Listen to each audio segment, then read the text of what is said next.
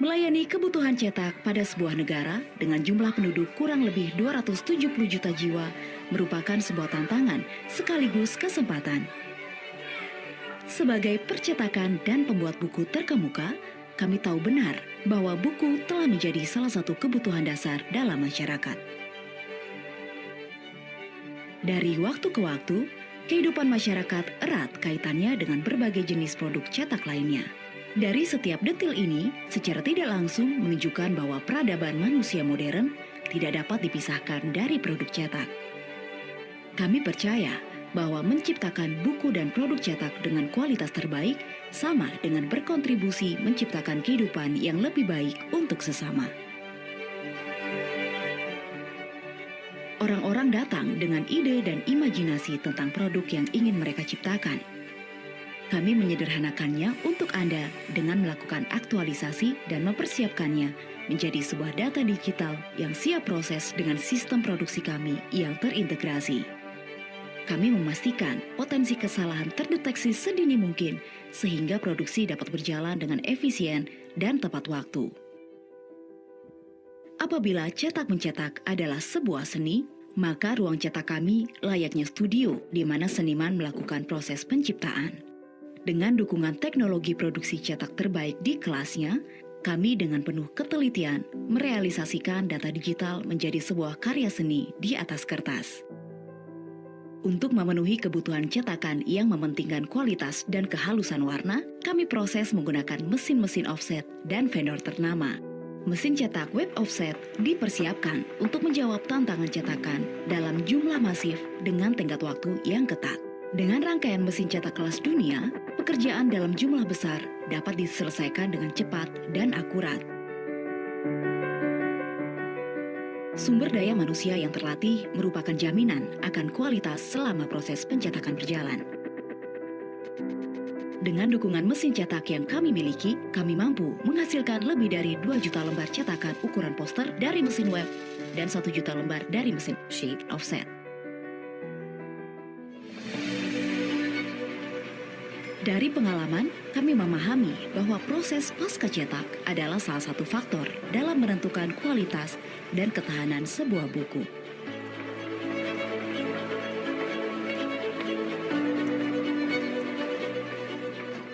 Semua proses finishing kami produksi secara otomatis dan terintegrasi. Hal ini menjamin pengerjaan order dengan cepat, akurat, dan meminimalisir resiko kerusakan barang.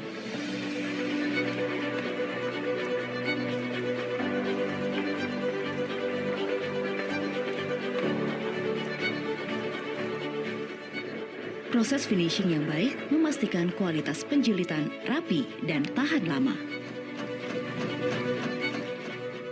Untuk menghasilkan penjilitan buku yang tahan lama, kami pastikan agar tidak terlepas setelah melewati berbagai masa penggunaan.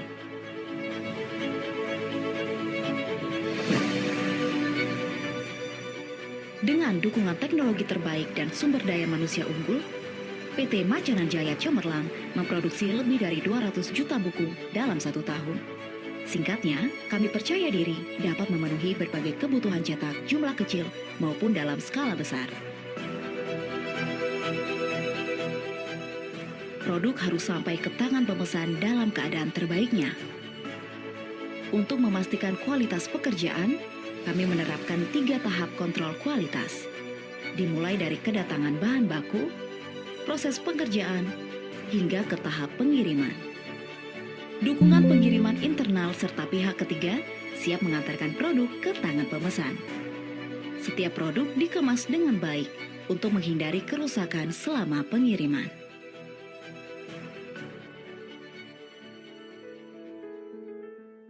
Bekerja dengan kertas dan bahan kimia berarti memproduksi sampah bagi lingkungan.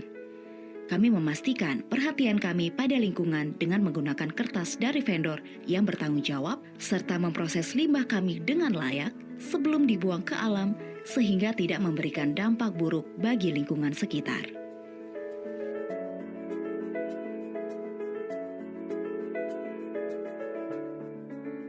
Dengan integrasi fasilitas produksi dan ruang terbuka hijau yang berdiri di atas 38.600 meter persegi, kami yakin dapat menjalankan proses pengerjaan produk cetak dengan lancar.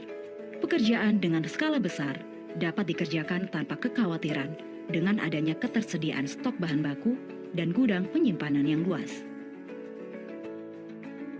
PT Macanan Jaya Cemerlang sangat memperhatikan pengembangan karyawan sebagai aset berharga bagi perusahaan. Kami berkomitmen untuk memberikan kebebasan dan memfasilitasi kegiatan rohani. Kami percaya lingkungan kerja yang lebih baik dapat diwujudkan dengan adanya kesehatan jiwa dan raga di setiap karyawannya. Untuk memastikan para pekerja mendapatkan fasilitas kesehatan yang baik, kami menyediakan klinik kesehatan guna memberikan pertolongan medis dengan cepat saat dibutuhkan. PT Macanan Jaya Cemerlang selalu berusaha memadukan estetika dan etos kerja pada setiap aspek produk yang kami buat. Bagi kami, menciptakan buku dan produk cetak berkualitas baik adalah bentuk kontribusi kami untuk kehidupan yang lebih baik bagi sesama.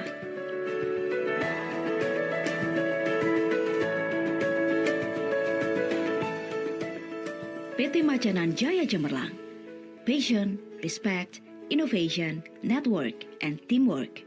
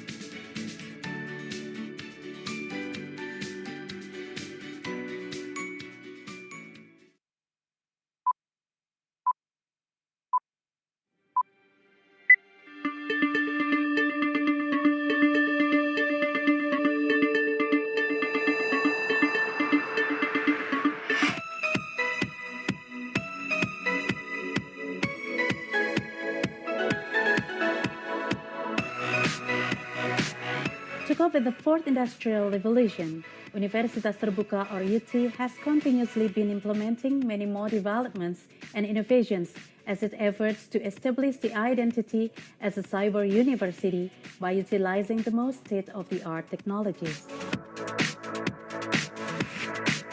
The wave of digital disruptions has dramatically changed the views of many sectors. In response to this new and modern world, UT adapts and invests in new technologies, including web-based system, where registrations, learning material development, tutorial, and final examinations are conducted online. Online registration system is developed to enable students to register for the courses through various devices, such as computers and smartphones. Students are able to access digital learning materials in PDF and EPUB formats in UT Digital Library. Online tutorials are now available for all courses that interactions occurs asynchronously. UT also offers synchronous learning that enables real-time communications and collaborations, such as web-based tutoring, e-lecturing, and video conferencing. UT has implemented online final examinations conducted at regional offices utilizing VPN technology to connect different regional offices throughout the country to the examination center at the headquarters. In 2018, UT made a significant breakthrough by introducing online proctored examinations that allow students to take online examination at remote locations of their choice.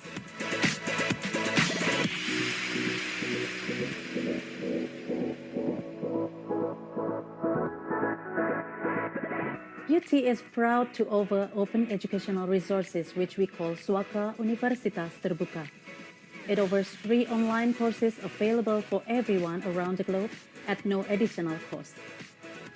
Suaka Universitas Terbuka offers UT TV on YouTube, UT Radio broadcast through the internet, online enrichment materials, digital library, Guru Pintar Online, a portal for teachers throughout Indonesia which allows them to access various information about teacher trainings, teaching and learning materials to improve their educational experiences.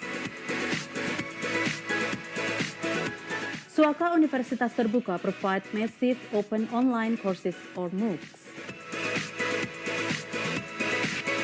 To enrich student learning experience, UT provides Dry Lab and e-seminar.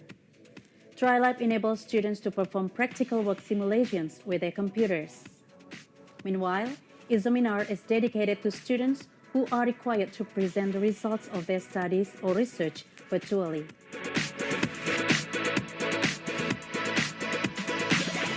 To obtain information about UT, communication channels are provided for students and general public, including Hello UT is to answer courteously inbound calls from students and public seeking information about UT. Digital marketing shares information through social media to connect with current and prospective students. To support e-learning, UT provides facilities to the students such as Wi-Fi ID, a free internet service for students using Wi-Fi hotspots in public locations provided by PT Telkom. Microsoft Office 365, free software for students to help them facilitate office documentation, communications, and management. Central Layanan UT or SALUT is the extension of regional offices to bring services closer to the current students and prospective students. To ensure the quality in every single aspect, UT involves both domestic and international accreditation and quality assurance institutions, including the International Organization for Standardization, National Accreditation Board, and the International Council for Distance Education, ICDE. We know that Universitas Terbuka share this commitment, providing world-class, accessible, higher education, and we're very proud to support you. That Universitas Terbuka has assumed a leadership role in the field of open education resources, or OER.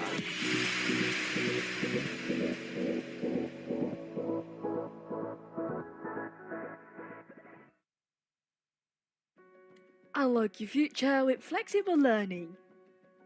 At the end of 2021, Universitas Terbuka obtained approval to become a state university with legal entities from the Minister of Education, Culture, Research and Technology of the Republic of Indonesia. Universitas Terbuka, the 45th state university in Indonesia. Universitas Terbuka has served to fulfill the government's vision of equitable access to higher education for all. Thus, UT contributes in accelerating the increase in higher education gross enrollment rate with service coverage in 515 city districts and in more than 50 countries. UT has 39 regional offices and 1 office for overseas students. As a university that implements open and distance education system, the learning process in UT is carried out through independent learning using structured learning material and various information technology-based learning resources.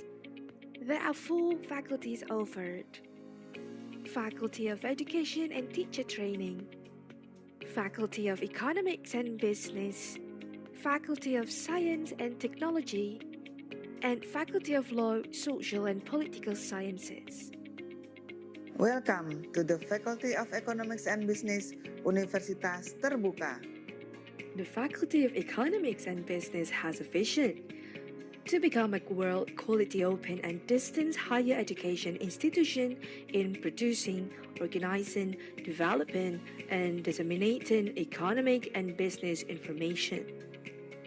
To achieve this vision, the Faculty of Economics and Business has three missions.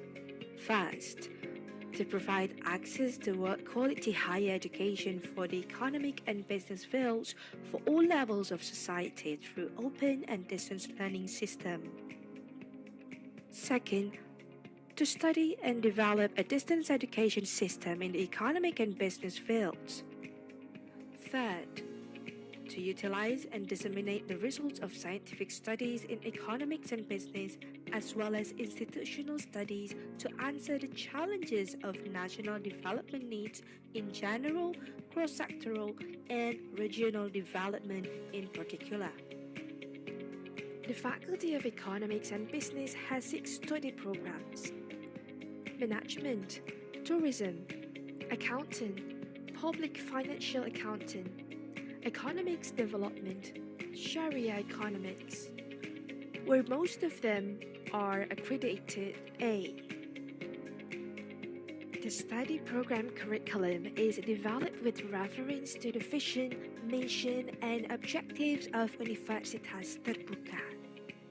The structure of the curriculum contains various components that characterize its nature as a distance education institution that has broad reach and world quality. Currently, the Faculty of Economics and Business has more than 130,000 students that scatter all over Indonesia and abroad. With a huge number of students, we are designed to synergize with other universities and institutions. These resource sharing between other universities and institutions include the development of printed and non-printed learning materials, examination materials, and recruitment of tutors, either face-to-face or online tutorials.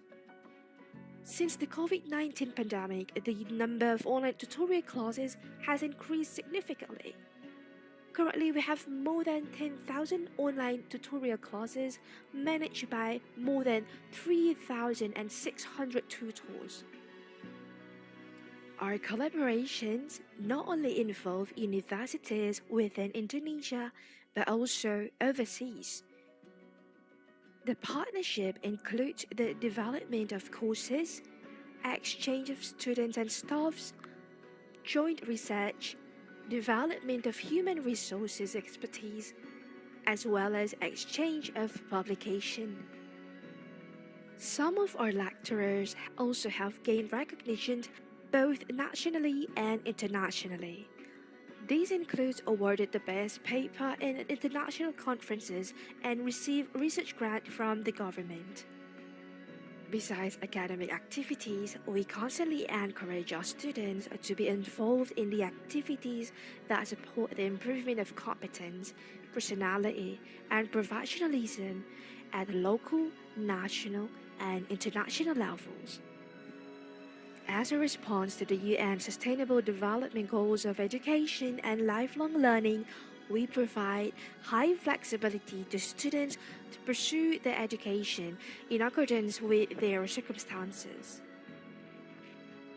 Build a better future with the Faculty of Economics and Business Universitas Terbuka.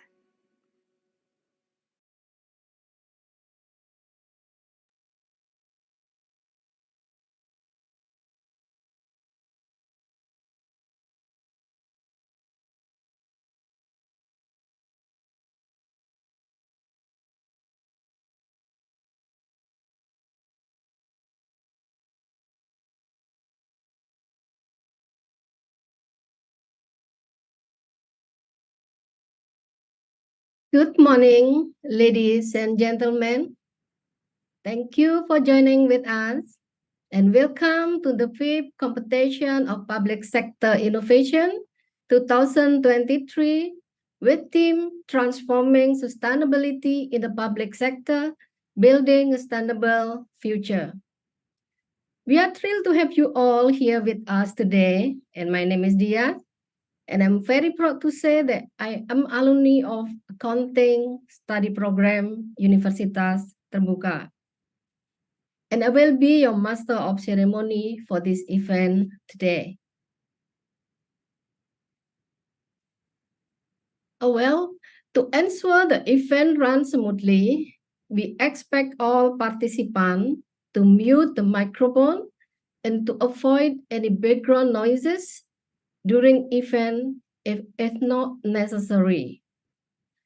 And this is announcement special for the finalists, COPSI only. Please remember that for the identification reason, please rename your name in a format name underscore your presentation number. I repeat, for the identification reason in a format, name underscore your presentation number. Thank you.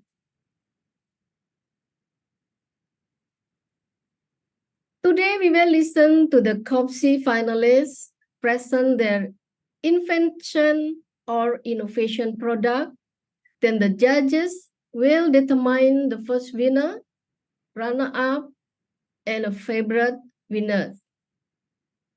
So for that, we would like to invite all the audiences and supporters to support the finalists through the voting application that the committee has provided for the favorite winner. And then for the best innovation product will be announced in the celebration of the 6th Best by tomorrow. And for now, we would like to express our sincere gratitude to our partners, the Association of Chartered Certified Accountants, Institute of Indonesia Chartered Accountant, Educator Accountant Compartment, or Association of Public Sector Accounting Educators, Public Sector Accounting Lecturers Forum, and to our sponsors, PT Temprina, PT Mancananjaya, and PT Intan Sejati in making this event happen. Also, our warmest greeting and welcome to our excellencies, Dean Faculty of Economic and Business, Ibu Dr. Merani Hasasi, M.Si, represented by Vice Dean of Academic Affairs, Ibu Dr. Kurnia Indah Riana, SE, M.Com, Head of Public Sector, the Association of Chartered Certified Accountants, Alexander Metcalfe, B.A. Hon, M.Sc Oxen, M.Phil Kentap, FRSA. Professor Indra Bastian, Ph.D, M.B.A, CA, CMA, Chief of Upside. Professor Akti Ali Muktianto, SE, M.Si, CertiPSAS, Chief of FDAP, represented by General Secretary Ibu Rida Perwitasari, SE, M.Acc, CFra. D.K. Paramita, SE, M.Acc, the Chairperson of the 5th COPSI, and Dr. Erlambang Budi Darmanto, ST.MM, the Chairperson on the 6th Best. I will now like to introduce our esteemed panel of judges who will be assessing our finalists today, and welcome to all speakers and judges. First, Sajid Aslam, ACCA Regional Lead Public Affairs for the Asia Pacific region. Antares Firman, SA MProp ACC as our discussion session moderator. Muhammad Mahsun, SA M.Si, Ph.D, ACCA, CPA, CFra, CertiPSAS, CPI, CHFI, Director of Upside as a Judges Coordinator. Professor T.S. Dr. Imbarine Bujang, ASDK, ADK, Head of Postgraduate Student, Universiti Teknologi Mara, Malaysia. Dr. Zubir Azhar, CFA, Universiti Sains, Malaysia. Rahmadi Murwanto, aka M.Acc, M.B.A, Ph.D, Director, PKN STAN. Julia Sumatupang, Country Manager and Chief Representative ACCA Indonesia. Ratna Martadewi, SE M.Acc, the Head of Public Financial Accounting, Universitas Terbuka.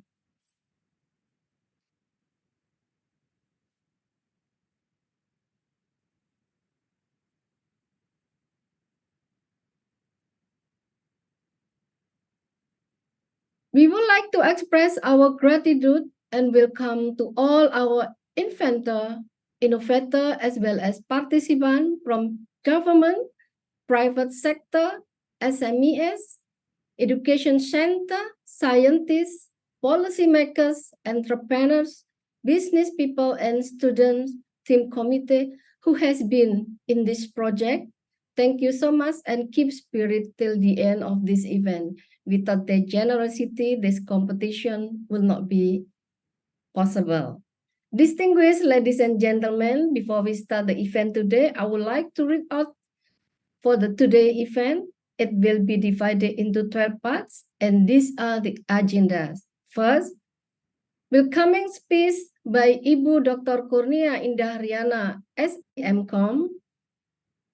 Continue by opening remark by Alexander Metcalfe, B.A. Hons, M.Si Auction, M.Phil Kantap, FRSA. The third opening remark by Professor Indra Bastian, Ph.D, M.B.A, CA, SMA. And then last opening remark by Ibu Rida Perwitasari, SE, M.Acc, CFra, followed by sharing session and having warm discussion with the speakers and photo session. And then ceremony for handing over the cooperation agreement between ACCA and FEBUT, followed by the emphasizing assessment criteria by the judges, continue by finalist presentation, followed by the opening the voting session, and lastly, playback video company provides sponsors. And then favorite winner announcement by Professor T.S. Dr. Imbarine Bujang, ASDK, ADK, Head of Postgraduate Student Universiti Teknologi Mara, Malaysia. Closing ceremony by Ibu Julia Simatupang, Country Manager and Chief Representative ACCA Indonesia. That's on today's event agenda. Distinguished guests, ladies and gentlemen, to begin, let us sing the national anthem of the Republic of Indonesia, Indonesia Raya, followed by Hymn of the Universitas Terbuka.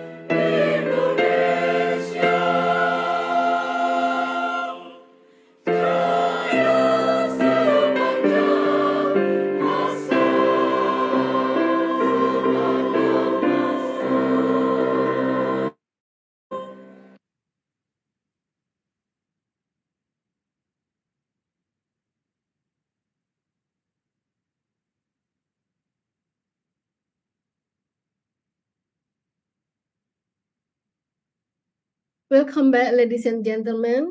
There is a changes for our moderator discussion today. It will be represented by Ibu Julia Sumatupang from ACCA.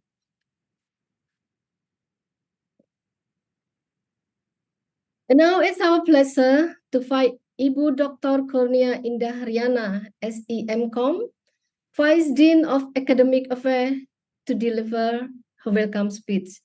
Your Excellency, please proceed. Thank you. Can my voice clear? Very clean. Very clean. Okay. Bismillahirrahmanirrahim. Assalamualaikum warahmatullahi wabarakatuh. Wow. Welcome, Honorable Speaker, Mr. Alexander Metcalfe, the Head of Public Sector Policy, Mr. Oluwatoyin Muse Johnson Popoola, Associate Professor at Universiti Utara, Malaysia, and the Chairman of the Institute of Chartered Accountants of Nigeria, Malaysia District Society. Mr. Sajid Aslam, the Regional Lead Public Affairs, and our Honorable Judges, Dr. Muhammad Mahsun, the Chairman of the Association of Public Sector Accounting Educators, Dr. Zubir Azhar, ASEPA from the Universiti Sains, Malaysia, Mr. Rahmadi Murwanto, the Director of Indonesian State College of Accountancy, Prof. P.S. Dr. Imbarine Bujang, the Head of Postgraduate Studies, Universiti Teknologi Mara, Malaysia, Miss Julia Simatupang, Country Manager and Chief Representative ACCA Indonesia, Mrs. Ratna Marta Dewi, the Head of Public Financial Accounting Study Program, Universitas Terbuka, our honorable guest, Mr. Moh Ali Saleng, the Secretary of the Regional Government of Bulukumba, Dr. H.A. Samsul Mulhayat, Head of Development Planning Agency of Subnational Level, Mr. Alauddin Amir, Secretary of Civil Registration and Population Office of Bulukumba, Mr. Muhammad Yusuf, Vice Chairman 2 of the National Amil Zakat Agency, Mr. Jusman Mr. Jusman, Headmaster of SDIT Balakumba and Chairman of the Regional Representative Council for the Balakumba region, Mr. Muhammad Arpa, Regional Director of LPPTKA BKPRMA in Balakumba Regency, and the official of Balakumba region, regional government, from the Secretary of the Regional Government, of the heads of various departments, and the third party of innovation partner. To my colleagues from FDAP, APSI, and Universitas Terbuka, Prof. Indra Bastian, Prof. Ali Muktianto, Dr. Elambang Budi Darmanto, and Diki Paramita. To distinguished guests and all participants, good morning and welcome to the fifth competition of public sector innovation with the theme Transformation Sustainability in the Public Sector, Building a Sustainable Future. On this very special day, I would like to express my appreciation to everyone who has participated in the fifth competition of public sector innovation. May we always enjoy excellent health.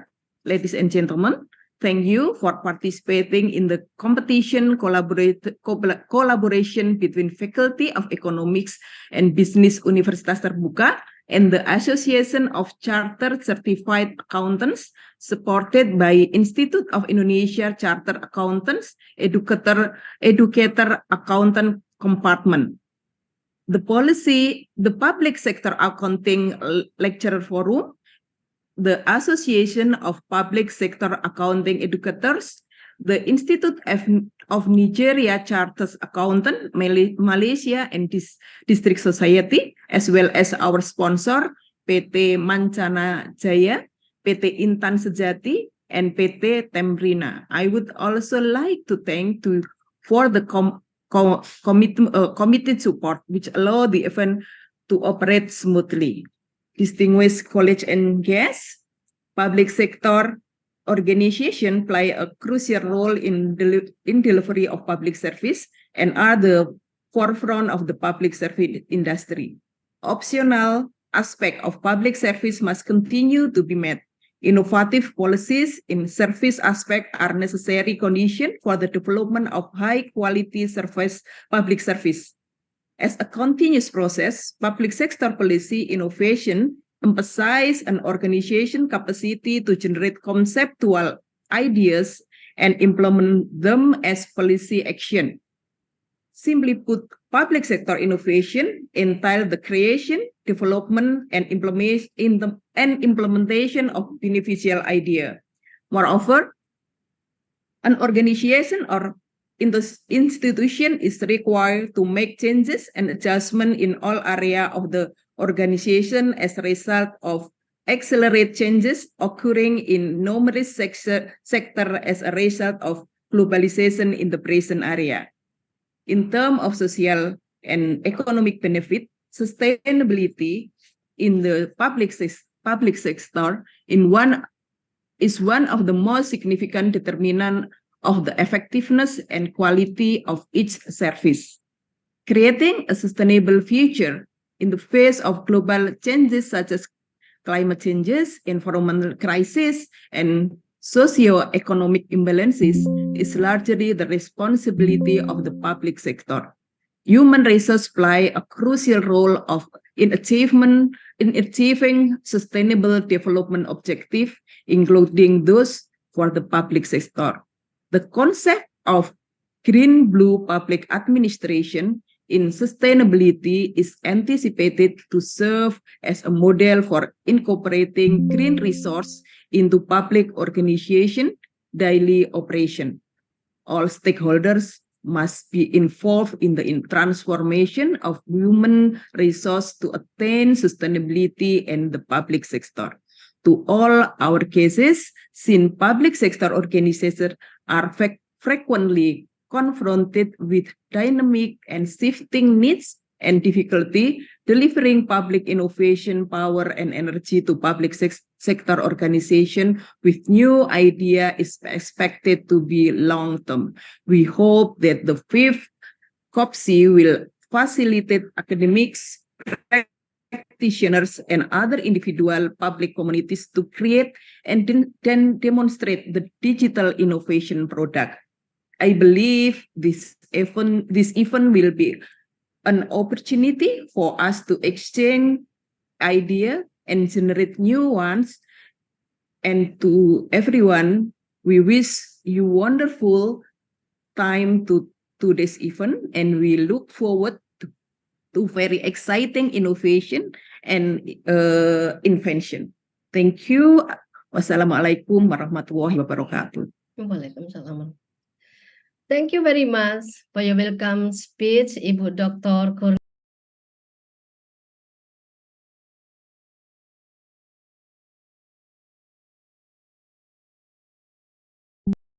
Auction and Pilkentap, FRSA, head of the public sector, the Association of Chartered Certified Accountants, to deliver his opening remark. Alexander Metcalfe, please proceed, sir.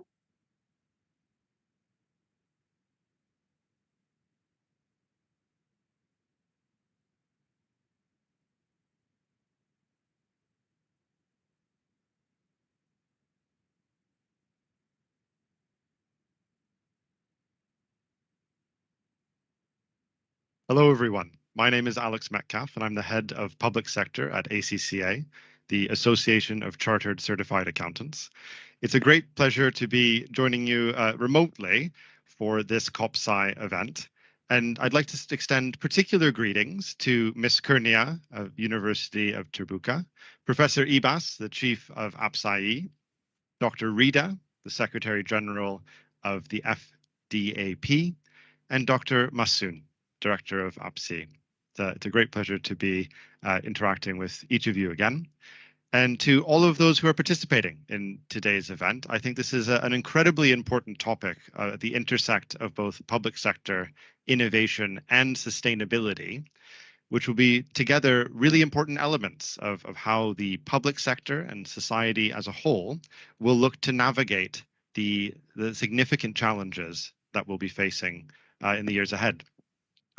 And I know that the work of our organizers has come together to have a series of awards. And what I'd like to do is just spend a few minutes with you talking about what I see as the importance of innovation to public sector finance in particular.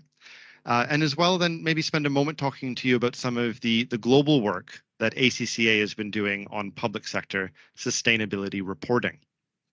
So to start us off then, and to give you a sense of why ACCA is well placed to offer these interventions, I'd like to just share with everyone that ACCA is really a global professional body with quite an unrivaled connection internationally. So we have 110 offices and centers in 51 different countries. And it's a great privilege as the head of public sector that I get to interact with the 67,000 public sector members and students that operate across all of those different jurisdictions. And it's from that global network that we are able to produce research that is then featured through our websites and different engagements that we do.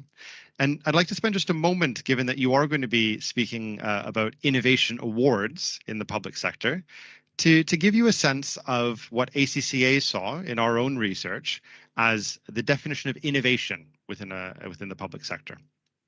And from that work, we took the view that it covered three different things, and that was that the particular change or initiative was meant to be new to the context, as number one. It had to have been implemented, so not just something that's at the idea stage or being conceived of, and it also should have sought to improve public value. So across these three areas, that something is new to the context, so maybe it's been applied somewhere else, but it's been brought differently into a certain public sector organization. We'd see that as appropriate to be innovation within the public sector, that it's been implemented and actually delivered, but also that it's worked towards the delivery of public value. And that's, I think, one of the most important elements here in innovation, is that as we see the array of challenges that face the public sector, we need to be sure that there's new public value created through the experimentation, the testing and learning, and the ways in which we try as a finance function to provide value to citizens and society. And I was really pleased to see that across our definition, of that new implemented and public value, that it aligned very well with the work of COPSI and the assessment criteria that you have of originality, storytelling, and the value of innovation. So it's really good to see this alignment, and I'll be very keen to hear of the results that come through from the judging process to see who our winners are for COPSI in 2023. Now, the other area that I'd like to cover within innovation is to talk to you about some of the, I think, really important insights that came through from the research that we undertook, which was providing to our global membership a view on different types of innovation that can occur. So whether innovation might be directed or undirected, incremental or radical. So directed innovation, you could think of as top-down, structured, a view from maybe leadership saying this is the way we need to change how we work. Undirected would be grassroots, bottom-up, things that kind of bubble up from the surface from either staff or citizens or the community. And on the other axis, if we think of incremental, small changes on the margin, but that can have the creation of that public value that we're talking about. To the other side of radical innovation, fundamental changes to systems or allocations of power, and in how we create that public value. So on that compass, if you like, of directed to undirected innovation, incremental to radical innovation, when we asked our membership globally where they thought innovation was occurring at the moment, over 90% said there was innovation happening, but a strong majority said they thought it was incremental in nature. And when we said, given the challenges that we see around the world, we see challenges in the space of skills shortages, when we see challenges in public trust or corruption, issues around cybersecurity, in all of these areas, the call from our global membership was that instead we needed to see an increase, a kind of preferred future that was more radical in nature. So my call to all of you is to think about the ways in which you can achieve that more radical form of innovation in the delivery of public good. And a final case that I'd like to bring to you then, as we think about the proceedings ahead, is some of the what I'd say is really important work that's been undertaken with ACCA in collaboration with the IPSAS board, with the International Public Sector Accounting Standards Board, where we've seen immense progress on sustainability reporting. And now sustainability reporting, I'd probably describe as more towards the incremental innovation side, probably more incremental in nature, but I think it can be a catalyst for achieving radical innovation in the public sector in terms of the accountability and transparency that it can provide, but also in creating structure within public sector reporting and within the discussions held by senior management to think about how we can create a more sustainable future. So to that end, there's been excellent work that's been done by the International Sustainability Standards Board, the ISSB, that's brought forward two standards now, S1 and S2, but these are focused on a private sector perspective. They have concepts like enterprise value, for example, and there's a need to actually make sure that we have sustainability reporting standards that are fit for the public sector. So ACCA has partnered with the International Public Sector Accounting Standards Board and actually offered seed funding for the IPSAS board to undertake research and scoping of how they could go about creating public sector specific sustainability reporting standards. And I'm really pleased to share that after that seed funding, the board is met in June 2023 of this year and has made the decision to proceed with transposing the ISSB standards into public sector specific standards through the IPSAS board. And ACCA is going to support in whatever way we can to help in the creation of these standards. So I'd encourage everyone who's listening today to do reach out, to be in touch with ACCA, to reach out to myself if that's of interest to you.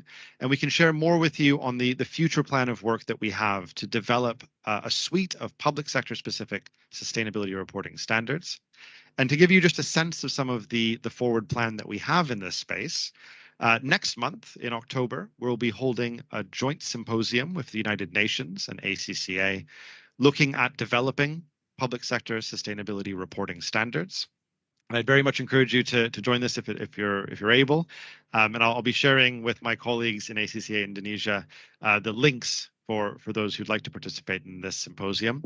It is unfortunately an in-person event that's going to be held in Abu Dhabi, but there'll be lots of content that comes out on the other side of it. So if you're able to attend in person, that would be excellent. The UN is expecting in excess of 6,000 in-person delegates to attend. If you're not able to attend in person, do look out for the podcasts that ACCA will be doing, the white papers that we'll be issuing, that'll be summarizing the material from this significant UN event. So once that's completed in mid-October, we'll then turn our sights to ACCA's International Public Sector Conference, which will include an important session on sustainability reporting and assurance. And that's, of course, almost just as important an element in these discussions as the reporting itself is the assurance that's provided to the reporting. And I know many of those listening today will be aware of the work of the IAASB in preparing for sustainability reporting assurance. And that's a current exposure draft that's out at the moment. And I'd encourage you all to have a look at that to make sure that it's also fit for the public sector. And we are taking all of that work to then present it at ACCA's International Public Sector Conference, which will this year be held on the 24th of November. And we'd very much like to have as many of you participating in that as possible. It's a virtual event and there is no cost for attendance in this. So again, we'll be happy to share links with our colleagues in ACCA Indonesia so that you'd be hopefully able to attend this important international discussion. So with that, I'd very much like to leave you with my positive thoughts and well wishes for the proceedings that you have ahead. And I know you'll have a great intervention coming up from my close colleague, Sajid Aslam. And I'd look forward to hearing the success of the event that you have ahead. Take care, everyone. Thank you. Thank you very much to Mr. Alex for your opening remark for this event by video, and have a great day. And for the next opening remark, please welcome Professor Indra Bastian, Ph.D., M.B.A, CA, Chief of APSI. Your Excellency, please proceed.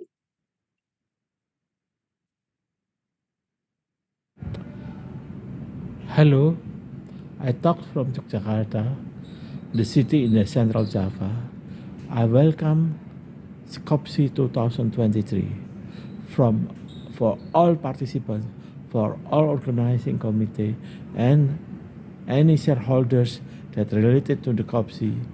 I congratulate the success of COPSI 2023. COPSI is an idea. COPSI is an innovation in a public sector accounting. From this year, we will develop our guideline in the final task of undergraduate programs in Indonesia, especially in the public sector accounting degree, with a new guideline of innovations. We expect that most of the undergraduate students will be able has a competence to produce an innovation equipment for public financial management works. So this year we have many more participants, but next year there will be many innovation that will come to the COPSI. So thank you very much for this occasion, and we are welcome for the public sector accounting innovation. Thank you very much. Your Excellency, Professor Indra Bastian, thank you for your speech, sir. And now for the fourth opening remark, please welcome Ibu Rida Perwitasari, M.Acc, CFra, General Secretary of Public Sector Accounting Lecturer Forum, to deliver her opening remark. Your Excellency, please proceed.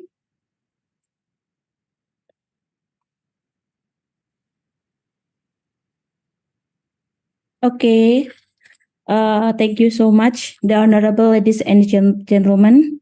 Good morning and welcome to the 5th Annual Competition of Public Sector Innovation, or COPSI 2023.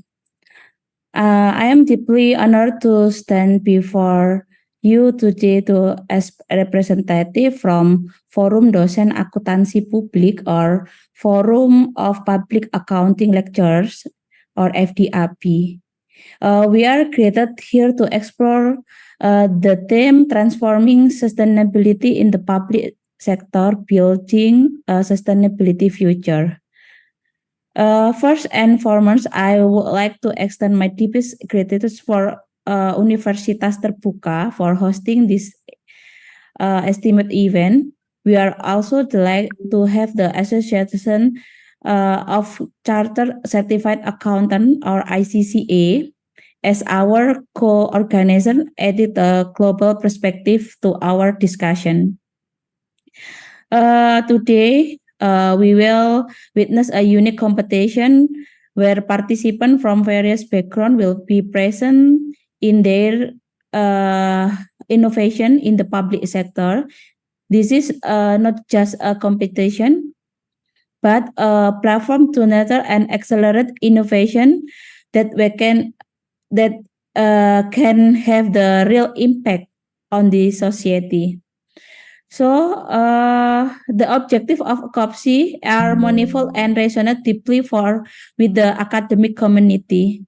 It is a gathering of academicians, practitioners, researchers, and students from various disciplines, all united by a common goal to enhance the quality of public sector innovation product for the betterment of society. As educators and researchers in the field of public sector accounting, we understand the critical role of the financial management plays the achieving sustainability. This year's COPSI aims to in this interaction section. Through seminar panel, we explore how accounting can contribute to sustainability public governance. But I think COPSI is not just about the sharing knowledge, it's about taking action. And then innovation presented here have the potential to provide real benefit for our community. Therefore, let us make the most on this opportunity. Let us learn from each other, challenge of the other, and inspire each other. Thank you so much and make the COPSI 2020 surrounding success. Thank you. Your Excellency, Ibu Rida, thank you for your speech. Ladies and gentlemen, we have seen the opening remark and welcome speech from our respected excellencies. The fifth COPSI officially open. Before we start the presentation of the finalists, please welcome our distinguished speakers and moderator, Sajid Alam, ACCA Regional Lead Public Affairs for the Asia, Ibu Julia from ACCA, and I will now hand over to the moderator to guide the presentation of the material and also for question answer. I repeat, I will now hand over to the moderator to guide the presentation of the material and also for the question and answer. Thank you.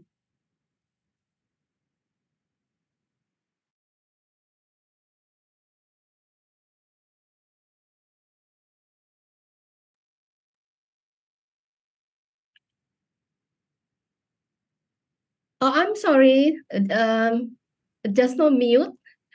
We have seen the opening remark and welcome speech from our respected excellency. The fifth COPSI officially open. And before we start the presentation of the finalists, please welcome our distinguished speakers and moderator, Sajid Alam, ACCA Regional Lead Public Affairs for the Asia, Ibu Julia Simatupang from ACCA as our discussion session moderator. I will now hand over to the moderator to guide the presentation of the material and also for the question and answer. Thank you.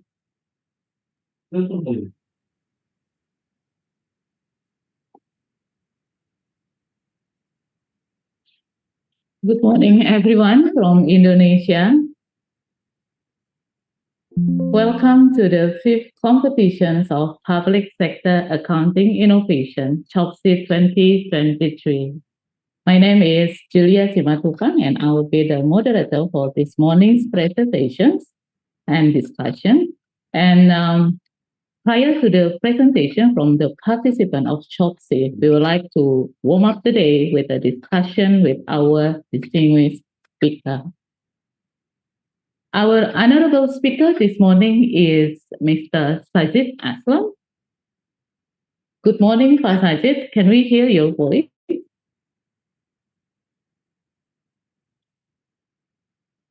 Okay, I think Pak Sajid is trying to connect. So, Mr. Sajid Aslam is the ACCA Regional Lead Public Affairs for the Asia Pacific region. Hope you are well, Pak Sajid. And Pak Sajid joining us from Pakistan, which is 2 hours behind Jakarta. So I suppose it is very early in the morning there. But thank you for spending your time and effort to join our discussion here in Indonesia. Before we begin, let me share some technical information. First, to ensure the event runs smoothly, we expect all participants to mute the microphone to avoid any background noises during the event if it is not necessary. The speaker will deliver his presentation in about 30 minutes, and after that, we will open the question and answer session. And to begin with, I will read out the short profile of our speaker today. Sajid Aslam is ACCA's Regional Lead Public Affairs for the Asia Pacific region in ACCA.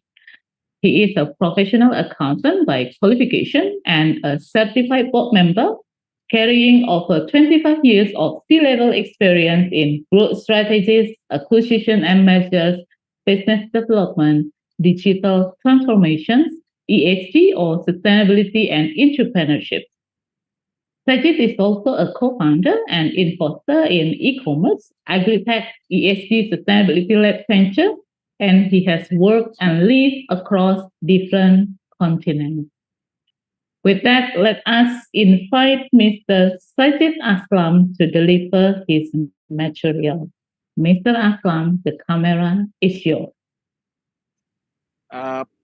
Thank you, Julia. Thank you very much. And thank you. It's a real honor to join you and talk about innovation, particularly in a sustainability space and above all in a public sector space.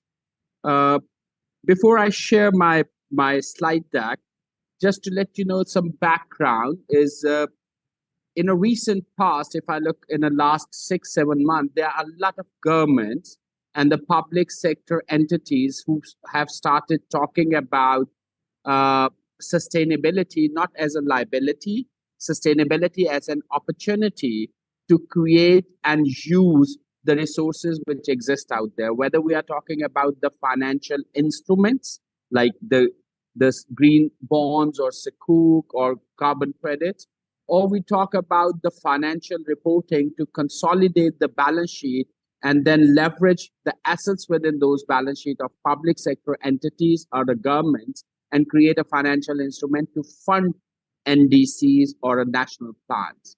We have also seen a very young people who are helping creating technologies for fighting the climate action or a climate change, and we will touch upon that.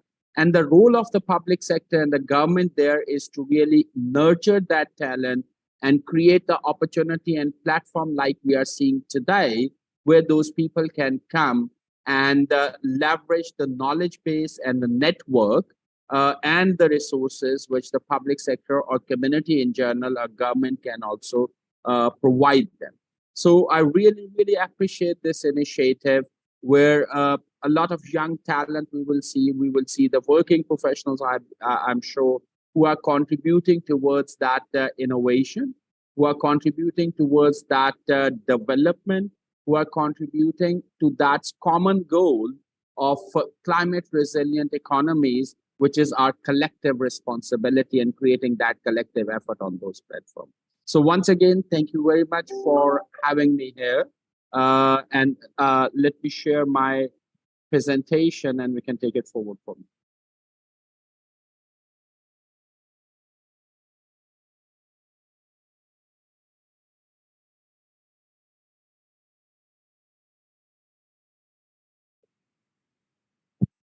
Okay, I'll try to discuss more, and we will appreciate the questions which we can take whether through the moderation or questions you can post on the chat or otherwise, and I'll happy to really reply on that.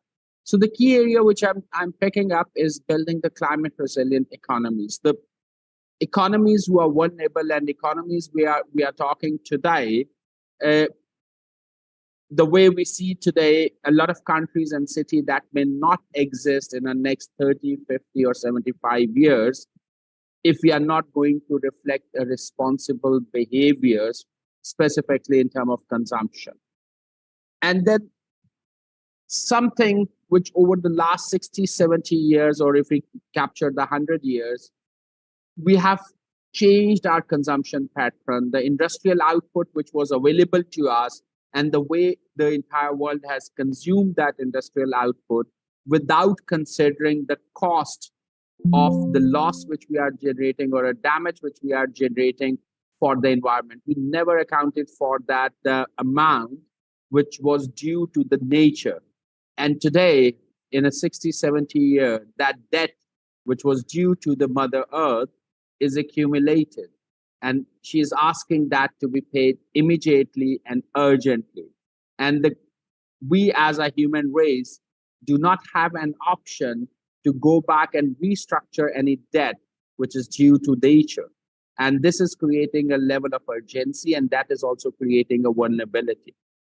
Many cities which we are seeing today may not exist just because the rise of the sea level which we are seeing due to the change of climate, due to the global warming. The built infrastructure which we are looking at today, they consume 50% of the natural resources whenever we get into the construction phase. All those things requires tangible action. And again, like I said earlier, it's a common goal, but require a collective action. It can't be done like something which is done in Indonesia and the rest of the world is not reflecting that responsible behavior. The benefit which Indonesia is generating may not reap that kind of fruit unless until the entire world work in a one direction and towards a common goal. Just to give you a little bit background around ACCA, and I'm sure most of you are already aware of, ACCA is right now almost 120-year-old organization. And ACCA is known for its progressive and modern thinking and driving innovation across the profession. We try to build partnerships, we try to protect the public interest, and we work around the world. So if you look at our commitment, and when we say our commitment, that means how ACCA is delivering on its sustainability agenda. So out of 17, there are 9 SDGs which ACCA follow, and that create a certain experience within ACCA across 180 countries that how it is done. So it's not only what and why. ACCA has got experience now over the last, once the integrated reporting started, over the last 8-9 years, how the sustainability reporting is done in a private sector, in a public sector, across multiple jurisdictions, on a certain agenda, some agendas which are global and some agendas which are more regional. Then we also work with 7,000 plus employers. We work with 500 plus public sector entities, and we work almost 30 to 40 key governments where we have got a close interaction.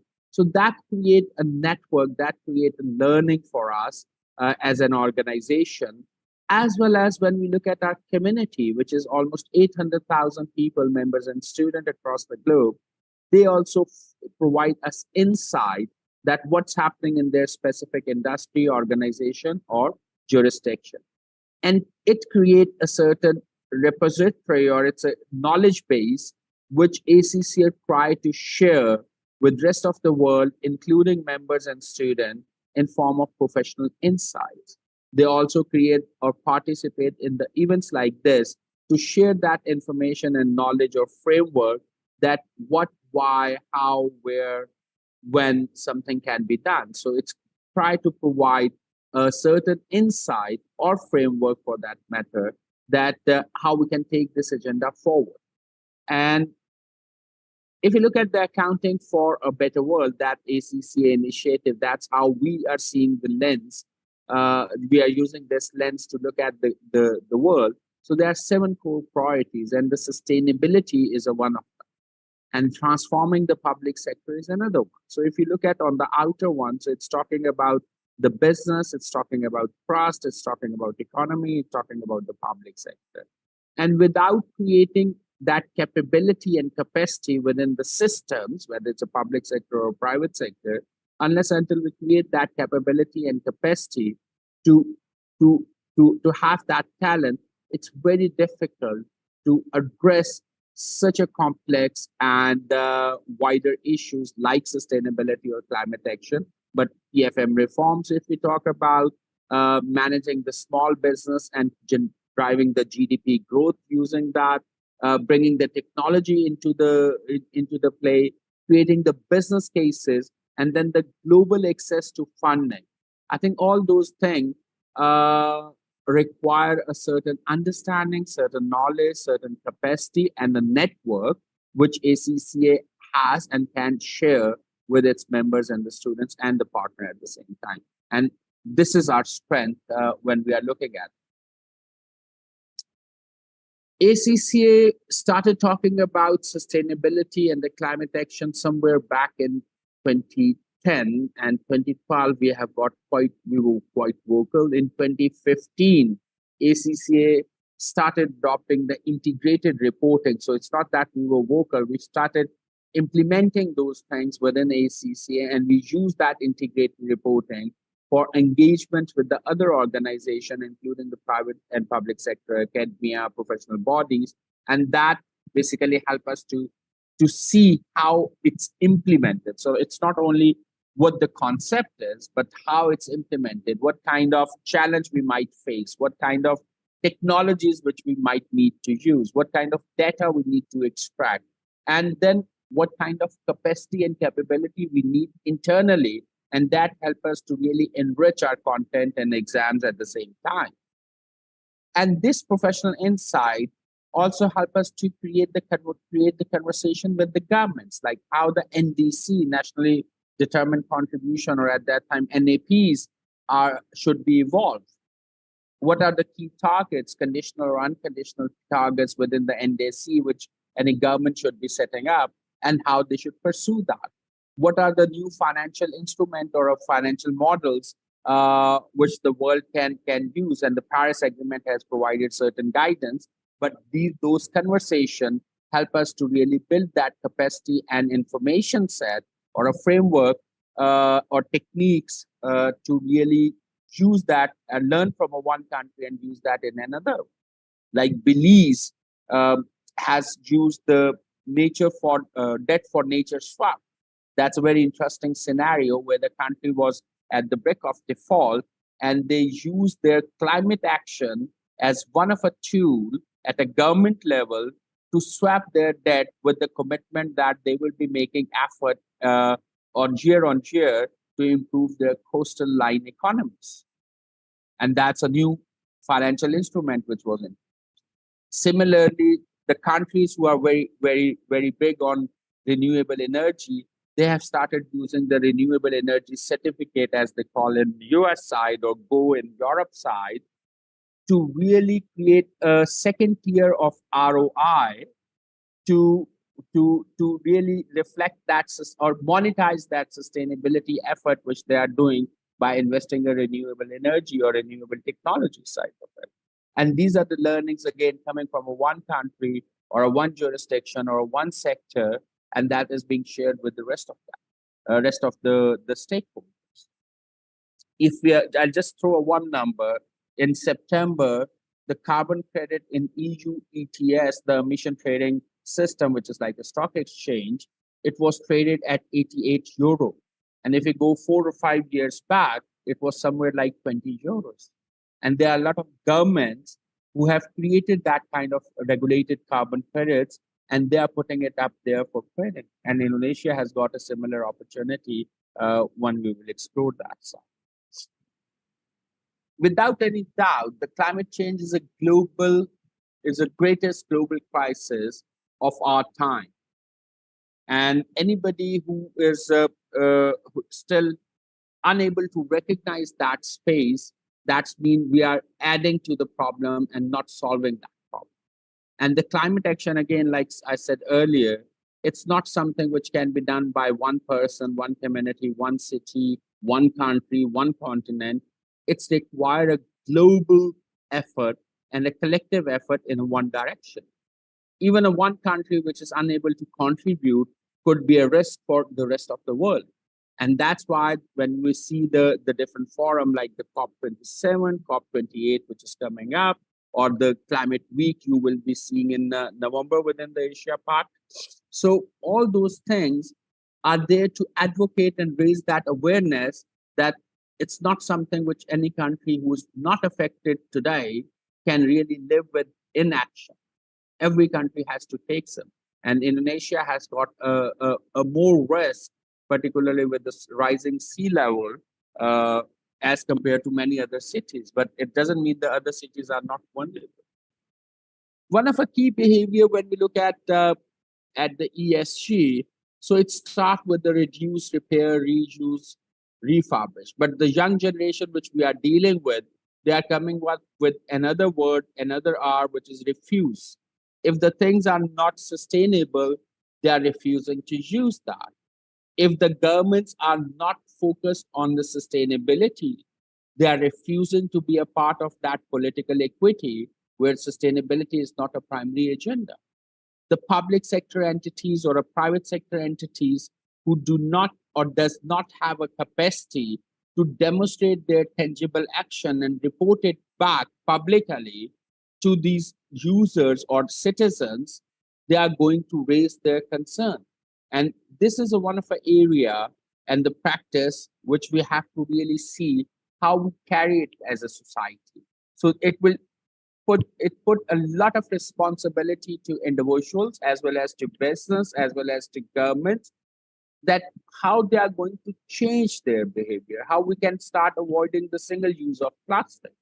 That's a behavior. How we can avoid a waste of water. What we are going to do with the wastage which we are generating, how we can ensure that we are a part of a recycle system and not as an individual, I don't care, that may not be the right thing to do anymore. If we are not part of the system, we are destroying the system.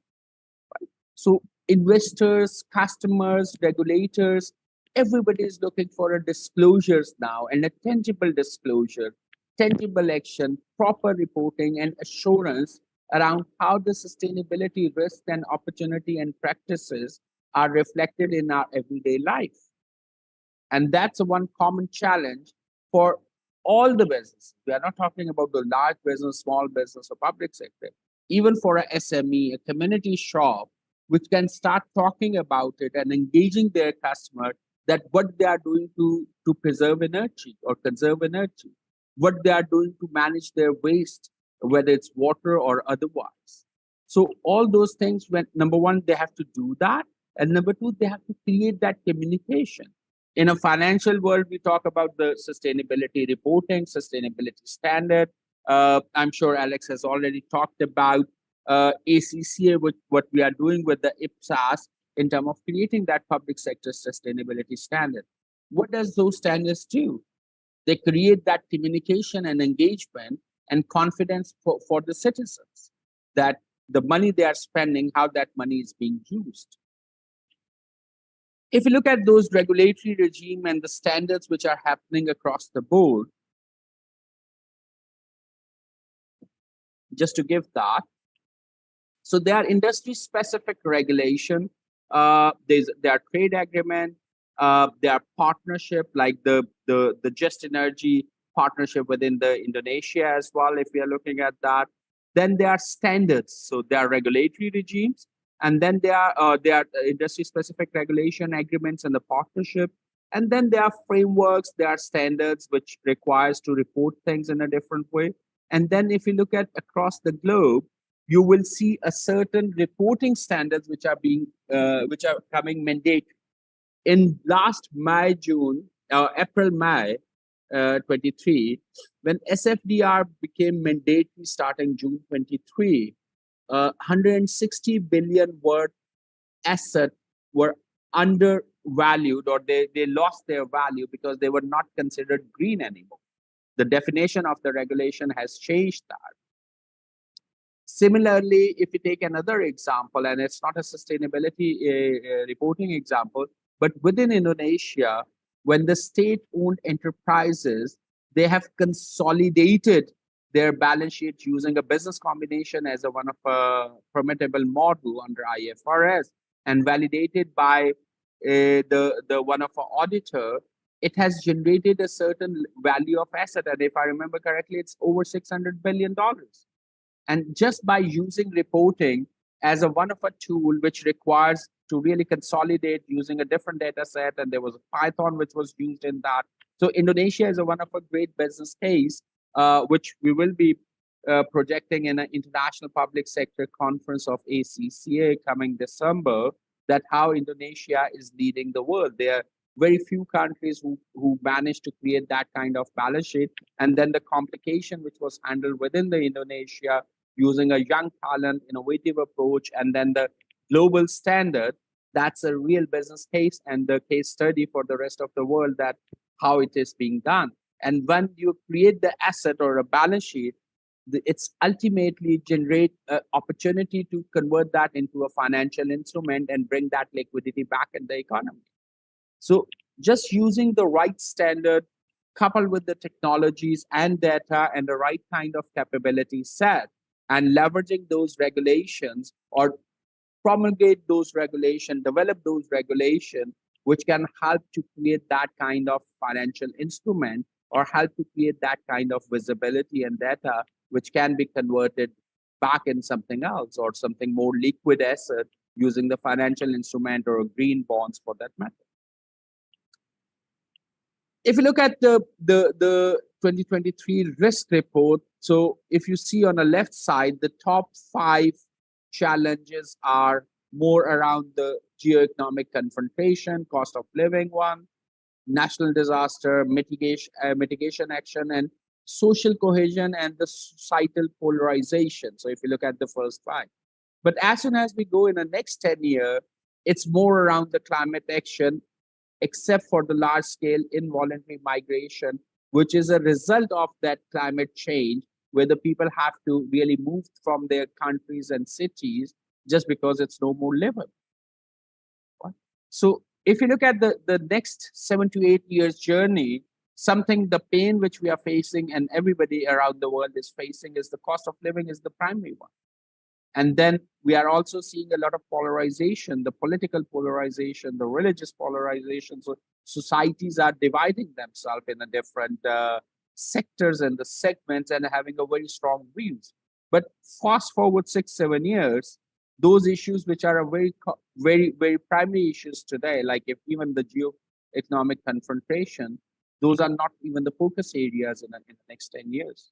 So we will be more talking about climate and the impact of climate. So either it's a mitigation, whether it's an adaptation, whether it's a resilience, whether we will be seeing the floods and the drought cycle, we will be looking at the food security side, biodiversity loss in the ecosystem, generating a more involuntary migration. So these are going to be the challenges which as a public sector, as a government, we have to start working today. We can't start working when it happens. We have to really preempt that and start creating a response today. So when it occurs, we are there, we are ready with the technology, with the contingency, with the mitigation plans, everything is there, and then we have to just execute. And a lot of execution has to start now, so it starts bearing the results in the next 7 to 8 years. And if you look at again another dimension to see what is the overall challenge which we are facing, so it's a planetary level catalyst, and it's basically generating a new economy at the same time. Climate change is creating a host of living and livelihood challenges around the world. The current trajectory clearly shows that we are going for 22.4 degree centigrade increase instead of 1.5. And what does it mean? It's been flood, heat waves, sinking city, water scarcity, involuntary migration, droughts, which we just discussed. And as a response, there are regulators and the government and investor and asset manager, consumers and community. Everybody is looking for more green stuff, how we are doing a green practice, how we are doing a more sustainable practice in terms of either reporting it or either it's deploying that on an everyday basis, how the financial instruments are going to enable or become a catalyst for that to drive the sustainability behavior, how the global donor like the World Bank and IMFs of the world or the Global Climate Fund, which is specifically created to support the NDCs and the climate action and adaptation plan of the countries, how that financial muscle is going to drive a certain behavior at a government level, at a public sector, or at a private sector level. So wherever we stand or whatever role we have, there is some effort which we are obligated to do to make sure that we are contributing there. Just picking up on Indonesia, that how those strategic approach Indonesia has taken in their NDC. So the number one is employing the landscape approach. So the land use and the land use change and forestry is one of our key focus. And then Indonesia already has got a lot of best practices which they are doing for a while. It's not because they come to know about their vulnerability today, because it is known for a while. And then whether we are talking about the volcano, we're talking about the floods, we are talking about the food or agriculture or biodiversity opportunity and challenges there. And then the entire development plan is going to account for the climate agenda.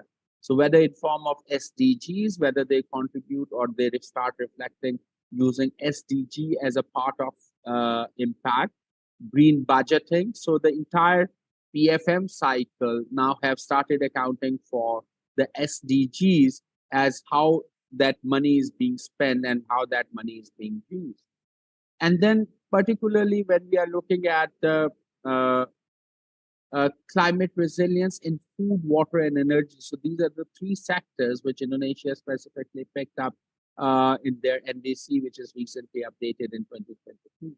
And this entire mitigation and adaptation effort requires somewhere $550+ billion, and as per the estimates in 21. That's mean in the next 6 to 7 or 8 years, we will be seeing $550 billion being spent within Indonesia, in addition to whatever we are spending or whatever we are seeing in the public spending domain. So that's required the entire different kind of capacity and capability set in term, and the technology and the data requirement in terms of how that money is going to be spent and how the impact will be evaluated. So if this kind of money is expected to be injected within the economy, how ready we are as a public sector or a private sector, and how capable our young generation who's coming up and who will be becoming a part of the workforce, who can really handle that, leverage that, and make sure that there is a transparent and effective spending happening. Then I'll pick up on another new economy model where we are seeing cap and trade regulations. Cap and trade regulations basically limit the countries that how much they can produce, how they can, what would be their carbon emission allowance, and they cannot produce over and above the quota. So if you look at EU, if you look at Germany, there is a certain allowance which is available, how much carbon emission they can do. But beyond that, they have to really offset that emission. And offsetting that emissions require a mechanism which is called a carbon emission trading system.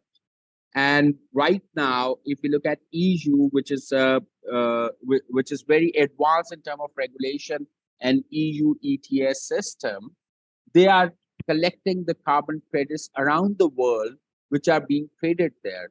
And if we look at the carbon credit market in a recent past, so $402 billion market is going to $4.4 trillion market in the next 9-10 years. And if you look at the REC is a renewable energy certificate that is similar to carbon credit, but for the renewable energy. So that also reaching to over $100 billion market.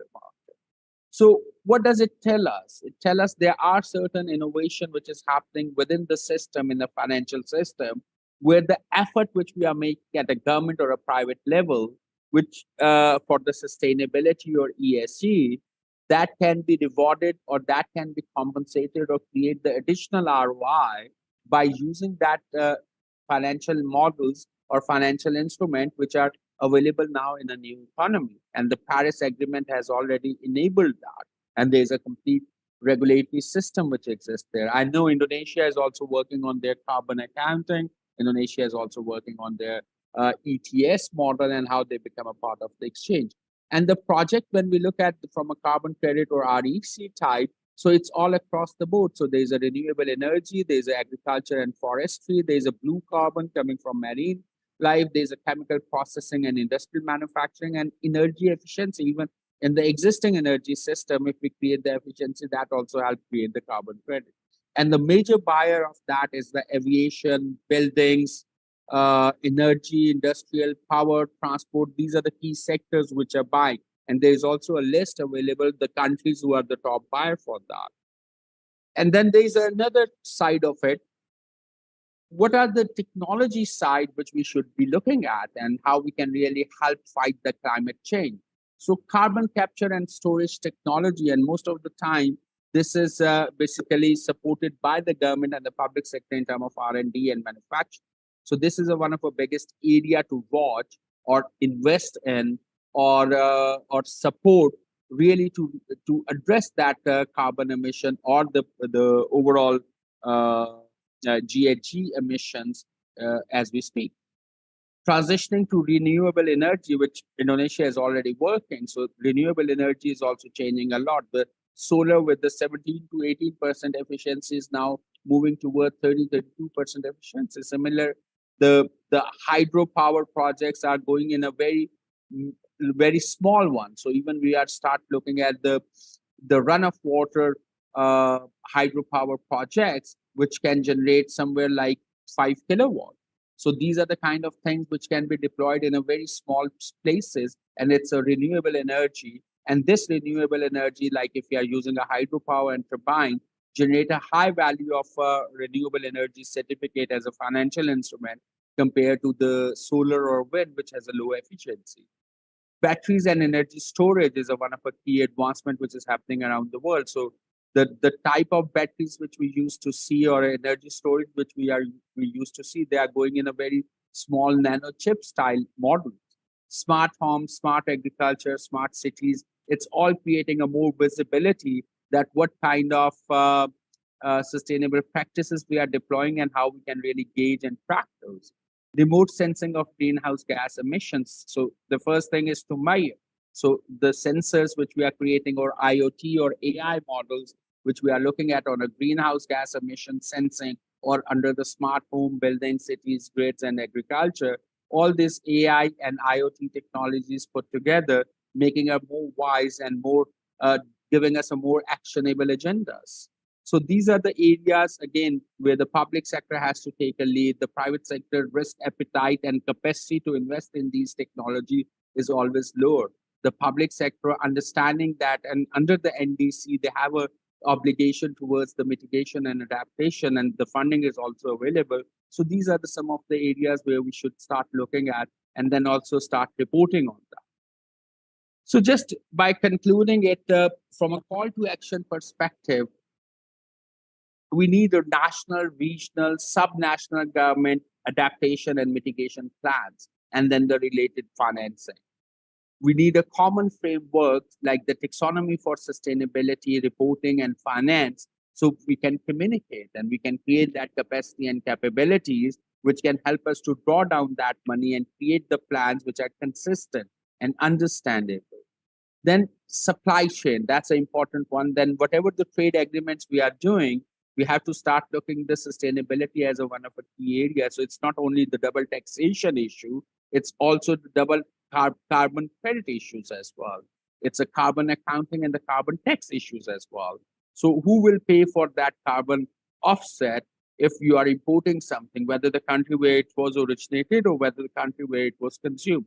So who will bear that cost? The consumer, because that's something which we missed out in the last 70, 80 years. We were importing things and we were using it because we were feeling that it was cheaper, but it was the damage to the nature for which we are vulnerable today. So we can't do that again. So if there's a cost which we have to account for the using the natural resources or damaging the natural resources, somebody has to pay that one. Policy frameworks and the formation and the green finance. So this is also an area which is very innovative, which is coming up very new, whether carbon credit, REC, or debt for nature swap. So whatever we are talking about as a regulator, as a public sector, we have to legislate and define those things.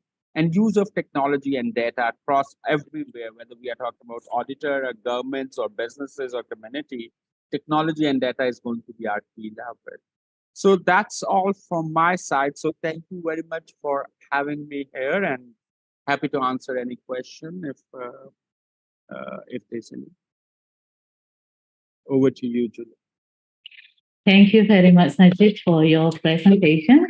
I think now through your presentation, we can understand the role of the public sector in building climate resilient economies.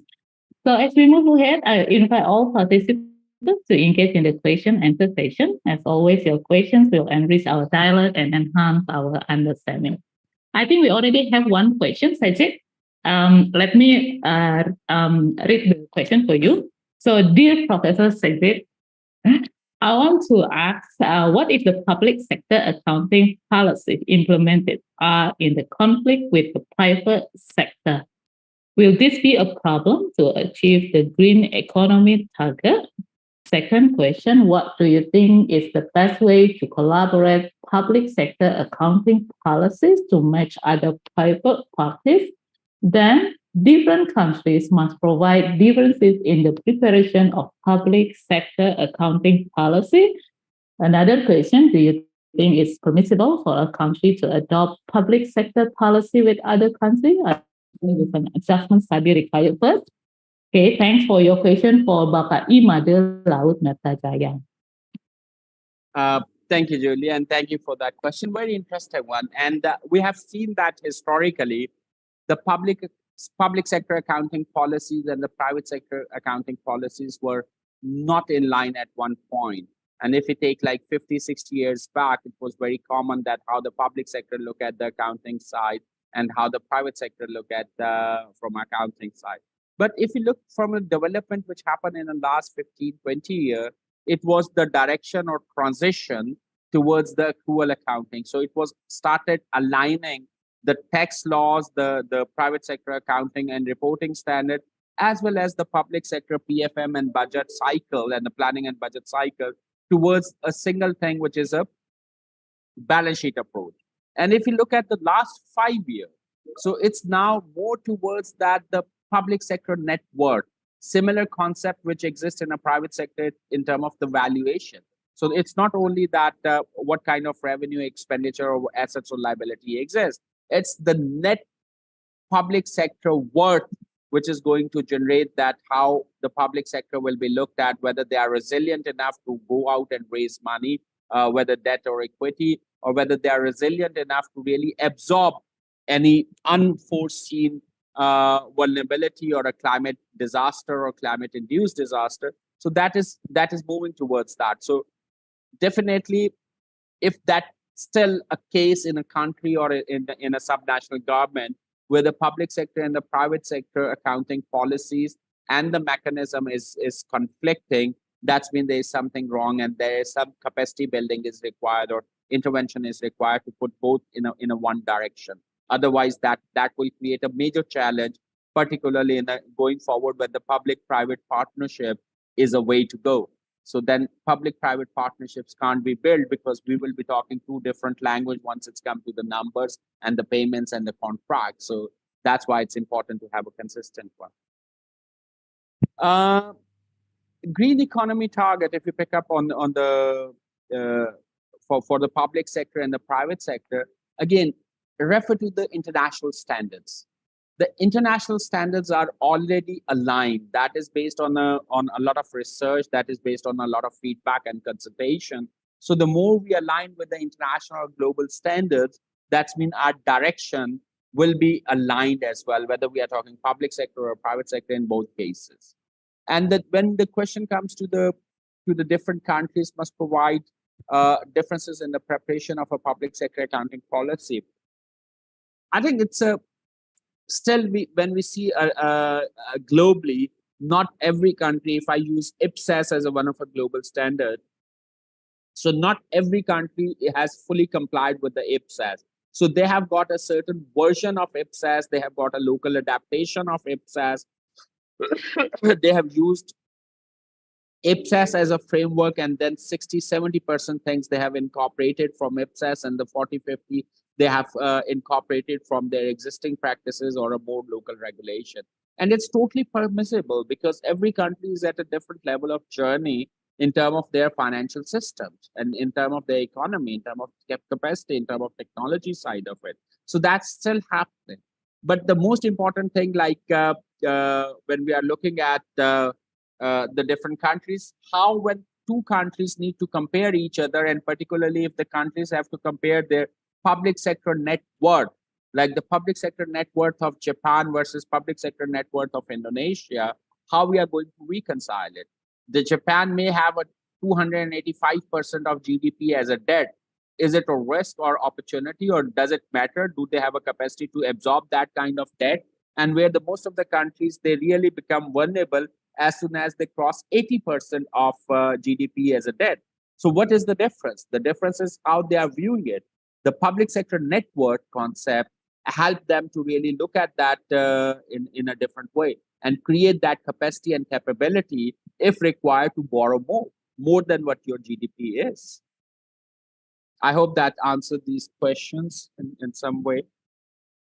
Yes, thank you, Pak Sajid. Of course, we want to accelerate public-private partnership to allow similar viewpoint among the public and private sector on the green economy. And for IPSAS, I suppose Indonesia is in the process to incorporate IPSAS in our public sector accounting.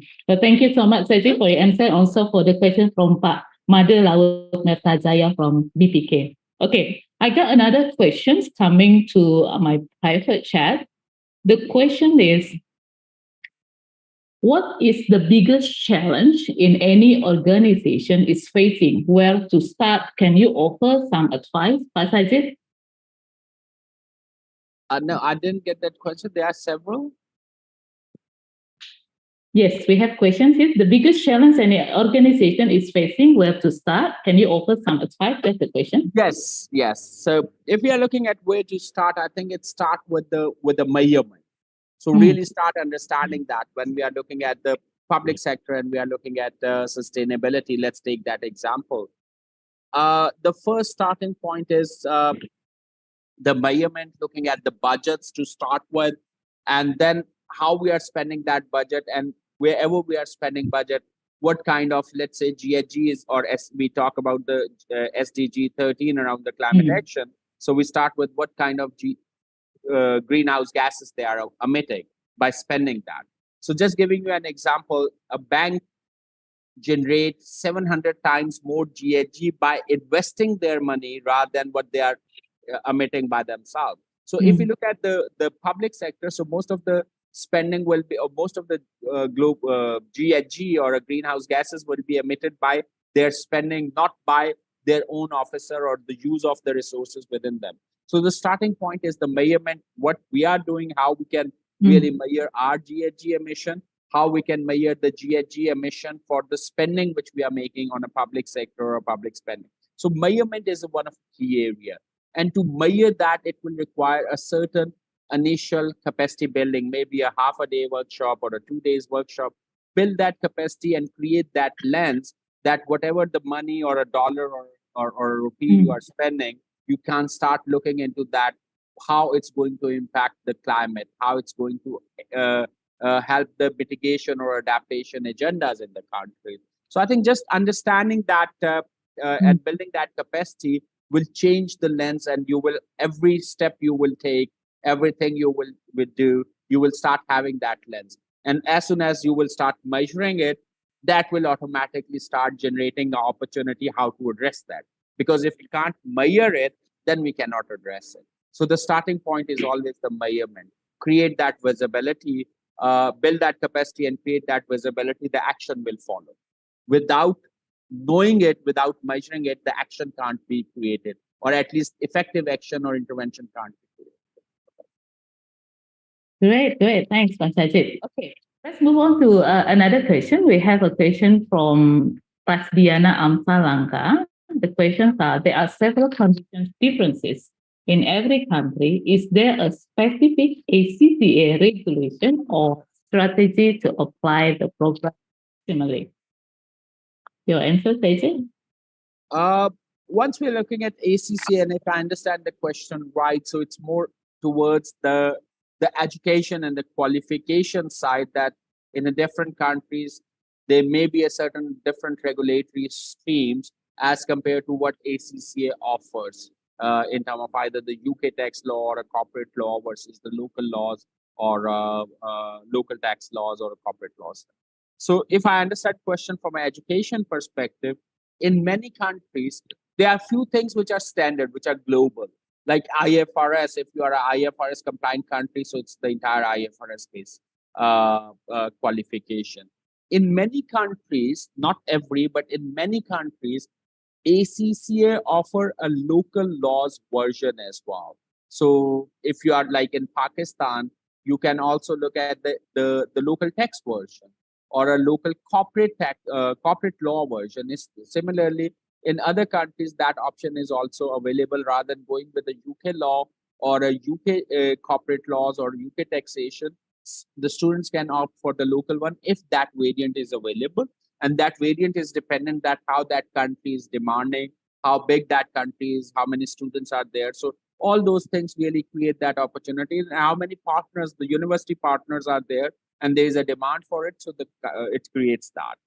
But we have to understand, like the people who study one certain law, let's say, I'm sure, and you must be aware of that, a lot of people who have studied corporate law or taxation in Indonesia, they are still working in an international community. They are still working and interacting in other countries, and they are practicing law or they are practicing tax, but just acquiring a local registration process or going through one or two exams if they want to practice. But from an understanding perspective, from a corporate law understanding perspective, or from a tax laws understanding perspective, it's not much different when you are moving across the globe. So I acquired the knowledge or certification in one country with that local one, but I have practiced luckily in Indonesia, as well as not as a practitioner, but using that knowledge in Indonesia, in Australia, in Korea, as well as in Singapore, Pakistan, other European countries. So this is how you acquire knowledge and build that talent. But the biggest talent which we try to build within ACCA is how to learn, the continuous professional development, providing those resources which can help you once you are migrating from one situation to other situation, whether it's a country or it's a industry. So those are the things which are available there. So I think those are the things which are important when you are working with ACCA. So it's not about that what you have studied while you were a student. It's how you are supported throughout your journey, and how you build your talent and how you learn how to learn part as well. So I think that's the biggest knowledge thing or a skill set which we try to deliver. Thank you, Pak Sajid. Yes, we are really proud that ACCA offers flexibility to our core, name it an alternation in the ACCA qualification or even our ACCA learning on top of the flexibility of pursuing it. We also do have a collaboration with local organizations on delivering our qualification and learning, including our CertiPSAS in collaboration with ASEAN. So thank you so much, Pak Sajid. I think we have come to our last question, Pak Sajid. We have a question here. What will be potential outcomes for the public sector using a sustainability lens? I think the biggest benefit where the public sector starts using the sustainability frameworks, whether for reporting and for budgeting, for PFM, for spending, it will generate a real climate resilient economy. So that's the ultimate outcome. So whatever you are doing, if you are, just look at that, the biggest spender in a country is always a public sector collectively. The government is the biggest spender. If every dollar, every penny you are spending, and it's helping in a climate mitigation or adaptation agenda, so that means as a country, we are going to create a climate resilient economy. That means we will reduce that vulnerability. That means more prosperity for the citizens. It will be a lower in terms of the risk for the citizen, and they can progress well. Just look at the SMEs. So Indonesia has got 55 million SME as we speak. And with that kind of SME, can we expect that each SME starts spending on the climate action individually? Practically not possible. They do not have that capacity and resources and time to do so. So that's where if everything which we are doing, even building a road on that particular area, or we are talking about the energy efficient solution or a smart grid in that area, that will help every single SME to become more sustainable. And they can start doing that engagement with their customers, so that will create an advocacy at the same time. So the dollars and the pennies which we are going to spend in the public sector, the biggest outcome is the climate resilient economy as a whole. And it will also help and create the advocacy and the brand for that country, that how they are really managing to contribute towards the global issue and how well they are contributing towards that. So that's also bring a certain reputation and a brand for the country.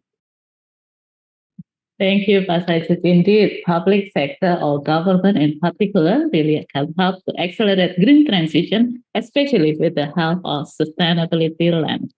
So thank you once more, Pak Sajid, for the question and answer. And before we end this discussion, do you have any additional remarks that you want to share with us, Pak Sajid? Just a one, and I'm a big fan of Indonesia either way. So I live there, Sure. and I have seen this nation. Like I have seen a journey of Indonesia in the last 20 years, from 2002, 3 to 23, and I have seen that 250, $300 billion economy transitioning towards a 1 trillion. And that is not because the government has done something great. It's because the citizens have done something very differently. They start approaching the issue, the processes and the systems in a very, very different way. The government was enabler, but the response which came from the citizen side was great. And we are also seeing that. So it's a almost 3 to 5 times bigger economy if you look at in the last 20 years. And the way we are seeing it, it's going towards 6.5 trillion by 2045. That means the world and the government both are expecting the citizens continue that behavior of innovation, inclusivity, the systems, the global approach. I think these are the things which we anticipate that. So I think Indonesia is becoming a role model within ASEAN and for the rest of the world, that how the economies are built and how the resilient economies are built, despite all the climate vulnerability which Indonesia is exposed. And they have a plan, they have now resources. And the biggest resource we have seen in Indonesia is the talent which exists at every level. And the entrepreneurship mindset, when we look at a 1 into 5 person is actually an entrepreneur. So the way they have seen the world and the way they have seen the opportunity is very different compared to the rest of the world. So bravo, a great story to tell. And I keep telling that story to everyone, that follow the Indonesia footsteps. That's the way to go. Wow, terima kasih Pak Sajid. You're truly impressed, with Indonesia. So thank you so much for your excellent views and knowledge on this, especially with the interest of Indonesia. We are great. Thank you, for having you here. So as we are moving to the last part of this enlightening webinar, again, I want to thank our speaker, Pak Sajid, and each one of your participation, especially in the question and answer. Your engagement today underscores the importance of collaborative efforts in promoting sustainable finance in public sector accounting. Before we end this webinar, allow me to share the conclusion for our discussions this morning. So innovation in public sector organization is sometimes faced with multiple obstacles and challenges. It makes the much needed change happen in a slower manner than needed. So through COPSI, we are hoping that the realization of changes to make a better public service will be implemented quicker and the spirit of innovation will remain in the organization. Now we have reached the end of our webinar, and on behalf of ACCA and Universitas Terbuka, thank you for joining our session. Let's carry forward the knowledge gained from this morning's discussion and translate it into impactful action. I'm Julia Simatupang, and I'll be signing off. Have an enjoyable day, everyone. Thank you to the respective guests and the audience. I pass the mic to the MC of the 5th COPSI 2023.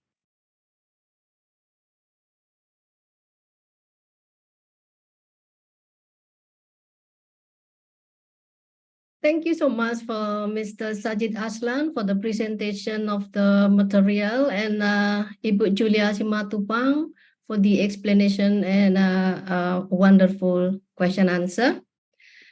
We would like to continue for the next agenda.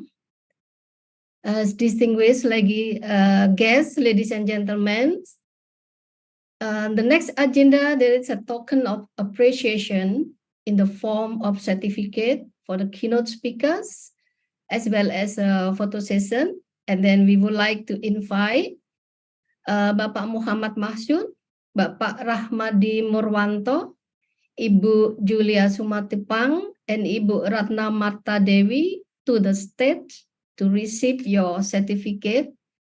And also we have online jury that will receive certificate of appreciation online. There is Dr. Zubir and Professor Imbarine.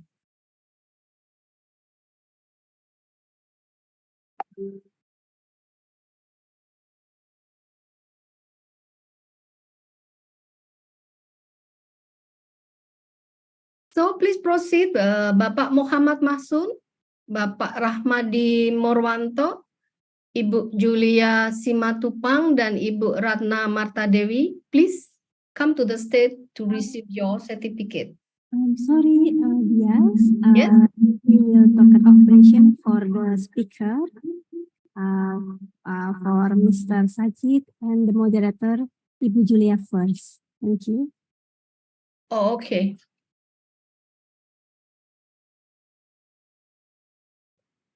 Well, we would like to invite Mr. Sajid and Ibu Julia Simatupang to receive your certificate for appreciation.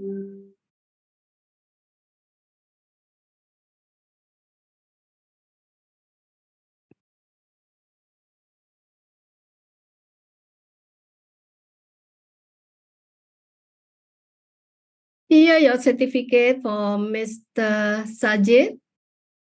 Appreciation certificate for us and audience. And ladies and gentlemen, please give applause to Mr. Sajid. Thank you. Thank you very much. Thank you very much.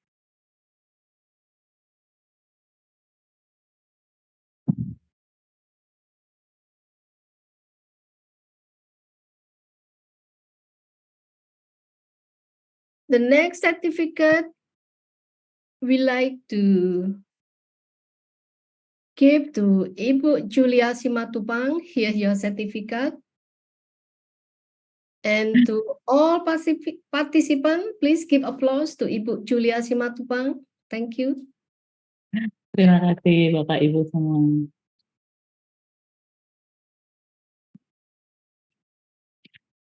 And for now, we would like to invite Bapak Muhammad Mahsun, Bapak Rahmadi Purwanto, Ibu Julia Sumatupang, Ibu Ratna Marta Dewi to the stage to the receive for your certificate. And also we have the online jury that will receive certificate of appreciation. There are Dr. Zubir and Professor Imbarine. Yeah, I'm sorry, yes. The jury will be get the certificate after the judges session. Now we will share the link for the evaluation of webinar for the certificate. How about the online photo session, Bu?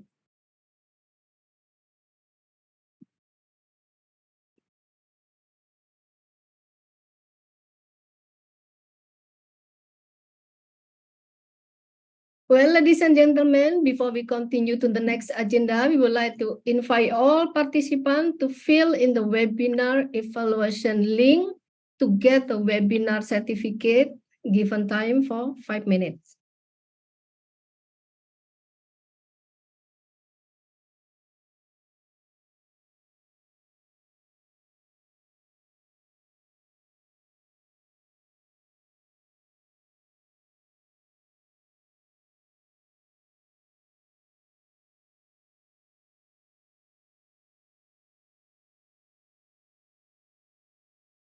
While we fill up for the webinar evaluation, the next session, all the participants, please open your camera and we will take a picture together for the memory of this event.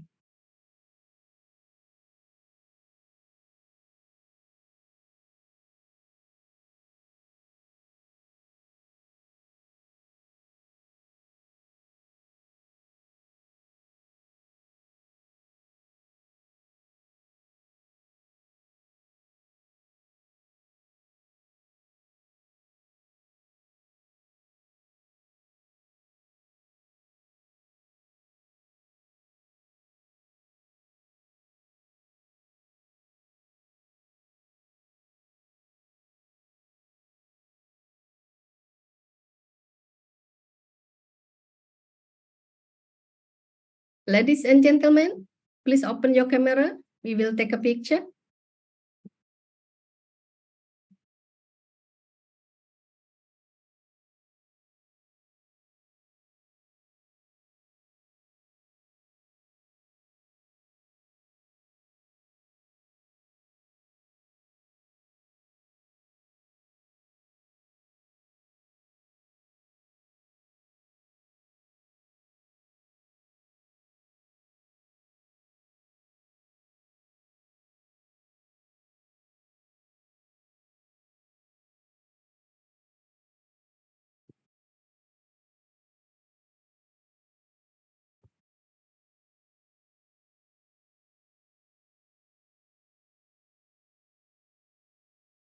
I guess taking picture already done. And we will continue with the agenda of ceremony for handling over the cooperation agreement between the Association of Chartered Certified Accountants, ACCA, and Faculty of Economic and Business, Universitas Terbuka.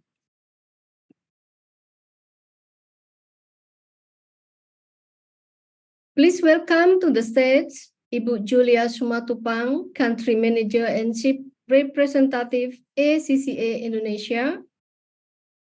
Please welcome to the stage Vice Dean of Academic Affairs, Ibu Dr. Kurnia Indahriana, SE MS Com. Let's give a rousing welcome to the handover of cooperation agreement document between the Association of Chartered Certified Accountants and the Faculty of Economic and Business, Universitas Terbuka.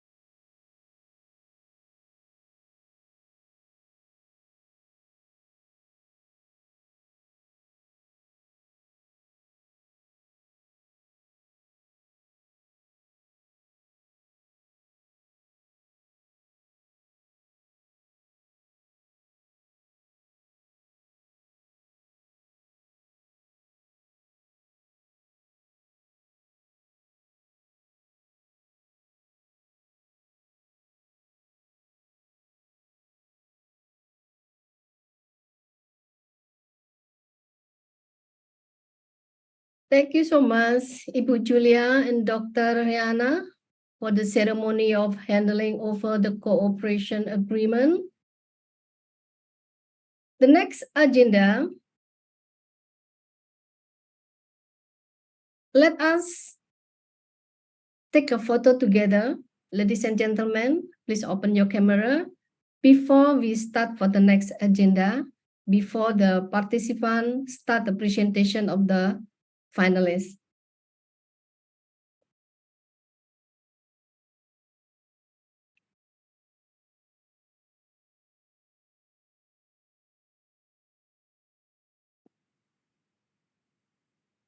Well, before we start the presentation of the finalists, please welcome to the judge coordinator, Bapak Muhammad Mahsun, Ph.D., Director of APSI.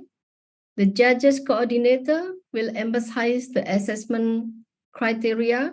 Your Excellency, please proceed.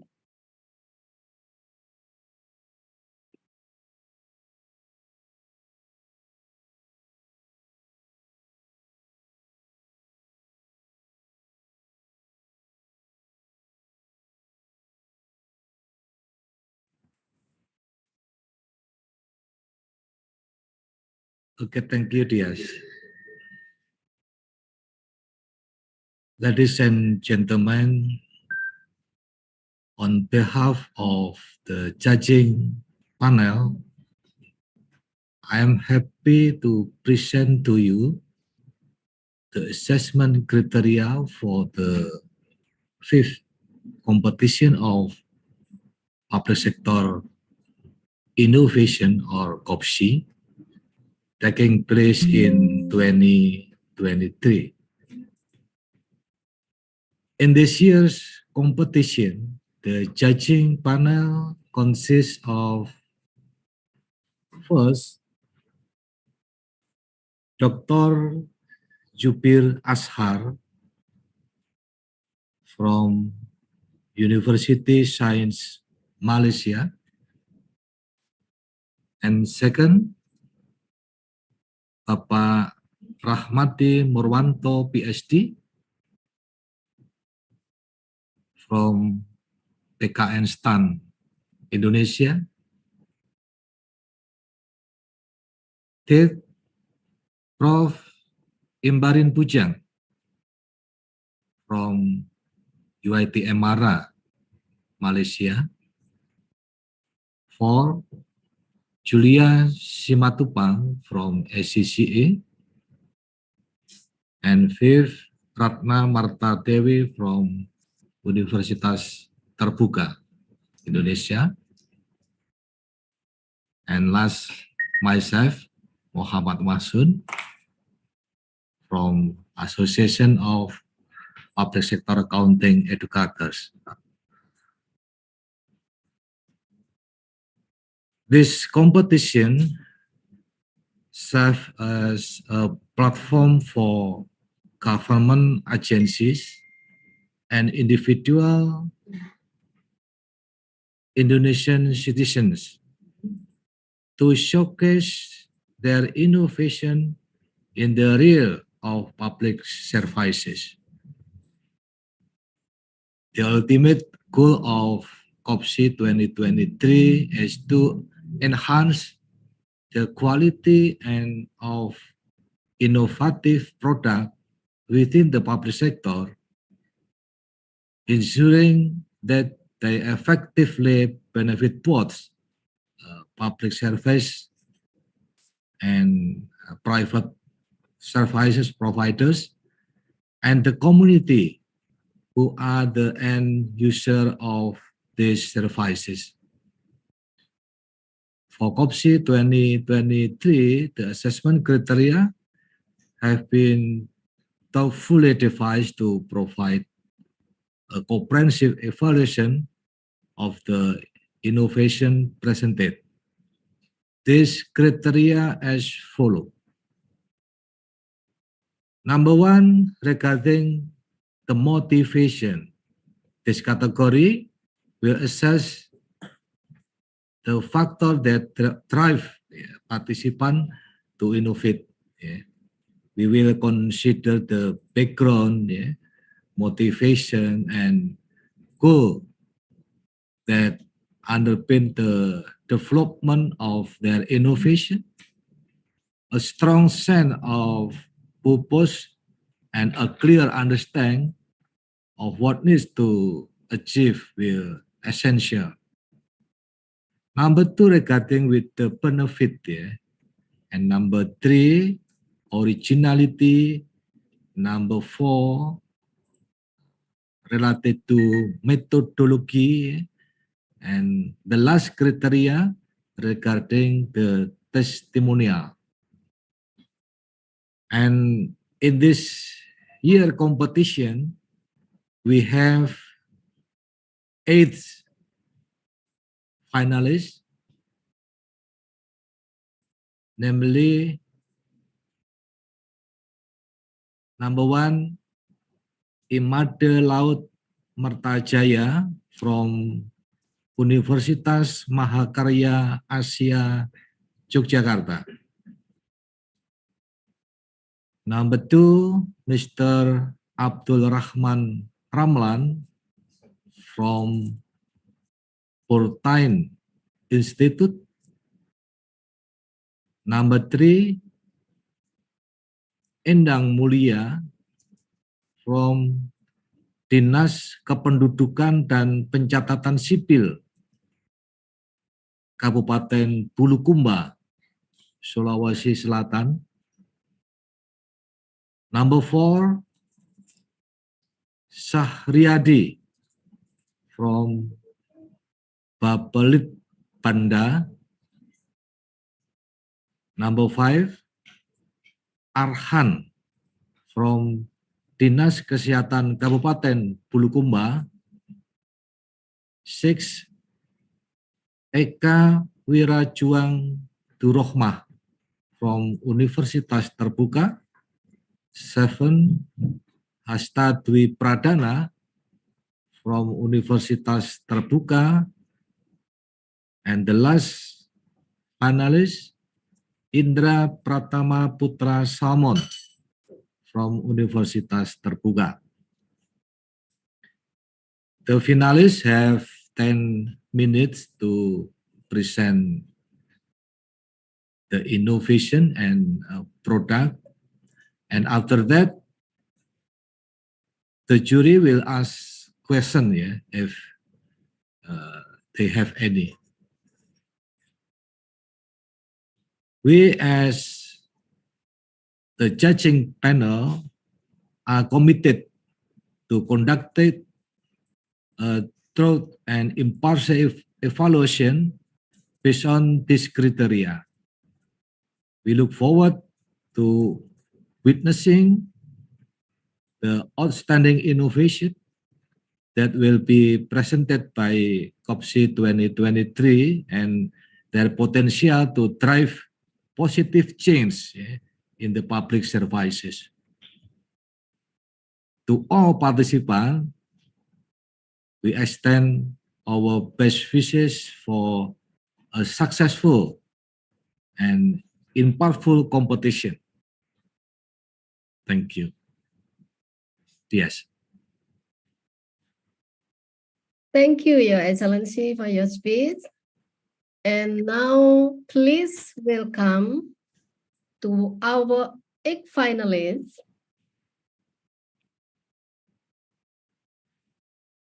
Finalist number 1, Imade Laut Martajaya, Institution Universitas Mahakarya Asia Yogyakarta, Indonesia.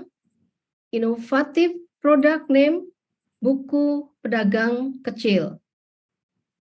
Participant number 2, Mr. Abdul Rahman Ramlan, Portain Institute. Product innovation, inspiring and collaborative Bantaing Health Innovation Clinic. Number 3, Endang Mulyani, Institution Dinas Kependudukan dan Pencatatan Sipil Kabupaten Bulukumba, Sulawesi Selatan, Indonesia. Inovatif produk, layanan jemput bola, kartu identitas anak dari lorong ke lorong. Number 4, Sahriyadi Institution, Bapelit Banda. Inovatif produk, gerakan masyarakat menuju sadar Adminduk. Number 5, Arhan Institution, Dinas Kesehatan Kabupaten Bulukumba. Inovatif produk, Bulukumba Kesehatan Jiwa Terpadu Bijanta.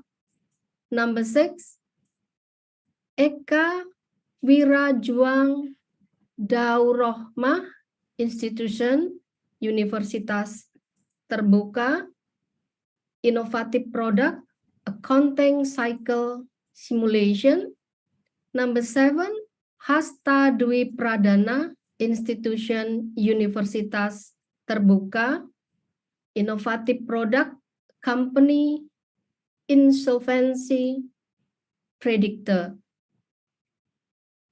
Number 8, Indra Pratama Putra Salmon Institution, Universitas Terbuka. Inovatif produk, Flexible Work System.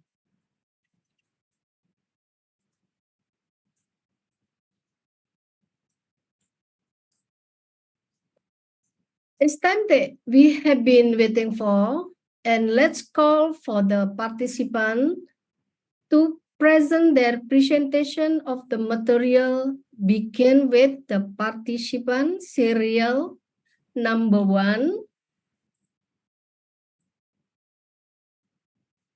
Bapak Imade Laut Mertajaya to present your presentation, and you have 10 minutes for your presentation, and please proceed.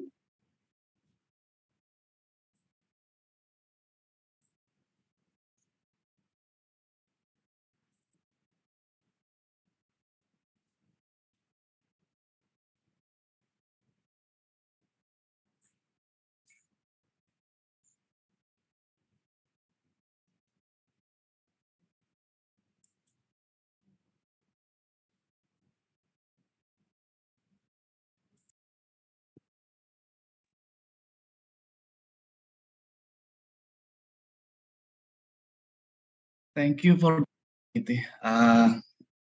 Thank you, Mrs. Mundi Hastuti. Thank you, Professor Muhammad Mahsun. Let me introduce to you all about my product application. It's called Buku Pedagang Kecil. I built for myself and my team, but this is my concept. I made this for 11 years. Okay, let me share my presentation.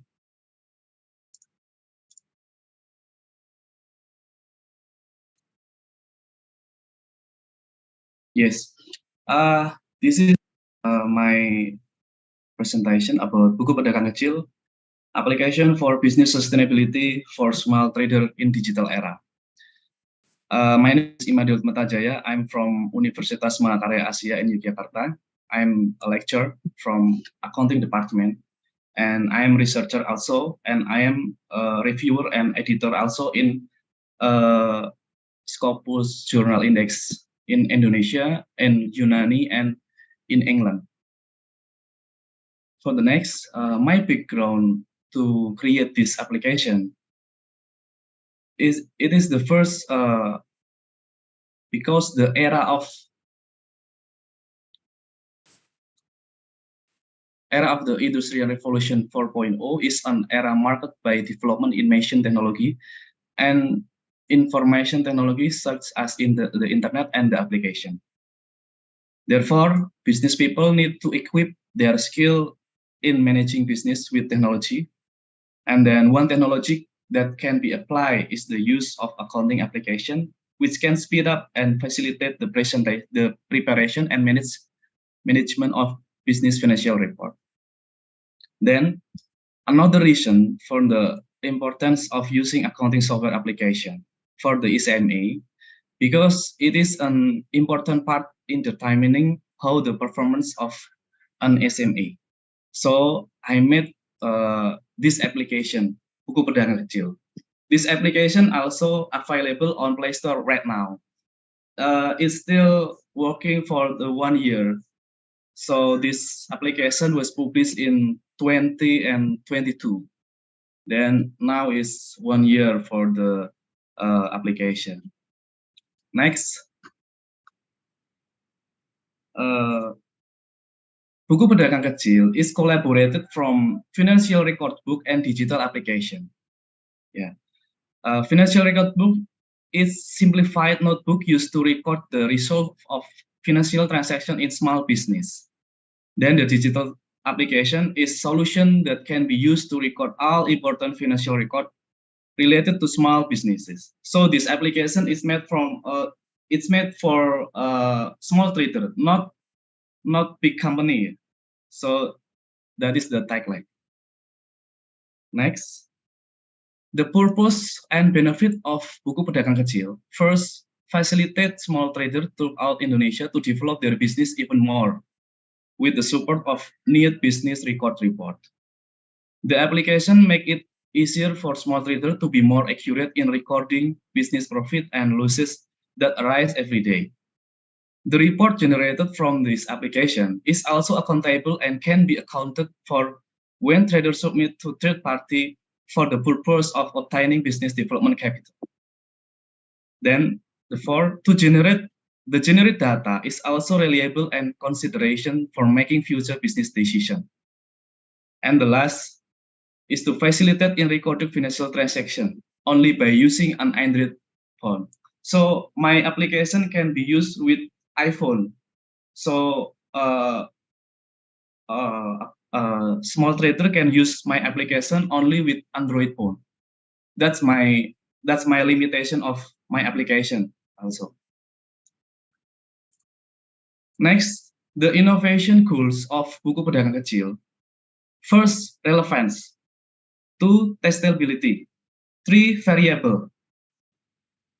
4, timely, and 5, understandable.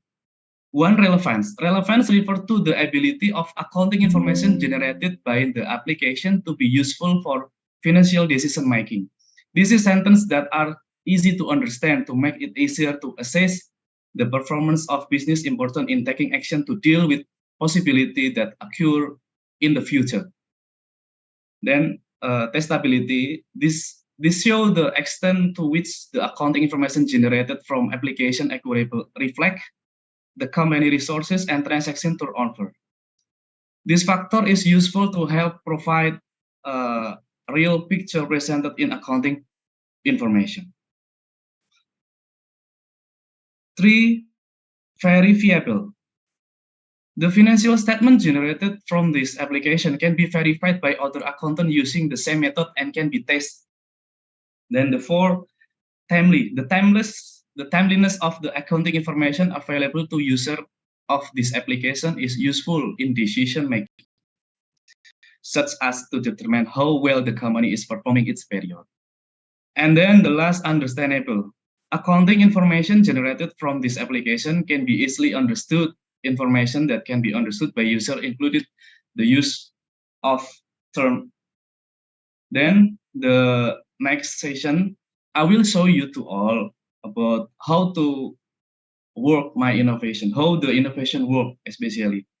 Let me show you this video.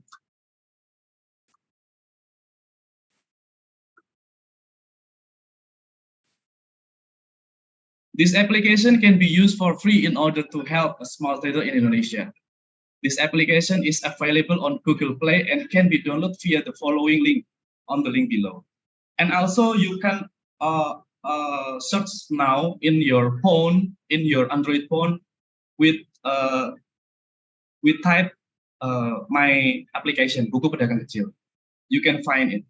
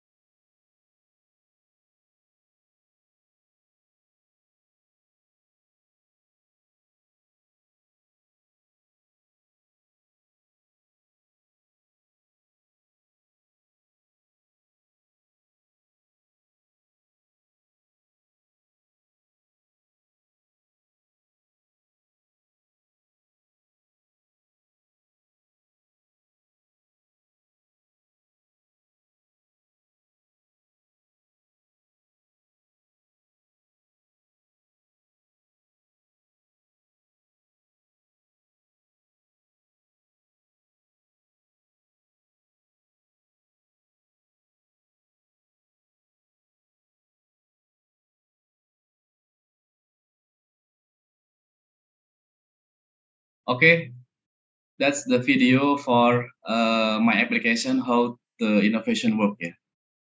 Next, I'm sorry. This is the conclusion from my application. The success of the company in making decision is a reflection of strong accounting information system. Because in this accounting information system, all business active are recorded and registered, which after that will be processed in such a way for the purpose of planning, controlling, and deciding on our activity. This small trader book or buku pedagang kecil application has fulfilled several criteria, namely relevance, testable, verifiable, timely, and easy to understand or easy to use. Utilizing a small trader book is the best solution for small business finance record.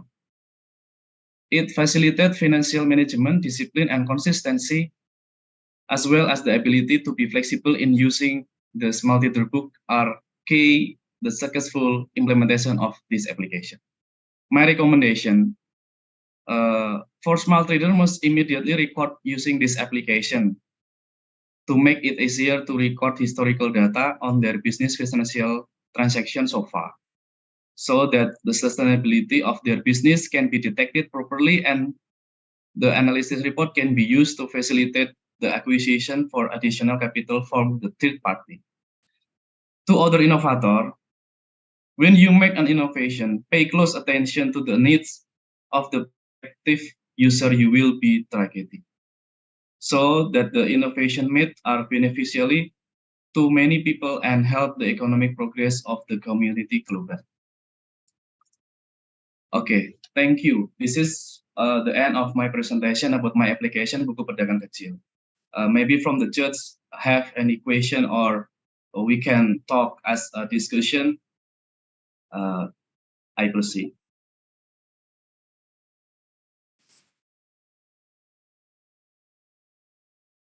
Respected board jury, we have seen the presentation material by the candidate and the explanation as well. And please, if there is any question from the judges, from the jury, we'll ask question. Just one question. Yeah, I have a question. The material presented by the candidate. Okay, please. Yeah, I have one question. Thank you for your presentations. But my question will be very straightforward. Yeah. Can you tell me further why your buku pedagang kecil is more superior from other existing apps? If we look at, there are also the same apps like this. Okay, there are top 5 of apps like this, like FreshBook, QuickBook, Webbook, Zero, and also Zoho Books. So why? How can you say that your app sector is more superior than others? Thank you. Yes, thank you, Professor. I will answer from your question. My application is simple, so it is not the same as you say as the big application that you say before, because my application is for a small trader. You know about this is small micro, then they can use my application because it is free, not pay. It's free for lifetime. Then I hope my application can help more small trader in Indonesia. So I hope they use my application so they can make financial reporting, just a simple make a cash flow financial reporting. Then they use financial report to get more capital from the third party, from bank or from corporate, from other people to create their business for sustainability for more eligible. I think it is my originality for my applications. Okay, so I could say that your work is actually purposely for the social innovation. Yes. Where you actually trying to go with the shared applications. This is actually a future direction. Thank you very much. Yes, thank you, Professor.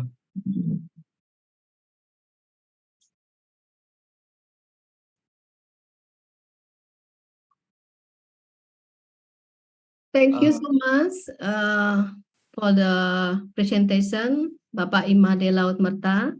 Now we continue for the second presenter is Mr. Abdurrahman Ramlan from institution Bontain Institute Innovative Product, Inspiring and Collaborative Bantaing Health Innovation Clinic. You have 10 minutes for your presentation and please proceed. Okay, thank you. I will share my screen.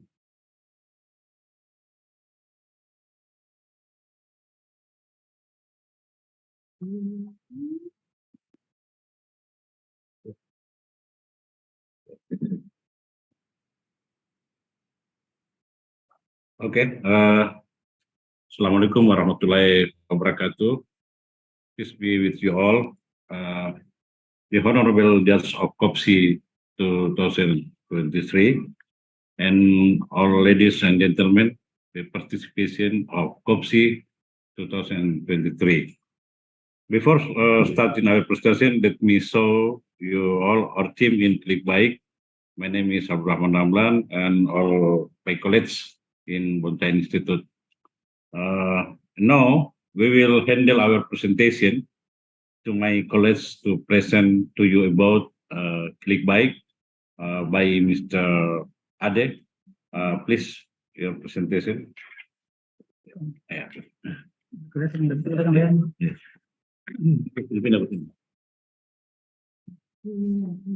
Okay, thanks for the moderator. Let me tell you one or two sentences that if you are a government employee and then you have a goal to give good service to your community, and then you have some innovation to give to your community, but you don't have any partner, you don't have any friend or place to share your innovation, your goal. Okay, so here we have ClickBike, a laboratory or the place to make sure our government employee have a place to arrange their innovation. Okay, here we have the background. The first is we have a regulation about the Bantaing Health Office has 2 integrated service units and 13 community health centers spread across 8 sub-districts in 67 villages. Also, the background of why we make this ClickBike, because the high of our public expectation for excellent health service. And then there is no special place. There is no special place to help our government employee, our ASN, to develop their innovative ideas. And then the last,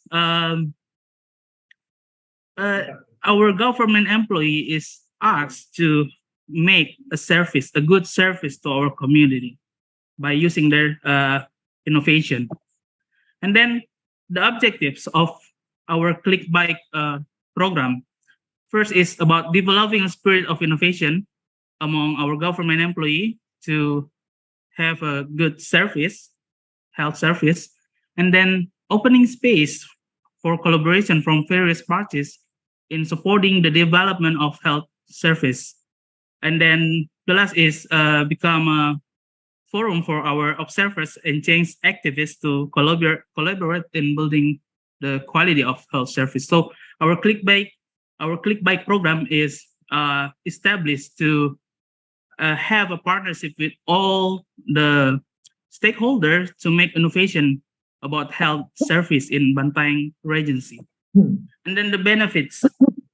First, we want to increase the quantity and quality of innovations that produced by our government employee, especially in the Department of Health. And then the second is increase our community satisfaction with our self-service, with our health service. And then the third, about improving the image of the local government through the developing spirit of innovation among our government employee, especially when giving our health service. And then the last, about achievements of the health service in various public service innovation competition at the local to national level. So we want to increase our service about public health, and then also we want to improving the image of our local government, and then we want to have show to the national to all the communities that we are in Bantaeng have a click bike to improve our innovation in health public service. And then our literature review. Here we have some regulations that support what we have done in our click bike program, especially about the government regulation number 38, 2017 about regional innovation. Also the circular of the governor of South Sulawesi number 097, 2019 about the implementation of the One Agency, One Innovation movement in South Sulawesi. Also, from the national aspect, we also have the regulation of the Minister of Health number 4 of 2019 about technical standards for fulfillment of basic service quality in the health sector. And then this is the best thing that also in our regency in Bantaeng, we also we already have a Bantaeng region regulation number 43, 2021 that focus on concerning the implementation of regional innovation. So we have the regulation to support us. And then ways of working, the ways of working of our click bike program. The first way is a partnership-based management structure. And then the second way is secretarial services about administration, training management, assistance and consultation, documentation management of social media, complaint handling, and also management of activity events. And then the third way is monitoring and evaluation. And then the fourth is about periodic reporting. So this is the ways of working of our click bike program when we support the government employee when they have an innovation to be applied in their service to community. And then the conclusion, okay, Health Innovation Clinic, or we call it Click Bike, is a partnership-based innovation, a platform for collaboration between government and civil society organization to respond to health service challenge through well-managed innovative ideas. We want to support our government employee who work in the public health service to apply their innovation to make to create a satisfaction in our community, especially in Bantaeng Regency.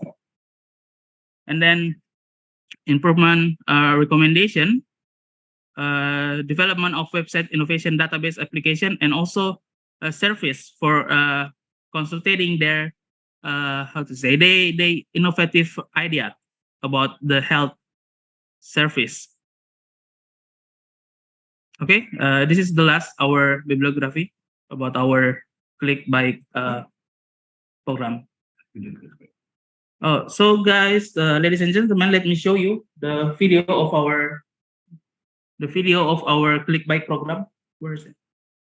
Here is. Thank you very much for the chance for us.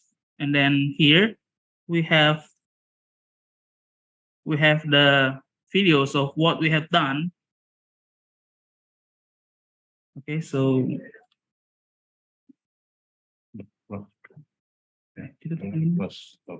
a reminder for the candidate number 2, Mr. Abdul Rahman, you have 2 minutes for your presenting your video.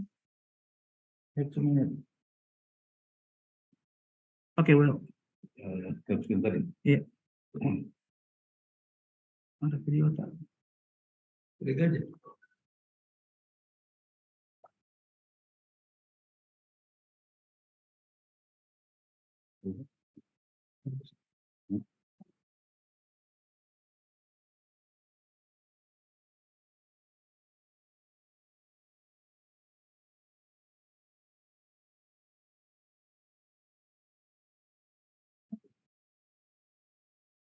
Provinces in South Sulawesi with a population of 100 and 886 in 2022.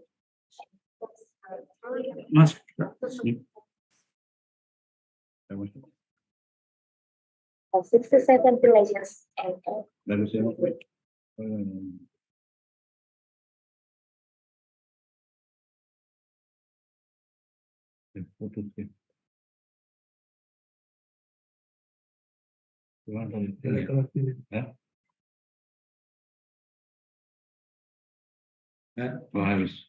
I'm sorry, I'm a Let me think it. Yes, sir. We are sorry for the candidate number 2. Your time is up. Yep. You use all your 10 minutes. And thank you for Mr. Abdul Rahman for your presentation. Well, respected board of jury, we have seen the presentation material presented by the candidate number 2, Mr. Abdul Rahman Ramlan, with the innovative product inspiring and collaborative Bantaing Health Innovation Clinic.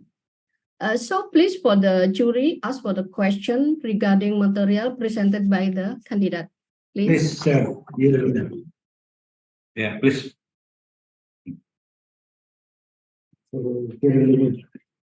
Okay, if I can ask question. Thank you very much to the second group, for ClickBike. I think you couldn't manage to show the video, but I could have some idea what it's all about. But can I ask if you have already given this ClickBike to anybody to use, and then what is their response, like the testimony? Okay, we got it, sir.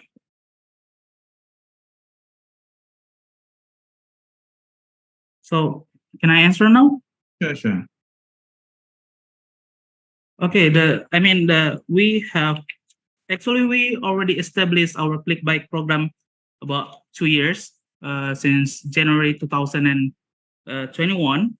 And how to say about the testimony that now all the government employee who wants to make innovations, who wants to follow competitions about innovation, they will come to us. They will come to our ClickBike program and then asking for mentoring or sharing about their program.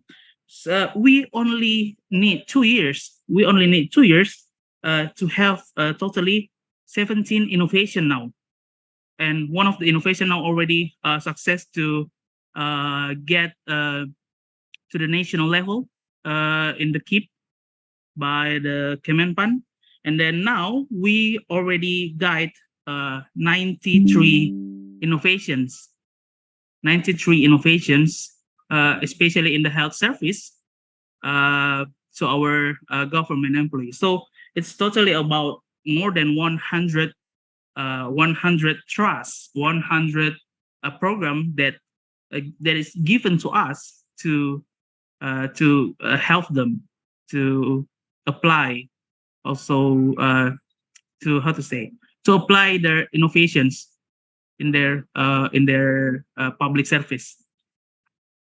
So when they ClickBike, what is their response? Do they like it? What experience do they have when they use this system? Yeah, how to say, their satisfactions about our service in ClickBike is really high. It's really high. Now ClickBike is one of the program that have a system to help all the government employee in Bantaing Regency to improve their idea, to apply their innovations and their goals to be applied in the public service. So based on our achievements, also the region here in Bantaing Regency, or as what I've shared before in our presentation, that our region also have supported us by by make one regional regulation in Bantaeng that support that asks all the government employee here to make innovation. So the satisfactions and their trust to our Click Bike program is really high here, especially from our government employee. Yes, sir.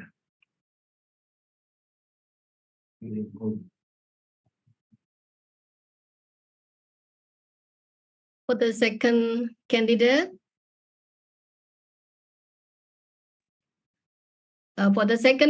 wishing you good luck for your presentation and thank you for the jury. And next, we will continue for the third candidate, Endang Mulyani from the institution Dinas Kependudukan dan Pencatatan Sipil Kabupaten Bulukumba, Sulawesi Selatan, Indonesia. Inovatif produk layanan jemput bola, kartu identitas anak dari lorong ke lorong atau lorong jelita. Endang Mulyani, please proceed your presentation. You have 10 minutes.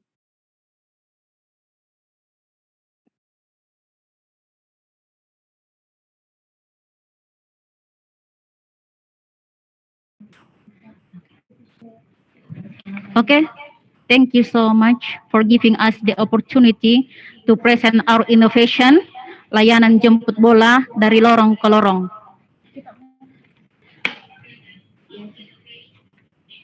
Mana slide?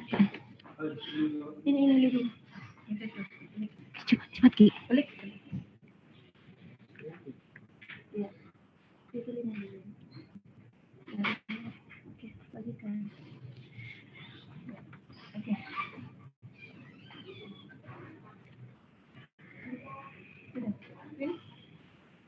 Mana? Sudah tershare anunya?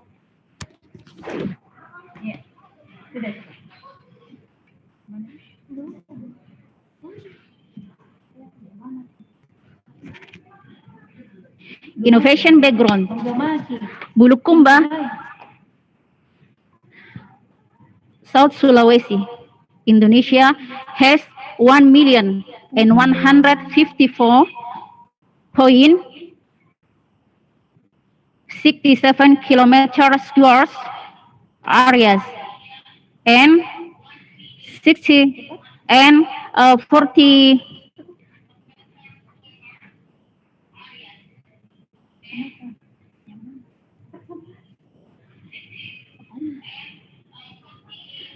463 and 981 people population aggregate 2022.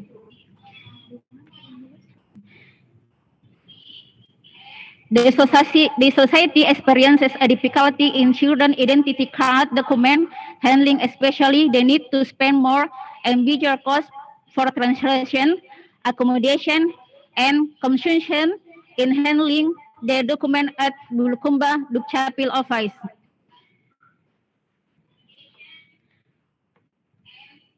Let me to introduce our teamwork. Endang Mulyani Esos, Mrs. Andi Rasdiana Amsal Langgara, SPD GR, Mr. Abdurrahman Ramlan, SPD MM, Jurneli, Mrs. Jurneli, SPD, Nursida Pahane,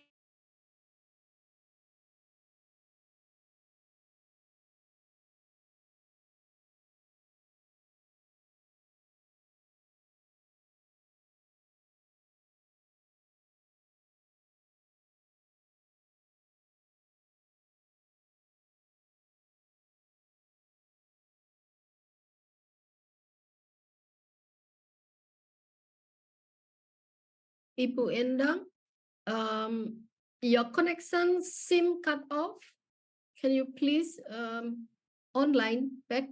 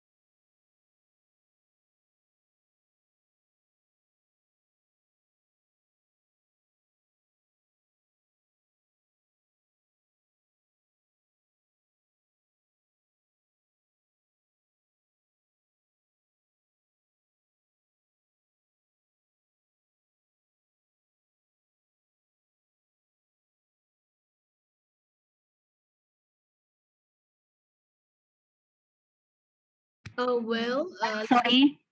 Yes. I am so sorry, ma'am. There is problem here. The line is off just now. Okay, continue. Because your timing is running out. Please continue. Okay, thank you so much. Okay. Okay, thank you so much. The innovation objective, one, easier for the people to get a children identity card. Second, increasing the KIA ownership achievement national target 40%. Third, increasing the community satisfaction result 80 minimum. Benefit of innovation, this innovation is inclusive and fair public service category and ensuring service quality and available for all stakeholder oriented, especially in vulnerable group.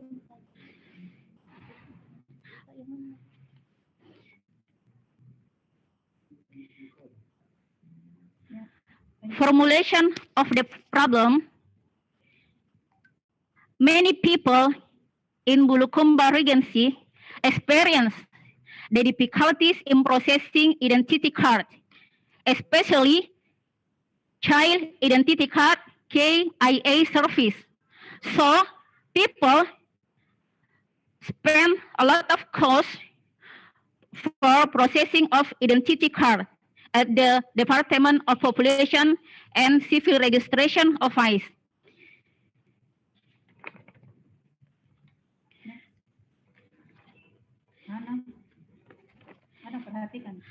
Lorong Jelita's innovation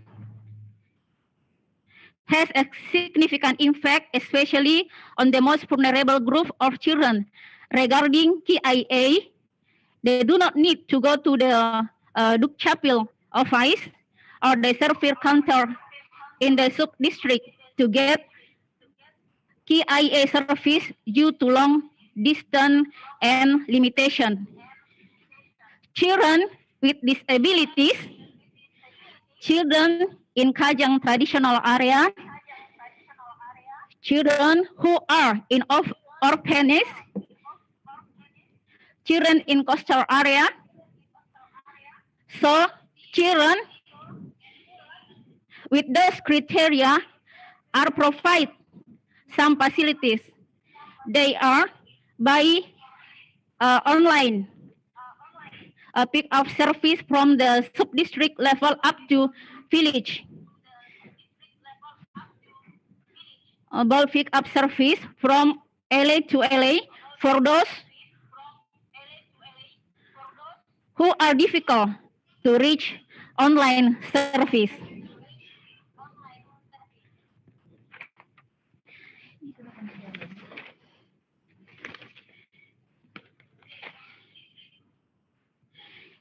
Impact of Lorong Jelita's innovation. First, Lorong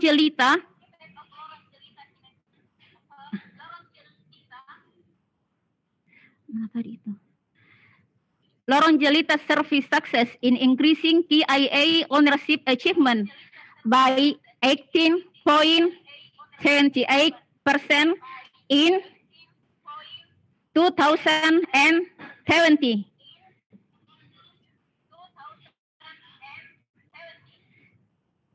$29 and 29.7% in 2021 and 64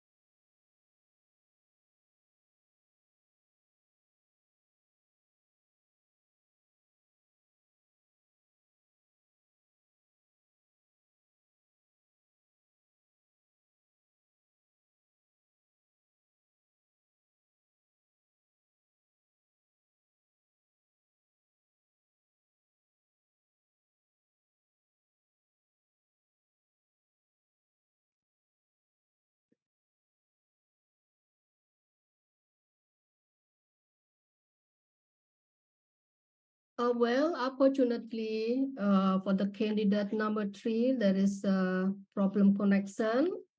So we are sorry for that. Maybe we can continue later. And we move forward for the candidate number 4, Sahriadi SSMM from the institution Bapelitbanda, inovatif produk gerakan masyarakat menuju sadar Adminduk Gamara. You have 10 minutes to present your presentation, and starting when you open for your presentation. Please proceed.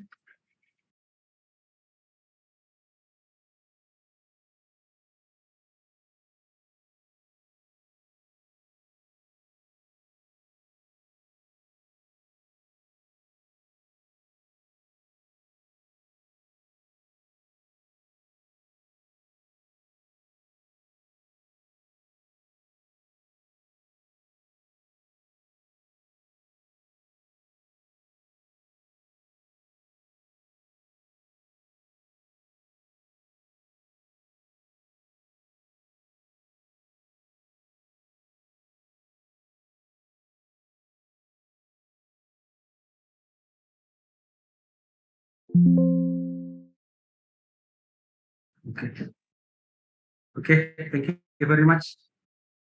Assalamualaikum warahmatullahi wabarakatuh. Alhamdulillah, assalatu wassalamu ala rasulillah.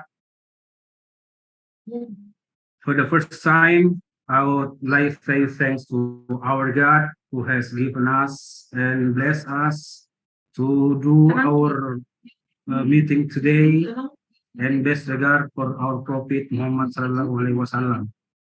Next, I would like to say thanks to all the judge, and I can mention one by one. Apologize to me that just once time I mentioned. Ladies and gentlemen, for the first time, I would like to introduce this innovation in this job site to 2023. This innovation, namely Gamara. Gamara, it's gerakan masyarakat menuju sadar Adminduk, but in Buginese language, that Gamara means handsome or beautiful or some better than before. Okay, ladies and gentlemen, for next, I would like to introduce our teamwork of Gamara. The first, Mr. Awal Amir. The second, Sahriadi SF, Sahriadi. The third one, Miss Hafsa. The fourth, Miss Endang. And the last, Mrs. Andi Rasdiana. Baik, next, we go to our explanation. For the first, this Gamara, for the first time, we do in this in one village, namely Kahaya village. Kahaya village, we can see on screen that about area about 22,500 hectares, and population or residents about 1,254 people. Kahaya village, it's too far from Bulukumba city, about 34 kilometers. Then most of the people or villagers is become a farmer of coffee. That's Kahaya is famous with Kahaya Cafe. Excuse me, Mr. Sahriadi. Excuse me, interruption, please. Can you could you click the slideshow button so that we can see all your presentation? I'm sorry.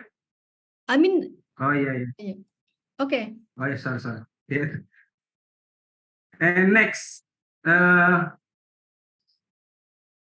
Gamara as our innovation, namely Gamara, its background, why we make this innovation. The firstly is low awareness, document ownership population, and the second one, low quality of service, and the third, is the difficulties of population document ownership, and the last, there's no simple method of public service administration. The innovation proposed in this case, firstly, how to raising awareness population document ownership. The second one, how to improve the quality of the population administrative service. The third one, make it easy to get population documents, and the last one, finding the effective and easier service method. We see that there is an internal impact. As our sample is Kahaya Village, Kahaya Village has increased awareness about Adminduk, and over this, it's make a easy service method that civil servant from Dixduk Capil come to the village to get identity of society. We see that how impact for Kahaya Village about this innovation. The first one, it's easier for the people to process their population document without waiting for working days. It means that society or villagers can they take their document in a Saturday or Sunday, even though holiday. The second one, people not longer experiencing problem and having round trip to process their population document. And impact the last, the people or villagers do not need to go to Dukcapil and spending a lot of money, effort, and time just to take identity card. We see that this picture, the impact from Dukcapil, the second, district and village service counter. The third, increase public satisfaction. And the last, increase ownership population document achievement. Now we see the external impact in this innovation. Have many get award, especially from government, from Bulukumba government, from province government, or from ombudsman. Ombudsman only. And this innovation have to get the first winner of Sinopan, that's innovation conducted by government of Bulukumba, and this innovation get the first winner. We see that this case before innovation. Before innovation, there is a night service in the village. It's called Semalam di Desa. That is follow up by Gamara. And then offline pickup service, and the last people queue in Dukcapil. Next, we see that after innovation, there is collaboration pentahelix. It's many parts. In this case, get a part. Example, Basnas, Sakat Region Agency, Kemenak, PPDI, it's disability, BKPRMI, Dinkes, PKK, SGF, and many others. And the second one, after innovation, there is mobile service in the district. In this case, there is a car that sent to the district and serve the society or villagers that who want to take their identity card or another identity. And the last, after innovation, there is online barcode service. Is take it easy to make easy.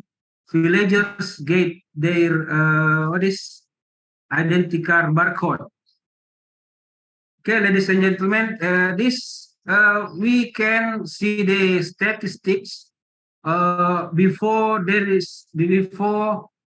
gamma innovation. We see that in 2019, child identity card, or we call KIA, it's just 1.969%. And in 2020, there is increase about 20 and 20.17%. And in 2001, there's increase also about 29 and 76%. And our last data that in 2002 we get in 64.80% in child identity card. The second one about electronic ID or KTP electronic, we can see that improvement from 2090, it's about 90.404% that grow in 2020 and 20, about 92 and 0.12%. And Saryadi, reminder. the last, we see that in 2000. Mr. Saryadi, you have 1 minute Yeah, to finish your presentation, and then thank you. Please share your slideshow, please. Tidak share, Pak. Data share? Yes. Can you share with us your slideshow? And then you have 1 minute to finish your presentation. Thank you. Now, share. Okay, I'm so sorry because I tried to share. In the third one.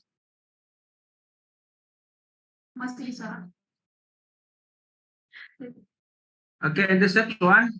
Okay, the last that's great. is birth certificate. Yeah. Birth certificate. It's we see that in 2019, 36.50%, and the last in 2022 about 51.61%. Next, we see that result of public satisfaction survey that from in 2020, 74.7%, and the last 0.8814%. We see that SDGs, there is 16 criteria, and we see that our documentation, there's a solid team, there is a CFra operator that help us, and we see this method from document pickup online and offline, or by using barcode, collaboration, and independence. And we see that collaboration, government, community, business, media, and academic. And we see the strength factor, support from government, regional, provincial, and central. Yes, I think that's all our presentation about Gamra. Thank you for your kind attention, and I hand over to moderator. Thank you, Mr. Saryadi, for your presentation. And now, board of jury, we will see the presentation material presented by the candidate number 4 and the explanation as well. So for the jury, can you please ask questions regarding the material presented by the candidate?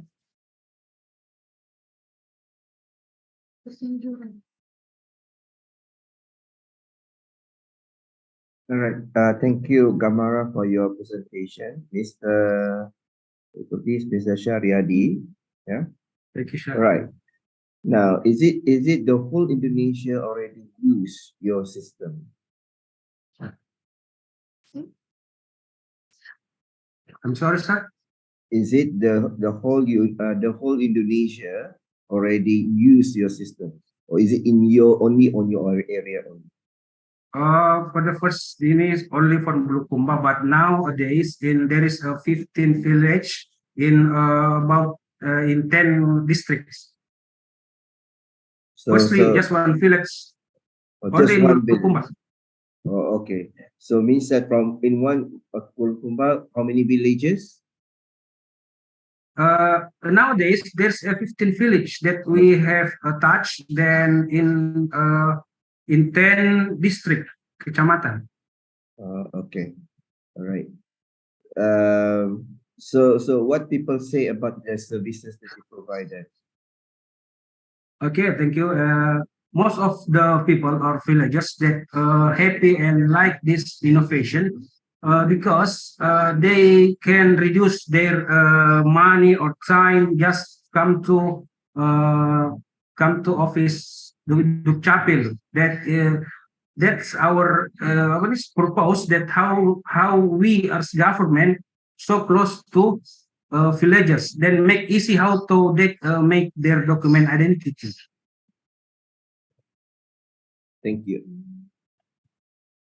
Thank you, sir.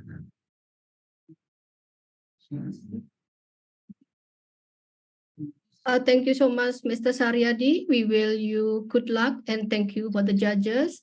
Next, we will continue to the fifth candidate, Mr. Arhan from the Institution Dinas Kesehatan Kabupaten Bulukumba with the product innovation Bulukumba Kesehatan Jiwa Terpadu atau Bijanta.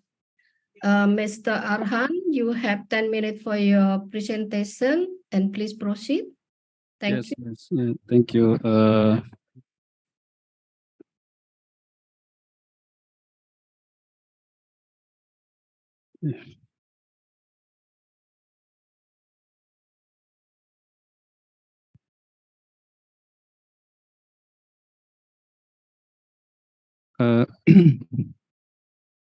Bismillahirrahmanirrahim. Assalamualaikum warahmatullahi wabarakatuh.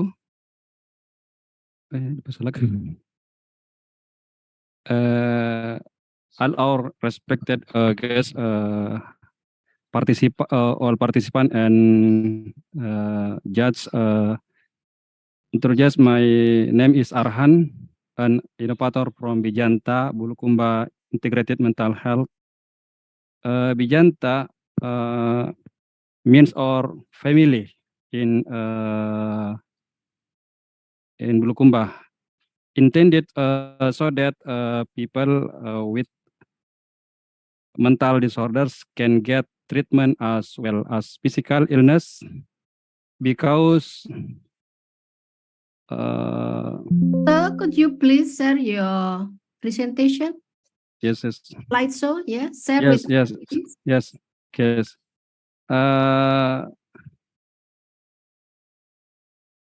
I initiated this innovation out of concern because of the high prevalence of mental disorders in Bulukumba. There were still fee detection in 2020 years. The prevalence of people mental health in Bulukumba is 967 di tahun 2020.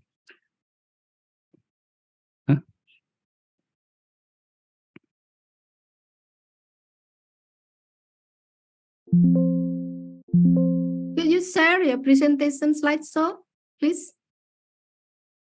Yes. Okay, thank you. Great. Okay, siap.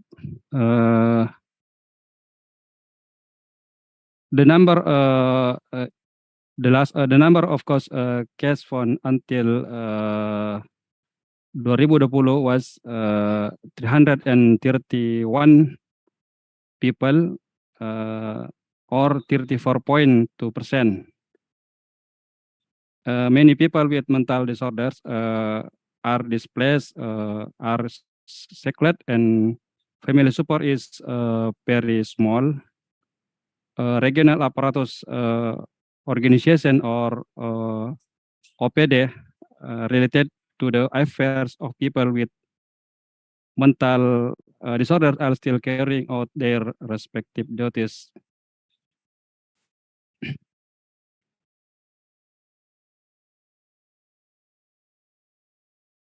Bagaimana caranya bisa?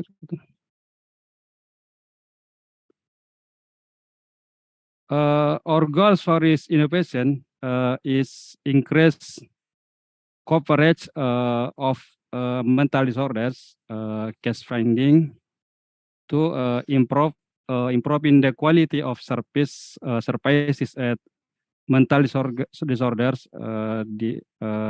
through cross-sector collaboration, and increase awareness and involvement of families and community.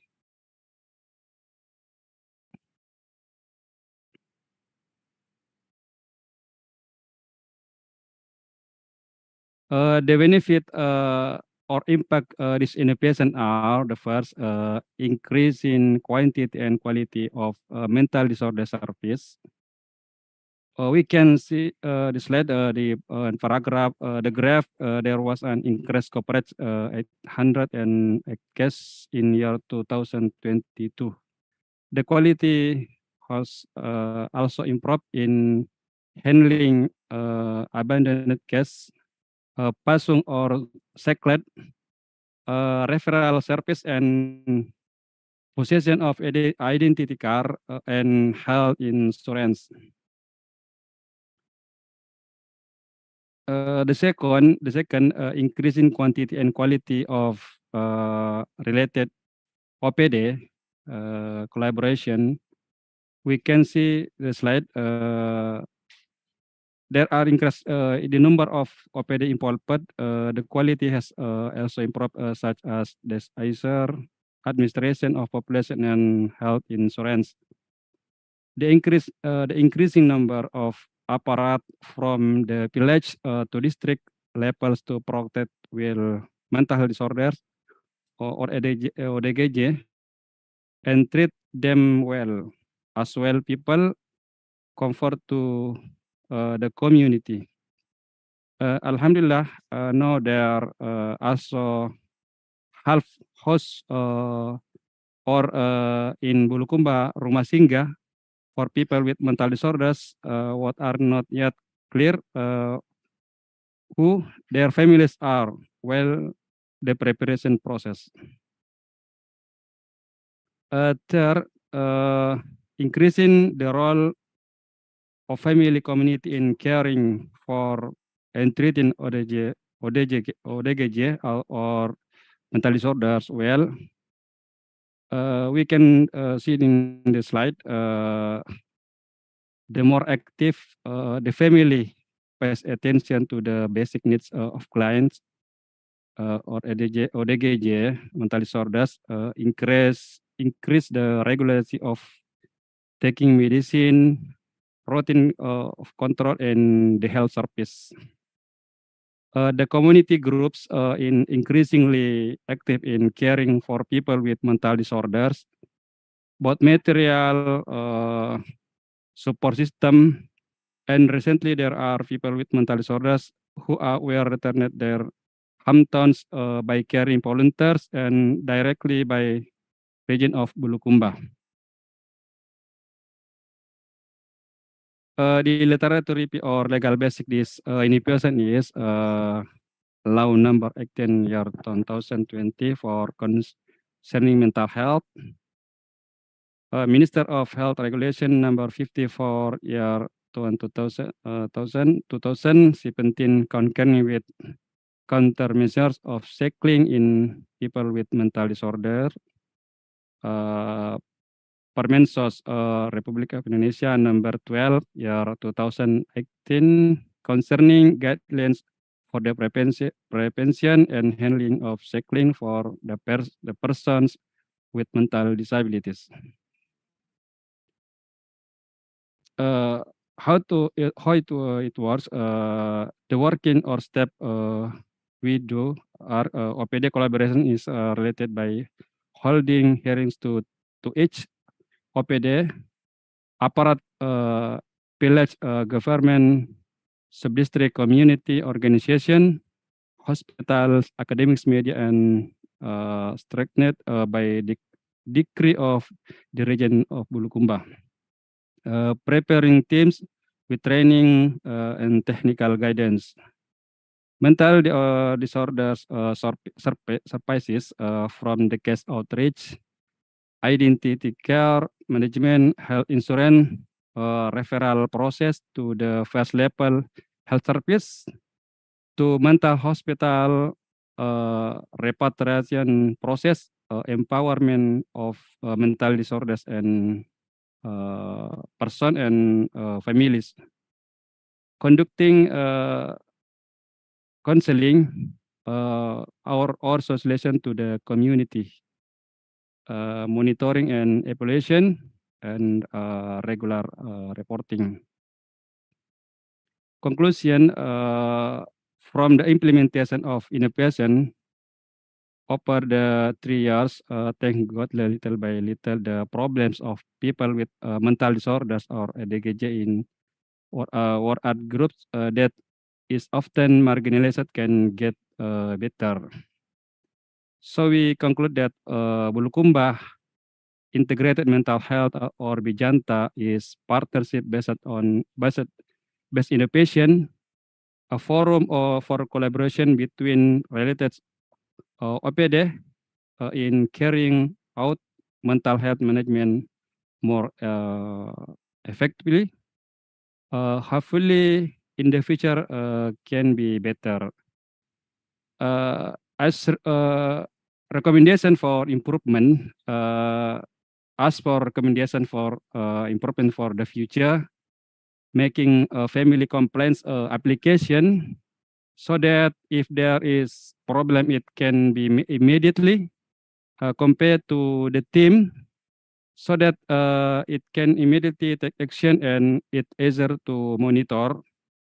Halfway house or rumah singgah in Bulukumba, the name for this place, ODGJ, this already in preparation, thank God, and further increase collaboration, evaluation, and periodic improvement between all relevant sector.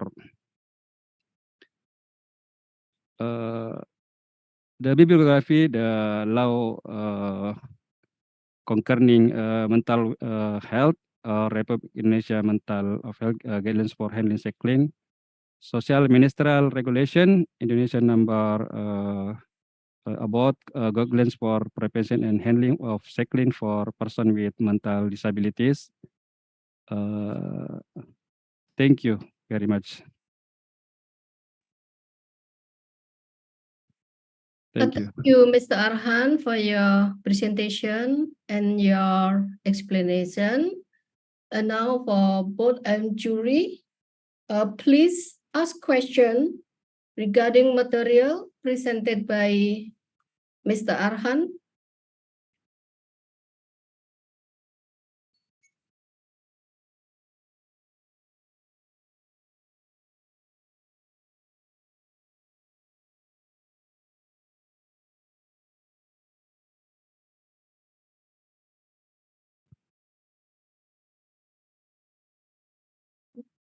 Board of jury, please ask question regarding the material presented by Mr. Arhan, please.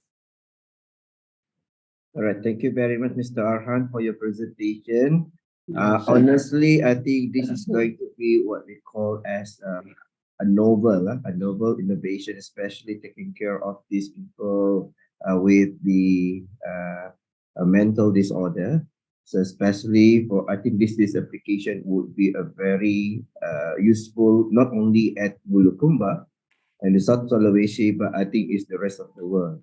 But the thing is, one of the things that I really want to, to make a more detailed explanation from you, especially and how the management of the information that the system will be able to help to reduce the issues. Yeah, the issues that you mentioned just now is more on the increasing number of the mental disorder in Bulukumba, and then also you also highlighting the element of the innovations that you like is actually started from the patient until discharge and the family with the counseling and so on.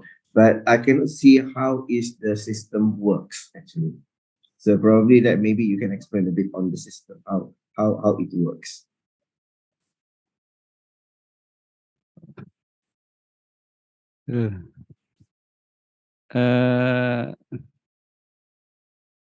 So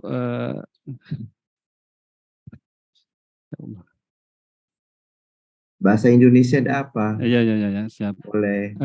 Jadi untuk inovasi Bijanta ini terus akan berlanjut seperti tadi disebutkan bahwa kendala yang memang kita hadapi saat ini adalah terkait dengan kecepatan aksi. Makanya perlu memang platform pengembangan. Pertama kita secara menguatkan integrasi, mulai dari pertama tentu kesamaan komitmen, kemudian kesamaan komitmen itu artinya akan tertuang dalam berbasis anggaran masing-masing OPD akan menganggarkan lebih detail tentang itu. Kemudian setelah itu akan diadakan tentu sarana prasarana, ada integrasi sarana prasarana, ada integrasi dalam pelatihan, training dengan semua sektor yang terlibat sehingga ada dalam aksinya nanti bisa lebih terintegrasi dan lebih terpadu. Kemudian selanjutnya tentu adalah bagaimana kita mendapatkan dukungan integrasi itu melalui sistem informasi. Alhamdulillah saat ini dinas Kominfo untuk Bulukumba sudah mulai melakukan data sehingga nanti ke depan dengan itu untuk aplikasi-aplikasi itu bisa lebih dikembangkan. Tapi tentu yang selanjutnya lebih penting adalah untuk masalah ini adalah bagaimana semakin meningkat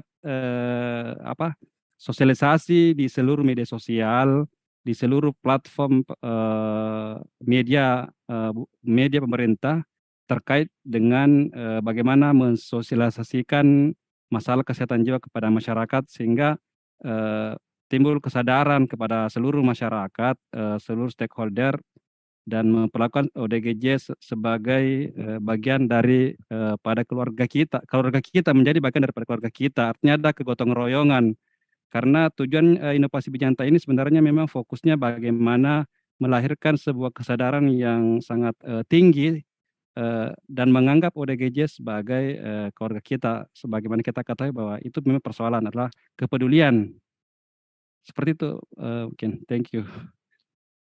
Okay, thank you. Mutur nuwun. Thank you so much, Professor Dr. Imbarine, for your question. And thank you, Mr. Arhan. We wish you good luck. Thank you. And we continue for the next candidate, sixth candidate, Eka Wirajuang Daurohma, Institution Universitas Terbuka, with the product Innovation Accounting Cycle Simulation. Ms. Eka Wirajuang Daurohma, you have 10 minutes for your presentation and please proceed.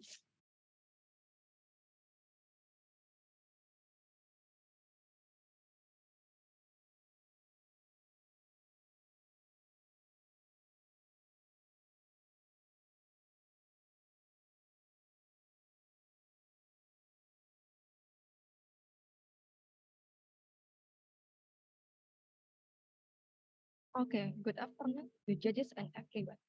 Who come is the room? My name is Priska, and I'm joined by my esteemed colleagues from Accounting Study Program of Universitas Terbuka. Today, we are excited to present an innovative approach to accounting education, accounting cycle simulation, a blend of gamification and virtual reality technologies. Accounting remains a given field, with the focus on preparing graduates for producing consolidated financial statement. However,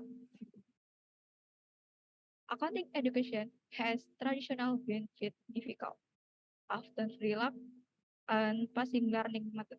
We aim to revolution this with our accounting cycle simulation, now present in video application.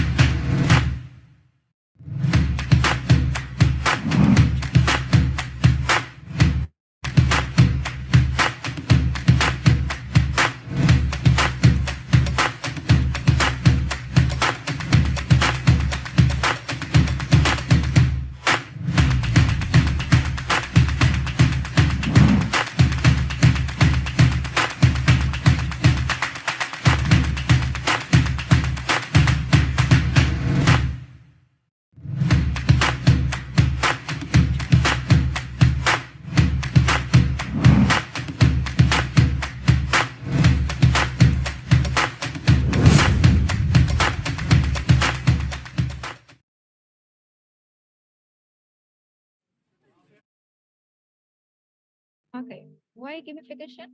Gamification has seen widespread adoption across various sectors from healthcare to education, improving efficiency and value created. The is at the perfect pair for enhancing the learning experience in accounting.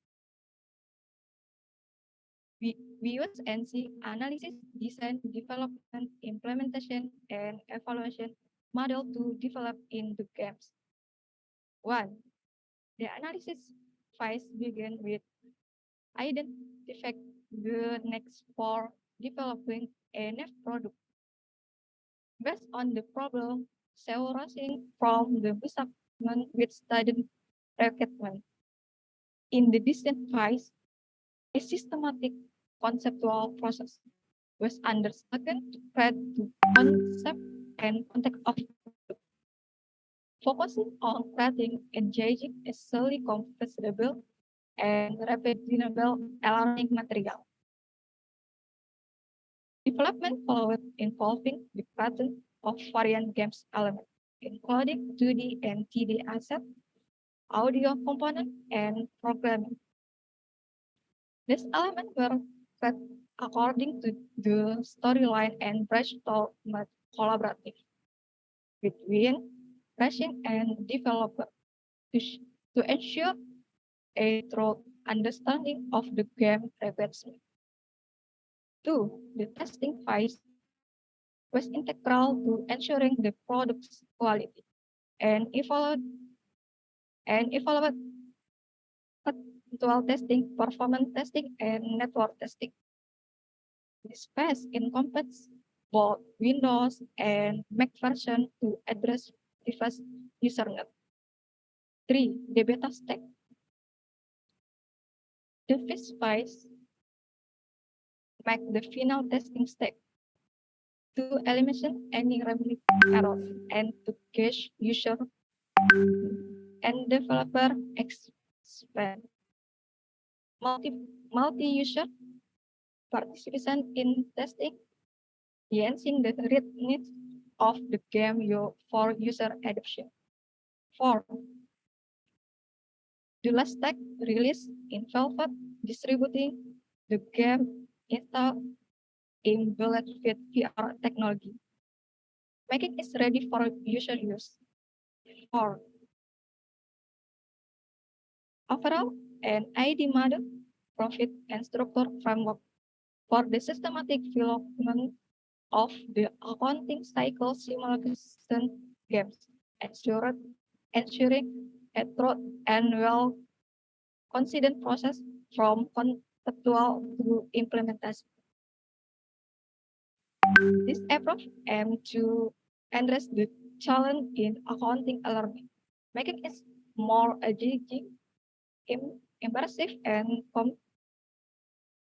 compatible for students.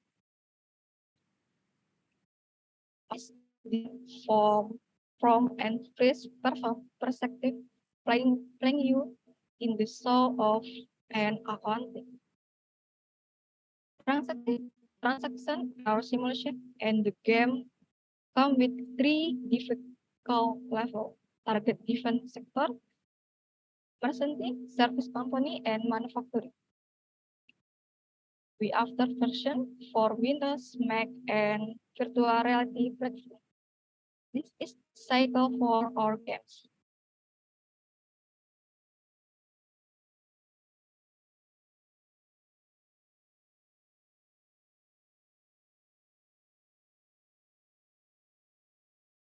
So, accounting cycle simulation transfer accounting education into an active, immersive experience. It helps students get complex accounting cycle and financial report more easily than traditional method. Our recommendation for further improvement is in the future we plan to add my player capabilities for a more integrative experience and diversify the case scenario within the application. Thank you for attention and interest in accounting cycle simulation. We believe this innovation has the potential to significantly elevate the quality of accounting education. Thank you so much, Ms. Eka Wirajuang Daurahma, for your presentation, and we wish you good luck. And respected board of jury, we have seen presentation from Ms. Eka Wirajuang and the explanation as well. Please ask any question regarding the material presented by the candidate. Okay, Bu Eka, thank you for the nice presentation. I suppose accounting cycle simulation will enhance students' understanding and find it more useful and fun to learn accounting, right? Because we are termed as dull profession and then, very boring people, but I don't think so. Accounting is a very fun thing. But I just wonder, you use high tech for students, right? Like the use of VR and all that. How do you plan to make it more reachable to, many groups of students so that they don't have to invest a huge amount of money to buy, expensive virtual reality devices and tools? Because I believe that this one is a very good, way to engage with learners, the students, but it can also pose some challenges in terms of the cost. But do you plan to have another means how they can experience the accounting cycle simulation? Thank you.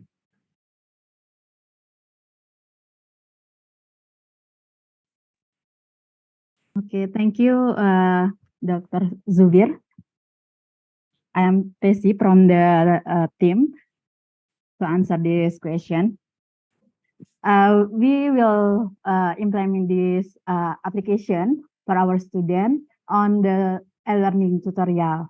So before we try to the class for our student to apply this application. So next semester we will apply this application on e-learning tutorial.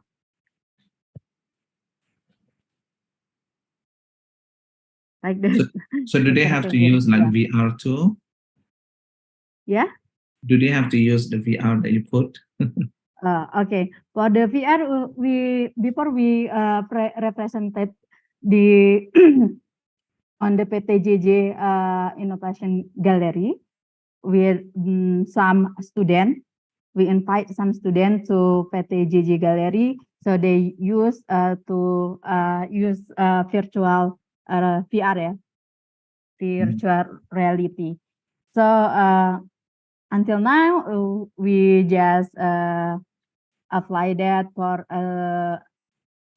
in class on the tutorial learning, and we also try the student to invite the student to try VR. Thank you.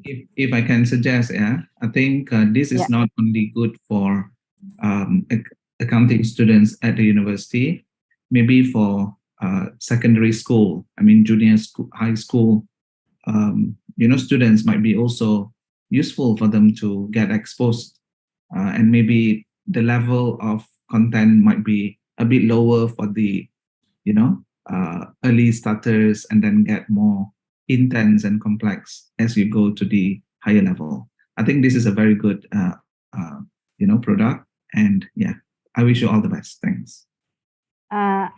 Maybe I want to give you more information, Mr. Zubir. The accounting program has 35,000 students distributed across Indonesia and even overseas. So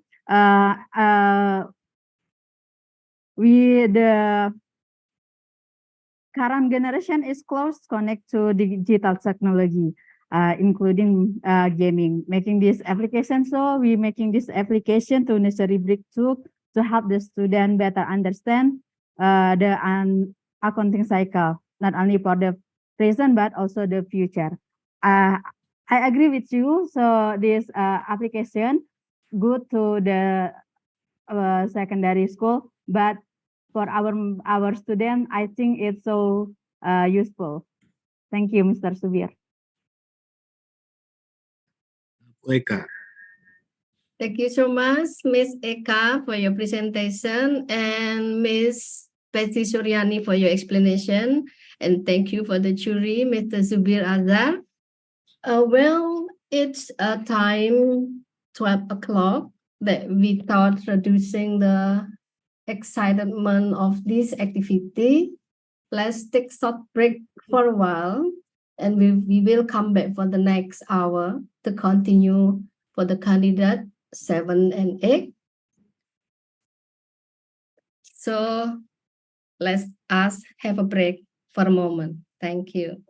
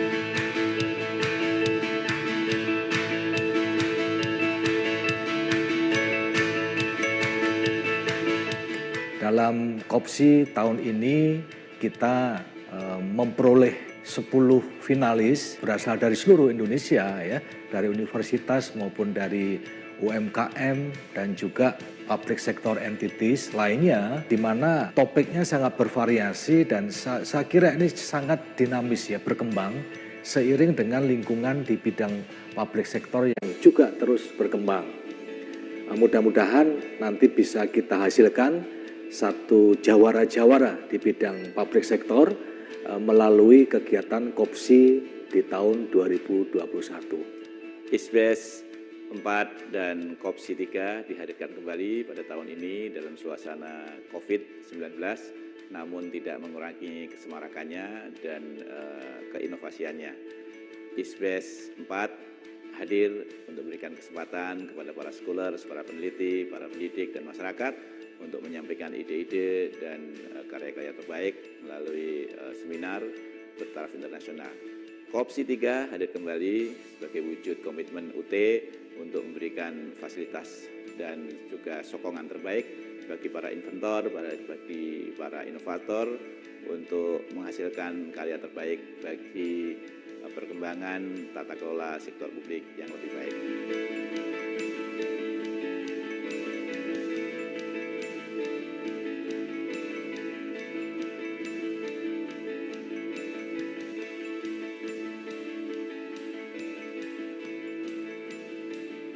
Sukses ISBES 4 dan COPSI 3. Hidup COPSI, hidup UT, kita berkembang untuk sektor publik di Indonesia.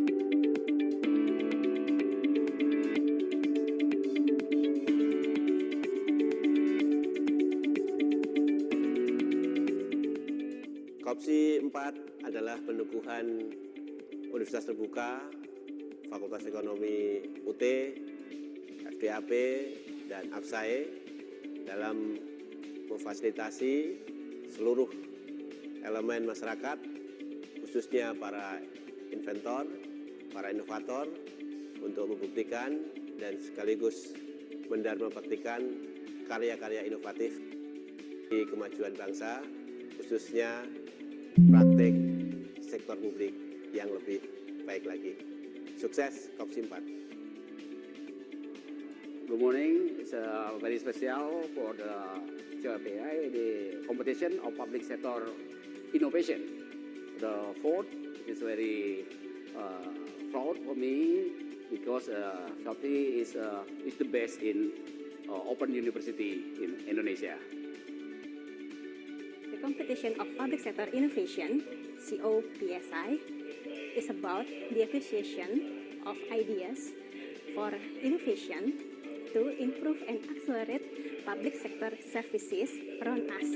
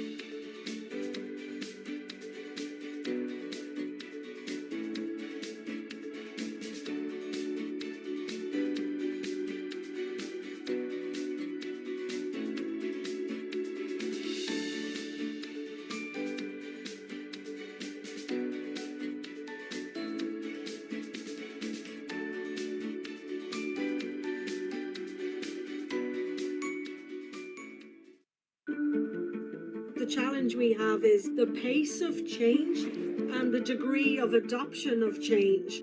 What is the implication on ethics?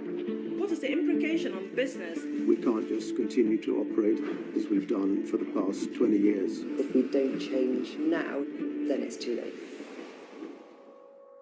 ACCA has led the world in opening up opportunities to professional life, but we never rest on our laurels, and there is more to do. The issues that we see playing out around the world is a function of significant increases in inequality. What we need to do is ask policymakers to take a much more longer-term view, particularly in terms of education, healthcare, and infrastructure. That call to action is so important to all of us, including the accountancy profession. Accountants are perfectly placed in their position to have that real meaningful impact. The role of the accountancy profession is evolving. We're talking now of environmental sustainability and governance as opposed to just analyzing numbers. We speak up, we hold businesses and the public sector and ourselves to a higher standard. The accounting profession has really provided the guidance to the innovators. Everyone is embracing the diversity and redefining the role of the finance function. The next generation will be attracted by a sense of purpose. It will become a more aspirational profession for young people as that ethical and trusted advisor. A better world, to me, is where businesses actually serve the needs of society. A better world where everyone will embrace accountability to protect the planet. Helping businesses to develop in a sustainable way. So that the decisions that we take as a result serve for the betterment of everybody.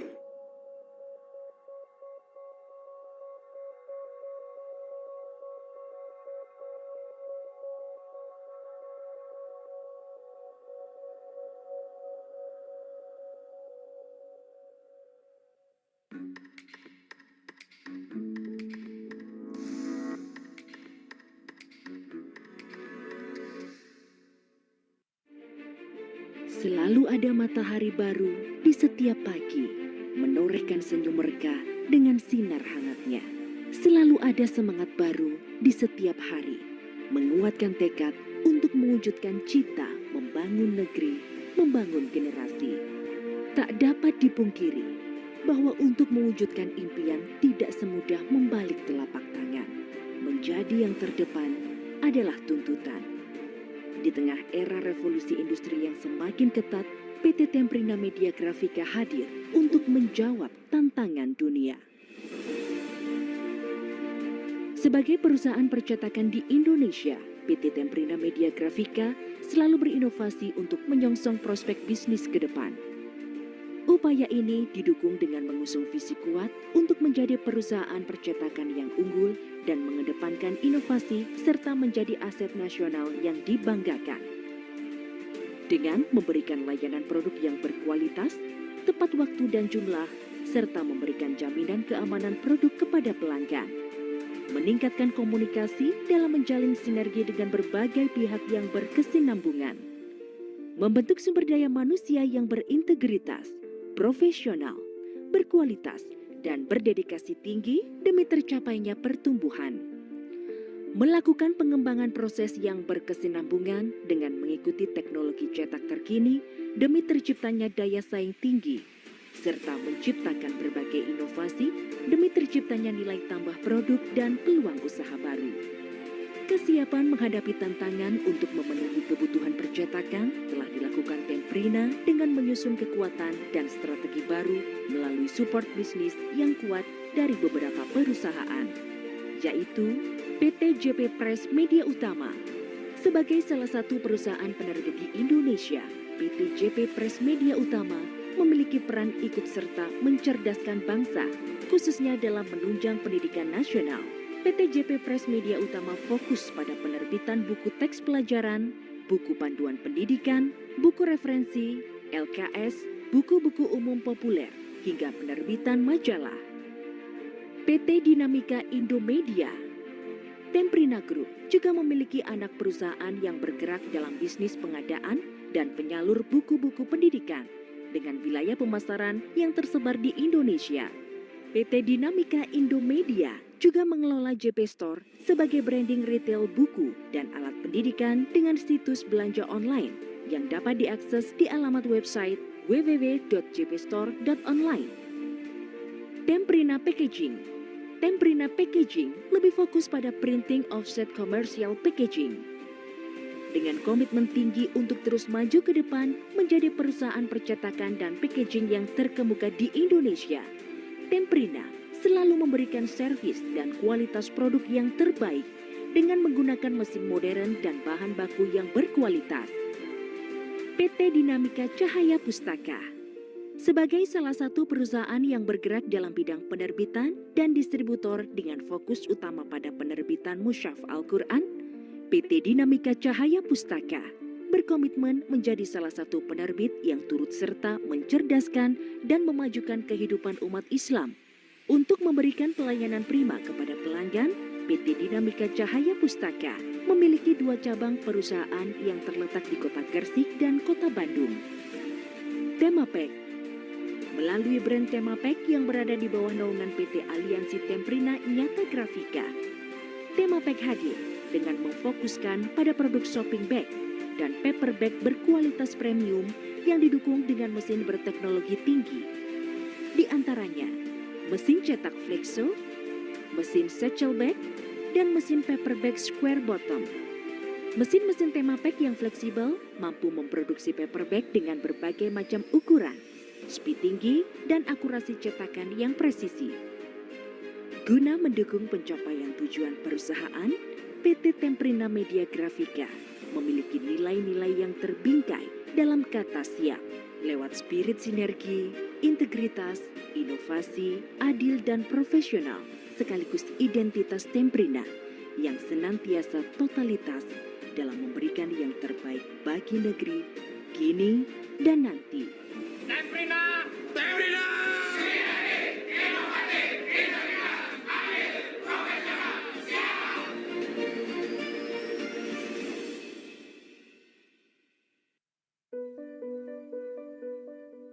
Selama berabad-abad, lurik dikenal sebagai kain tenun dengan ciri khasnya, sebuah warisan budaya masa lampau untuk dunia yang lebih luas. Belajar dari budaya leluhur, kami percaya bahwa penciptaan mahakarya membutuhkan ketenangan karsa, keunikan cita rasa, dan ketekunan diri. Yang kami persembahkan melalui kualitas tertinggi dari sebuah produk cetak yang mampu bertahan melewati waktu dan penggunaan.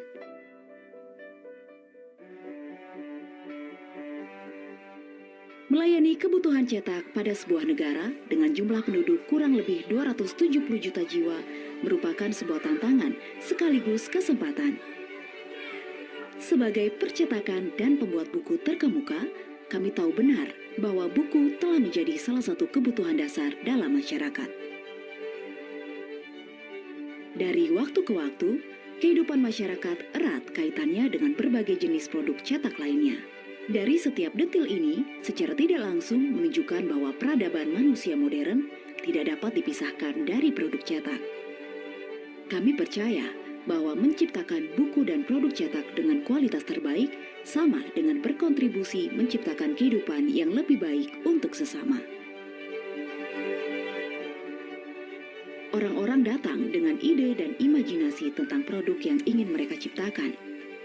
Kami menyederhanakannya untuk Anda dengan melakukan aktualisasi dan mempersiapkannya menjadi sebuah data digital yang siap proses dengan sistem produksi kami yang terintegrasi. Kami memastikan potensi kesalahan terdeteksi sedini mungkin sehingga produksi dapat berjalan dengan efisien dan tepat waktu. Apabila cetak-mencetak adalah sebuah seni, maka ruang cetak kami layaknya studio di mana seniman melakukan proses penciptaan.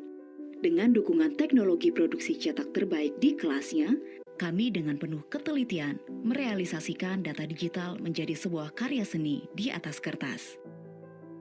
Untuk memenuhi kebutuhan cetakan yang mementingkan kualitas dan kehalusan warna, kami proses menggunakan mesin-mesin offset dan vendor ternama. Mesin cetak web offset dipersiapkan untuk menjawab tantangan cetakan dalam jumlah masif dengan tenggat waktu yang ketat. Dengan rangkaian mesin cetak kelas dunia, pekerjaan dalam jumlah besar dapat diselesaikan dengan cepat dan akurat. Sumber daya manusia yang terlatih merupakan jaminan akan kualitas selama proses pencetakan berjalan. Dengan dukungan mesin cetak yang kami miliki, kami mampu menghasilkan lebih dari 2 juta lembar cetakan ukuran poster dari mesin web dan 1 juta lembar dari mesin sheet offset. Dari pengalaman, kami memahami bahwa proses pasca cetak adalah salah satu faktor dalam menentukan kualitas dan ketahanan sebuah buku.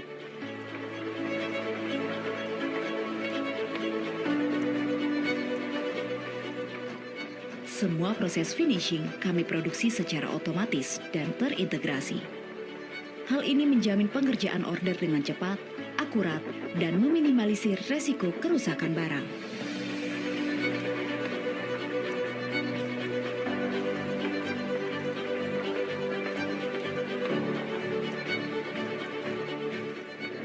Proses finishing yang baik memastikan kualitas penjilitan rapi dan tahan lama. Untuk menghasilkan penjilitan buku yang tahan lama, kami pastikan agar tidak terlepas setelah melewati berbagai masa penggunaan.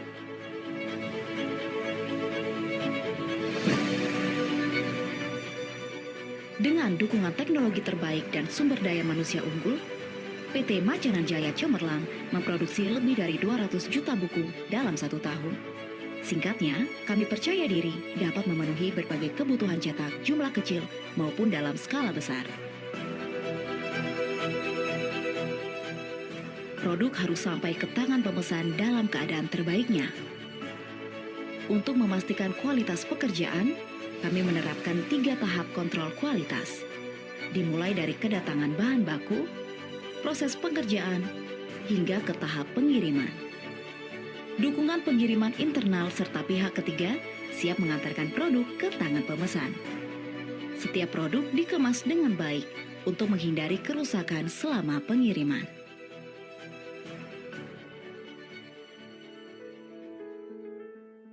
Bekerja dengan kertas dan bahan kimia berarti memproduksi sampah bagi lingkungan.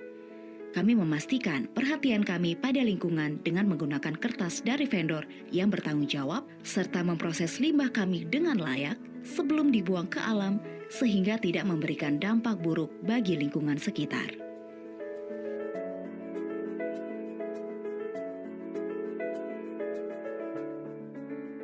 Dengan integrasi fasilitas produksi dan ruang terbuka hijau yang berdiri di atas 38.600 meter persegi, kami yakin dapat menjalankan proses pengerjaan produk cetak dengan lancar. Pekerjaan dengan skala besar dapat dikerjakan tanpa kekhawatiran dengan adanya ketersediaan stok bahan baku dan gudang penyimpanan yang luas. PT Macananjaya Cemerlang sangat memperhatikan pengembangan karyawan sebagai aset berharga bagi perusahaan. Kami berkomitmen untuk memberikan kebebasan dan memfasilitasi kegiatan rohani. Kami percaya lingkungan kerja yang lebih baik dapat diwujudkan dengan adanya kesehatan jiwa dan raga di setiap karyawannya. Untuk memastikan para pekerja mendapatkan fasilitas kesehatan yang baik, kami menyediakan klinik kesehatan guna memberikan pertolongan medis dengan cepat saat dibutuhkan. PT Macananjaya Cemerlang selalu berusaha memadukan estetika dan etos kerja pada setiap aspek produk yang kami buat. Bagi kami, menciptakan buku dan produk cetak berkualitas baik adalah bentuk kontribusi kami untuk kehidupan yang lebih baik bagi sesama.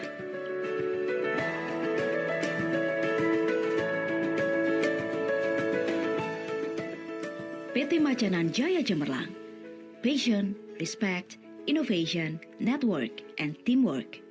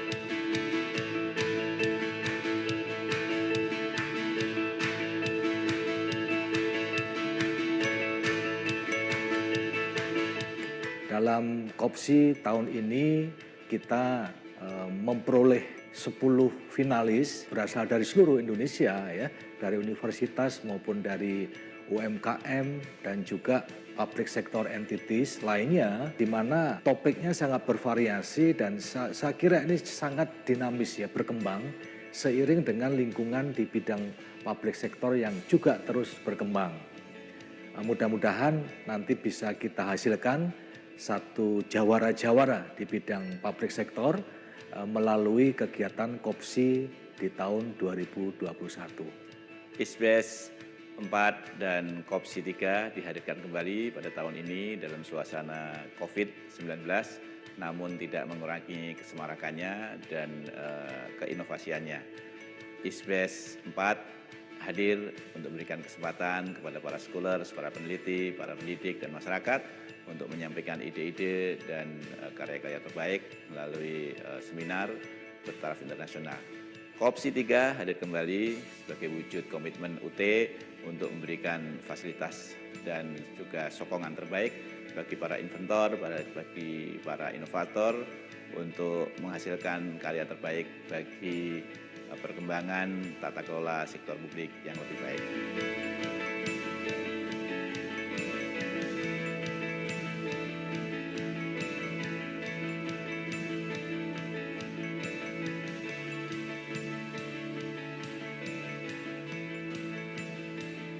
Sukses ISBES 4 dan COPSI 3. Hidup COPSI, hidup UT, kita berkembang untuk sektor publik di Indonesia.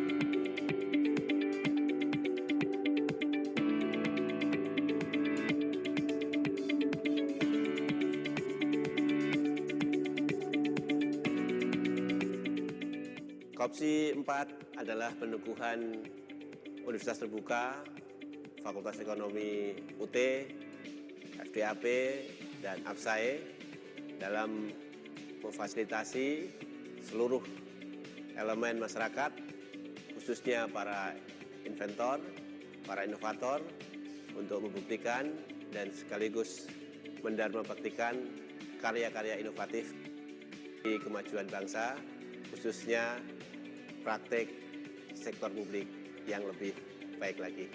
Sukses COPSI 4. Good morning. It's very special for the CertiPSAS, the competition of public sector innovation.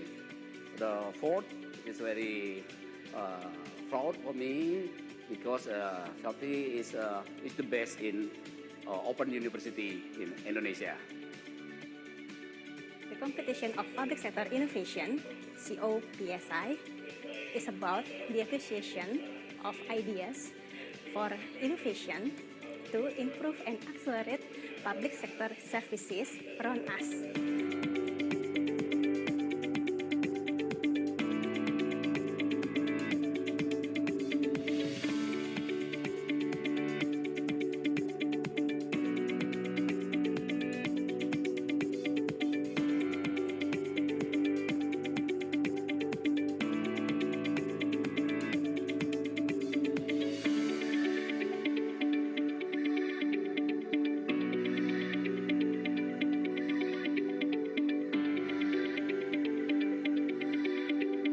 Come and join us in an event of 5th COPSI 2023.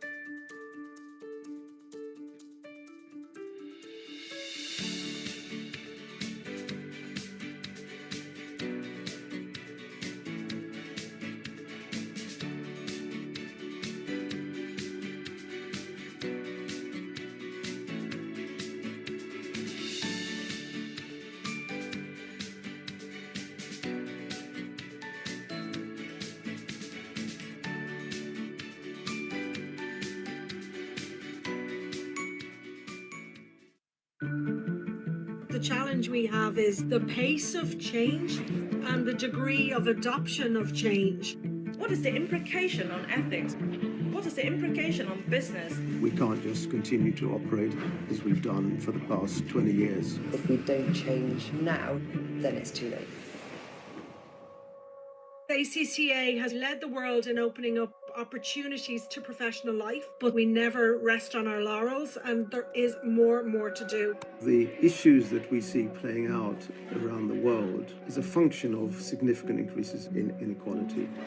What we need to do is ask policymakers to take a much more longer-term view, particularly in terms of education, healthcare, and infrastructure. That call to action is so important to all of us, including the accountancy profession. Accountants are perfectly placed in their position to have that real meaningful impact. The role of the accountancy profession is evolving. We're talking now of environmental sustainability and governance as opposed to just analyzing numbers. We speak up, we hold businesses and the public sector and ourselves to a higher standard. The accounting profession has really provided the guidance to the innovators. Everyone is embracing the diversity and redefining the role of the finance function. The next generation will be attracted by a sense of purpose. It will become a more aspirational profession for young people as that ethical and trusted advisor. A better world, to me, is where businesses actually serve the needs of society. A better world where everyone will embrace accountability to protect the planet. Helping businesses to develop in a sustainable way. So that the decisions that we take as a result serve for the betterment of everybody.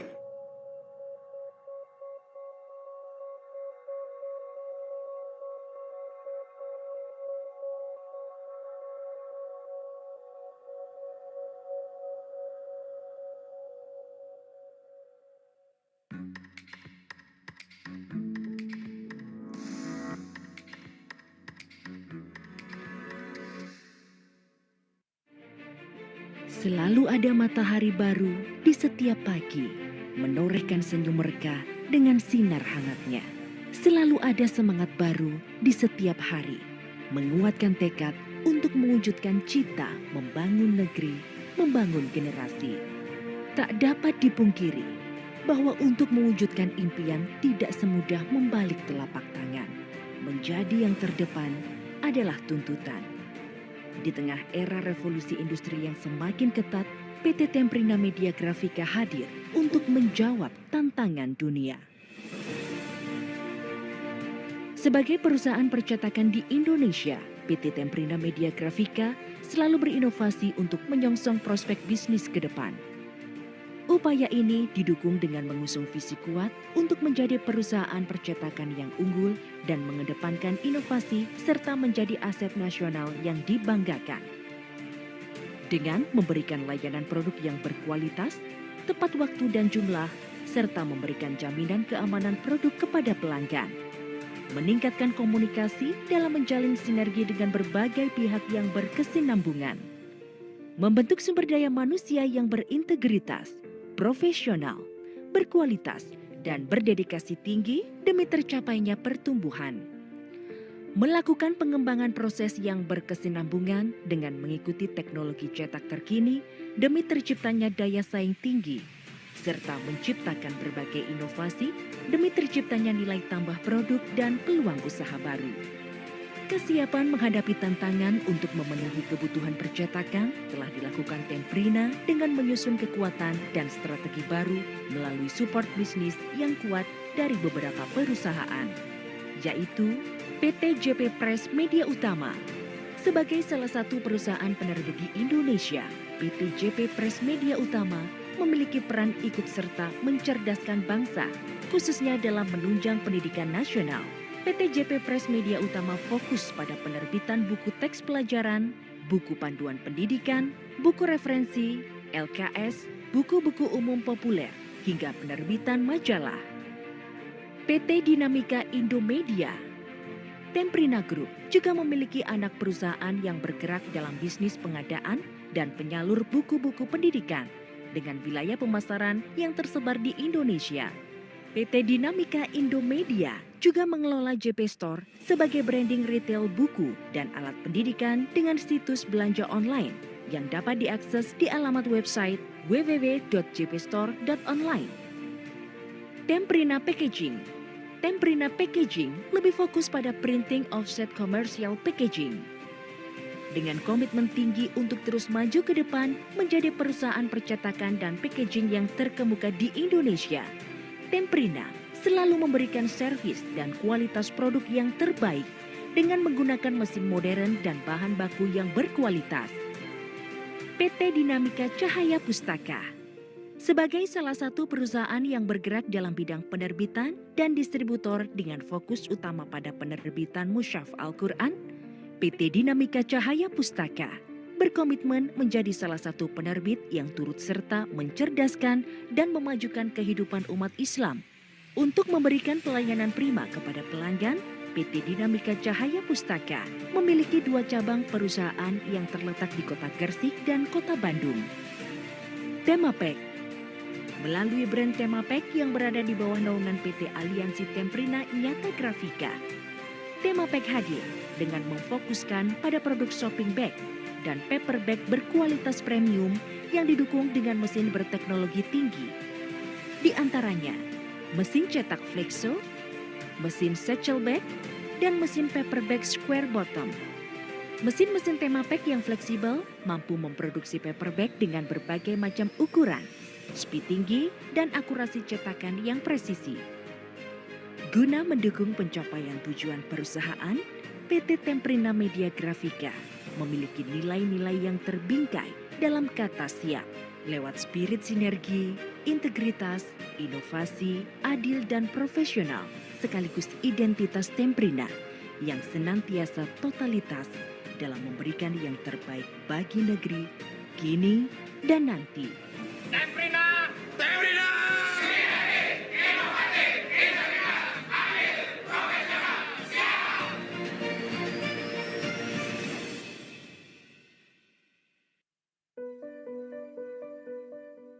Selama berabad-abad, lurik dikenal sebagai kain tenun dengan ciri khasnya, sebuah warisan budaya masa lampau untuk dunia yang lebih luas.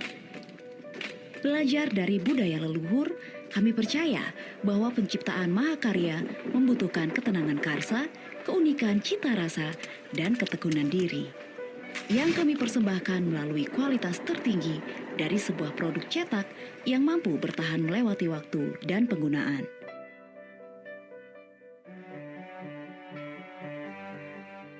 Melayani kebutuhan cetak pada sebuah negara dengan jumlah penduduk kurang lebih 270 juta jiwa merupakan sebuah tantangan sekaligus kesempatan. Sebagai percetakan dan pembuat buku terkemuka, kami tahu benar bahwa buku telah menjadi salah satu kebutuhan dasar dalam masyarakat. Dari waktu ke waktu, kehidupan masyarakat erat kaitannya dengan berbagai jenis produk cetak lainnya. Dari setiap detil ini, secara tidak langsung menunjukkan bahwa peradaban manusia modern tidak dapat dipisahkan dari produk cetak. Kami percaya bahwa menciptakan buku dan produk cetak dengan kualitas terbaik sama dengan berkontribusi menciptakan kehidupan yang lebih baik untuk sesama. Orang-orang datang dengan ide dan imajinasi tentang produk yang ingin mereka ciptakan. Kami menyederhanakannya untuk Anda dengan melakukan aktualisasi dan mempersiapkannya menjadi sebuah data digital yang siap proses dengan sistem produksi kami yang terintegrasi. Kami memastikan potensi kesalahan terdeteksi sedini mungkin sehingga produksi dapat berjalan dengan efisien dan tepat waktu. Apabila cetak mencetak adalah sebuah seni, maka ruang cetak kami layaknya studio di mana seniman melakukan proses penciptaan. Dengan dukungan teknologi produksi cetak terbaik di kelasnya, kami dengan penuh ketelitian merealisasikan data digital menjadi sebuah karya seni di atas kertas. Untuk memenuhi kebutuhan cetakan yang mementingkan kualitas dan kehalusan warna, kami proses menggunakan mesin-mesin offset dan vendor ternama.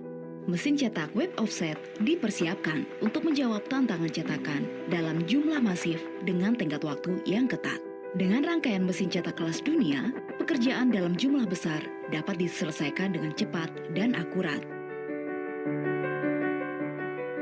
Sumber daya manusia yang terlatih merupakan jaminan akan kualitas selama proses pencetakan berjalan. Dengan dukungan mesin cetak yang kami miliki, kami mampu menghasilkan lebih dari 2 juta lembar cetakan ukuran poster dari mesin web dan 1 juta lembar dari mesin sheet offset.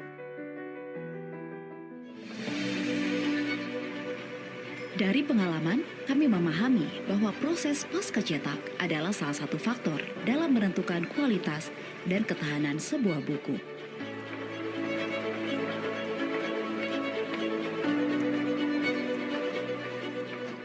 Semua proses finishing kami produksi secara otomatis dan terintegrasi. Hal ini menjamin pengerjaan order dengan cepat, akurat, dan meminimalisir resiko kerusakan barang.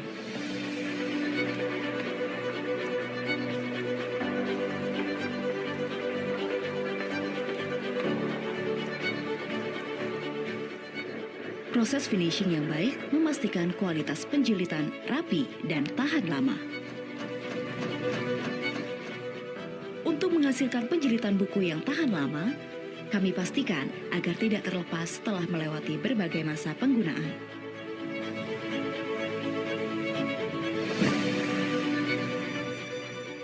Dengan dukungan teknologi terbaik dan sumber daya manusia unggul, PT Macananjaya Cemerlang memproduksi lebih dari 200 juta buku dalam 1 tahun. Singkatnya, kami percaya diri dapat memenuhi berbagai kebutuhan cetak jumlah kecil maupun dalam skala besar. Produk harus sampai ke tangan pemesan dalam keadaan terbaiknya.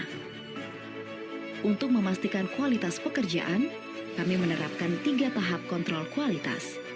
Dimulai dari kedatangan bahan baku, proses pengerjaan, hingga ke tahap pengiriman.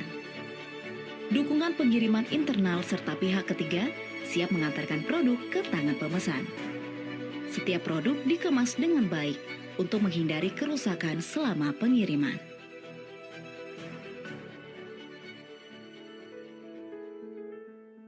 Bekerja dengan kertas dan bahan kimia berarti memproduksi sampah bagi lingkungan. Kami memastikan perhatian kami pada lingkungan dengan menggunakan kertas dari vendor yang bertanggung jawab serta memproses limbah kami dengan layak sebelum dibuang ke alam sehingga tidak memberikan dampak buruk bagi lingkungan sekitar.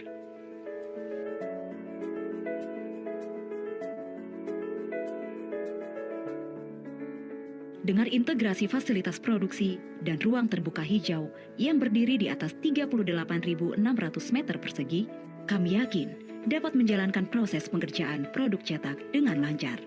Pekerjaan dengan skala besar dapat dikerjakan tanpa kekhawatiran dengan adanya ketersediaan stok bahan baku dan gudang penyimpanan yang luas. PT Macananjaya Cemerlang sangat memperhatikan pengembangan karyawan sebagai aset berharga bagi perusahaan. Kami berkomitmen untuk memberikan kebebasan dan memfasilitasi kegiatan rohani. Kami percaya lingkungan kerja yang lebih baik dapat diwujudkan dengan adanya kesehatan jiwa dan raga di setiap karyawannya. Untuk memastikan para pekerja mendapatkan fasilitas kesehatan yang baik, kami menyediakan klinik kesehatan guna memberikan pertolongan medis dengan cepat saat dibutuhkan. PT Macananjaya Cemerlang selalu berusaha memadukan estetika dan etos kerja pada setiap aspek produk yang kami buat. Bagi kami, menciptakan buku dan produk cetak berkualitas baik adalah bentuk kontribusi kami untuk kehidupan yang lebih baik bagi sesama.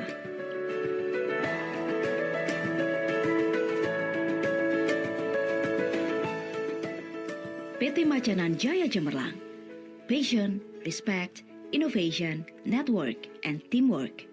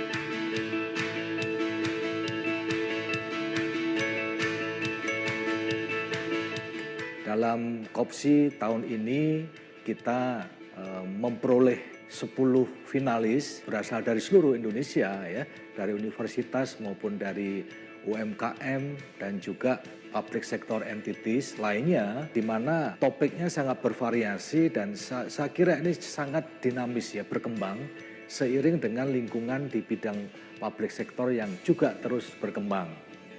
Mudah-mudahan nanti bisa kita hasilkan satu jawara-jawara di bidang public sector melalui kegiatan COPSI di tahun 2021. ISBES 4 dan COPSI 3 dihadirkan kembali pada tahun ini dalam suasana COVID-19, namun tidak mengurangi kesemarakannya dan keinovasiannya. ISBES 4 hadir untuk memberikan kesempatan kepada para scholars, para peneliti, para pendidik, dan masyarakat untuk menyampaikan ide-ide dan karya-karya terbaik melalui seminar bertaraf internasional. COPSI 3 hadir kembali sebagai wujud komitmen UT untuk memberikan fasilitas dan juga sokongan terbaik bagi para inventor, bagi para inovator untuk menghasilkan karya terbaik bagi perkembangan tata kelola sektor publik yang lebih baik.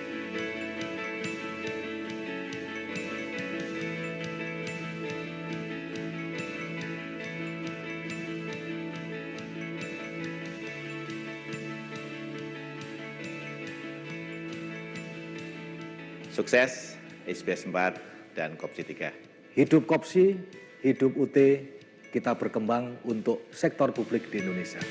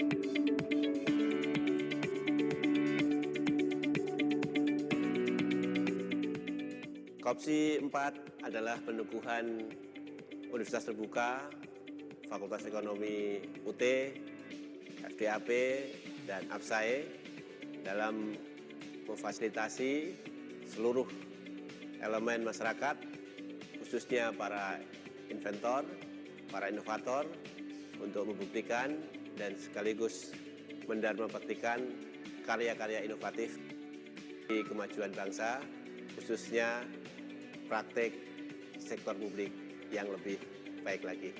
Sukses COPSI 4.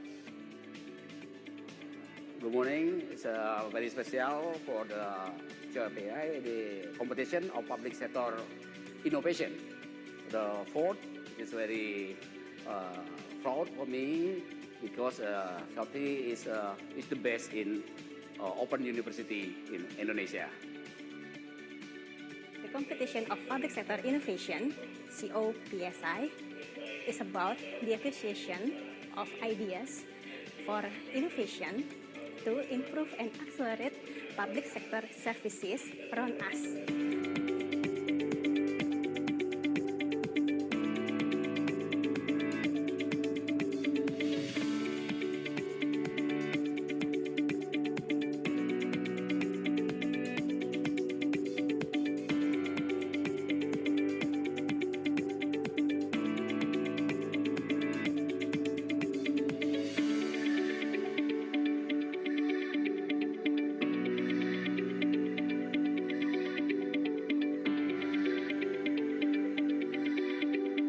Come and join us in an event of 5th COPSI 2023.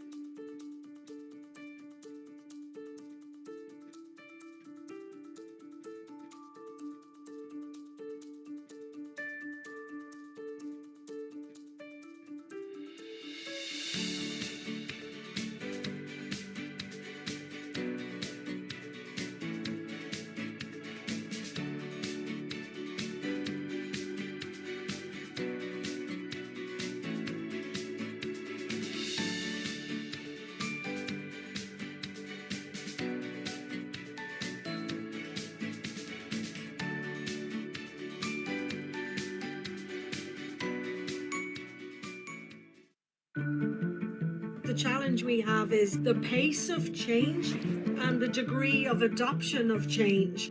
What is the implication on ethics? What is the implication on business? We can't just continue to operate as we've done for the past 20 years. If we don't change now, then it's too late. ACCA has led the world in opening up opportunities to professional life, but we never rest on our laurels, and there is more to do. The issues that we see playing out around the world is a function of significant increases in inequality. What we need to do is ask policymakers to take a much more longer-term view, particularly in terms of education, healthcare, and infrastructure. That call to action is so important to all of us, including the accountancy profession. Accountants are perfectly placed in their position to have that real meaningful impact. The role of the accountancy profession is evolving. We're talking now of environmental sustainability and governance as opposed to just analyzing numbers. We speak up, we hold businesses and the public sector and ourselves to a higher standard. The accounting profession has really provided the guidance to the innovators. Everyone is embracing the diversity and redefining the role of the finance function. The next generation will be attracted by a sense of purpose. It will become a more aspirational profession for young people as that ethical and trusted advisor. A better world, to me, is where businesses actually serve the needs of society. A better world where everyone will embrace accountability to protect the planet. Helping businesses to develop in a sustainable way. So that the decisions that we take as a result serve for the betterment of everybody.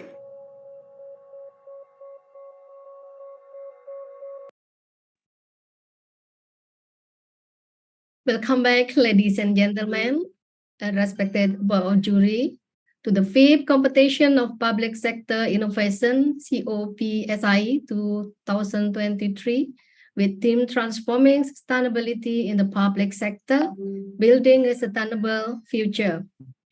Well, without further ado, let's continue to our next finalists. We have 2 more presenters to present their presentation. And I would like to call the presenter Hasta Dwi Pradana from the Universitas Terbuka with the Product Innovation Company Insolvency Predictor. Ms. Hasta Dwi Pradana, please present your presentation. And you have 10 minutes. Oh, I'm so sorry. Mr. I'm sorry. Okay, please proceed. You have 10 minutes. Okay, thank you for your gracious opportunity extended, Mrs. Mundi. Very good afternoon, judges and ladies and gentlemen. Is my voice clear? Yes, very clear. Great. Okay, let me share my presentation.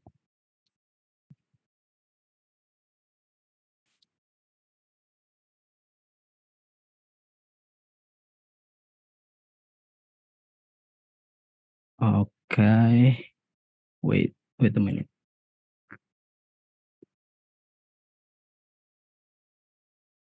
Oh, I can.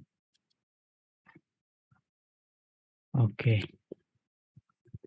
Again, very good afternoon, judges and ladies and gentlemen. I'm Hasta, a lecturer at Universitas Terbuka. I'm with my colleague Chandra Murthy. We will present our innovation. We name it Company Insolvency Predictor. The Company Insolvency Predictor is a simple financial analysis tool designed to assess the financial health and predict the risk of bankruptcy for businesses. It provides valuable insight into a company's financial stability and plays a pivotal role in guiding strategic financial planning and risk management, thereby enhancing the resilience of businesses in dynamic economic landscapes. Okay, how does it work? This tool utilizes statistically proven financial models developed by Edward Altman. The model examines some financial ratios to calculate the z-score value. The z-score is a linear combination of some common business ratios weighted by coefficients. The ratios used to calculate the z-score are derived from a company's financial statements, including working capital, total assets, total liabilities, total sales, earnings before interest and taxes, retained earnings, and market value. This is the input form of the tool. And then there are 4 models used to calculate the z-score based on the type of the company. First one is public manufacturing, and then private manufacturing, general non-manufacturing, and emerging market company. Each one has its coefficient. And then the calculation result, there are 3 calculation results, 3 conclusion. First one is safe zone for public manufacturing companies and private manufacturing company. The safe zone is above 2.99, and the general non-manufacturing company and emerging market company safe zone is above 2.60. And the gray zone for the public manufacturing 1.81 to 2.99, and for private manufacturing company gray zone is 1.23 to 2.99, and for general non-manufacturing and emerging market gray zone 1.10 to 2.60. The distress zone is if the z-score below 1.81 for the public manufacturing company, and for the private manufacturing company is below 1.23, and for the general non-manufacturing and emerging market company below 1.10. The result for safe zone is low likelihood of bankruptcy. The gray zone is moderate risk of bankruptcy, and then for the distress zone is high likelihood of bankruptcy. Let's move to let's simulate the from the system.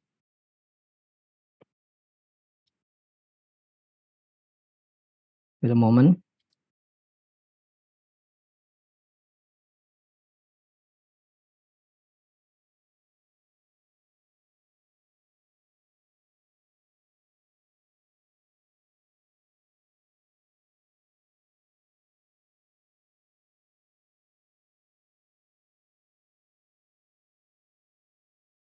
Nah, how to use the tool? First one, we enter we fill out the financial information, including the year, like this, and then we input another information like working capital, total assets, total liabilities, total sales, EBIT, retained earnings, and market value. And then we choose the company type. Then we click the calculate. This is the result. The system will show the model that this model based on the company type that we have chosen, and the calculation from the ratios, and then the result. If the z-score is safe zone, the system will display the circle green, and with explanation low likelihood of bankruptcy. And we can see the position of the company in the plot like this. We also wait. We can also use this to calculate over multiple years like this. This is for multiple years, and we can observe the graph moving dynamically in accordance with the result generated, and we can draw conclusion from this result.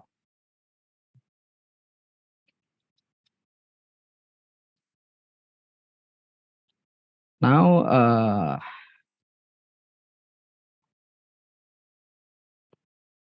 this is the calculation result as, sorry.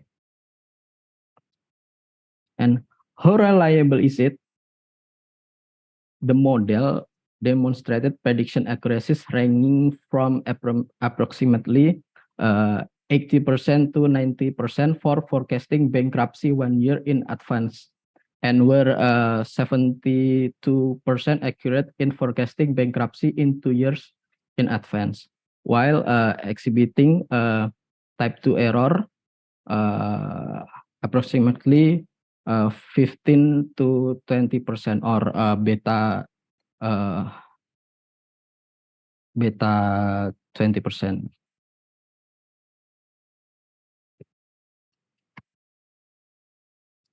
And then this is the list of some companies in the US, while the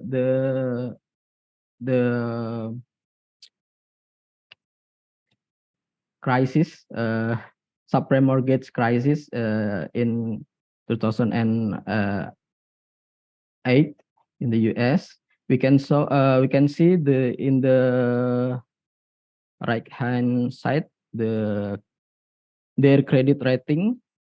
This credit rating, we can see their credit rating is above the moderate to prime, but the Z score is distress zone since 4 years prior until the year of default.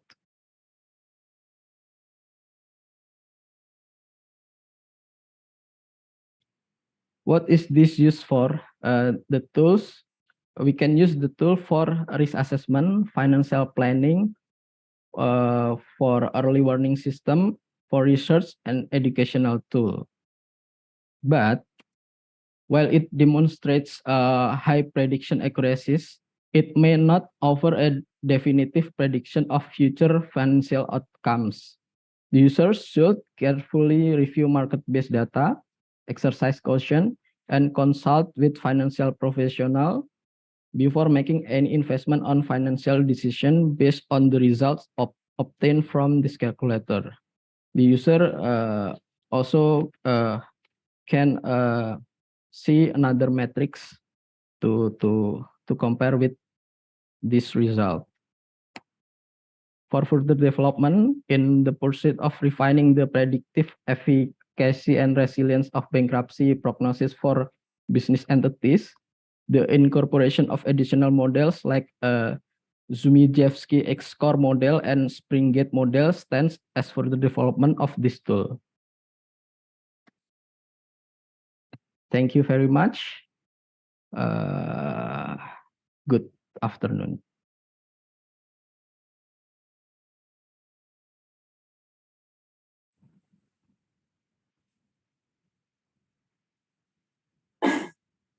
Thank you so much, Mr. Hasta Dwi Pradana, for your presentation. And for respected both of jury, we have seen his presentation and explanation as well. So please ask question regarding the material that presented by Mr. Hasta Dwi Pradana. Please. Yeah, if I can go first with questioning Mr. Hasta. Thank you very much. Well done, yeah, for your effort to come up with this prediction model. May I know what is the target group for this model to be developed, Pak? Are you targeting the investors, or are you targeting the regulators, or what is the target group for this model to be used? Thank you, Pak. Okay, thank you very much, Mr. Zubir Azhar. Okay, I target this tool can be used for the researcher, but it may not can be used for the people as yeah. Before becoming a lecturer, I used to work in public sector in the government agencies. At that time, I was tasked to overseeing the procurement process, which involved a substantial amount, nearly 5 trillion rupiah, due to the significant value and critical nature of the procurement. One of the vendor requirement is to participate in the bidding process was having a healthy and going concern financial status. So this was because in a previous procurement, one of the winning company had gone bankrupt. And then my team and I embarked a quest to measure the financial health of the potential bidding company. During this search, I came across with this model, and then I performed this calculation using Excel and spreadsheet, and then I proposed this model to my board, our director. Fortunately, our director approved and used this model ever since. So this model can be used for the public sector, private sector, for the investor, and so on, and also for the educational tool. Thank you. So can you certify if this model has never been developed before? Because I saw some of the models are quite similar to the research papers, right? But I'm not really sure if you have done some market survey or look around if this kind of model has ever been developed before. Actually, this model is regarded as is maybe widely accepted as a reliable model, but what I proposing here is the tool that I developed using this model. Maybe I until now I never see the tool using this model like I have made like similar like my tool. Asta? Okay, baik Pak. Yeah, you talk about the insolvency for the companies. It is very relevant for business entity. So my question, what the feedback have you received from business professional? I haven't received the feedback. This tool I just developed this tool, so I need some feedback later. Pasta. Yes. I think like I also quite familiar with this kind of what do you call this? A system developed based on the outmap model. So I think like one thing that you could do right, to make it different from others, right? Because at the moment you only just give a signal, right, whether it's actually is a safe zone, right? You divide that into a 3 different zones, right? But I was thinking, like I'm expecting, like like you actually adding up some value from this innovation. For instance, let's say if people in the gray zone, right? So what is the recommendation? So that will be bringing up the innovation to become much more a greater height. Yeah, I think just a recommendation. Okay, thank you very much, Prof. Imbarine. I will include that to the further development. Yeah, but it's really, interesting to see that you are developing something under the, the advanced score. But I would like to hear again from you. What are the key difference actually in your predictor model than the advanced score?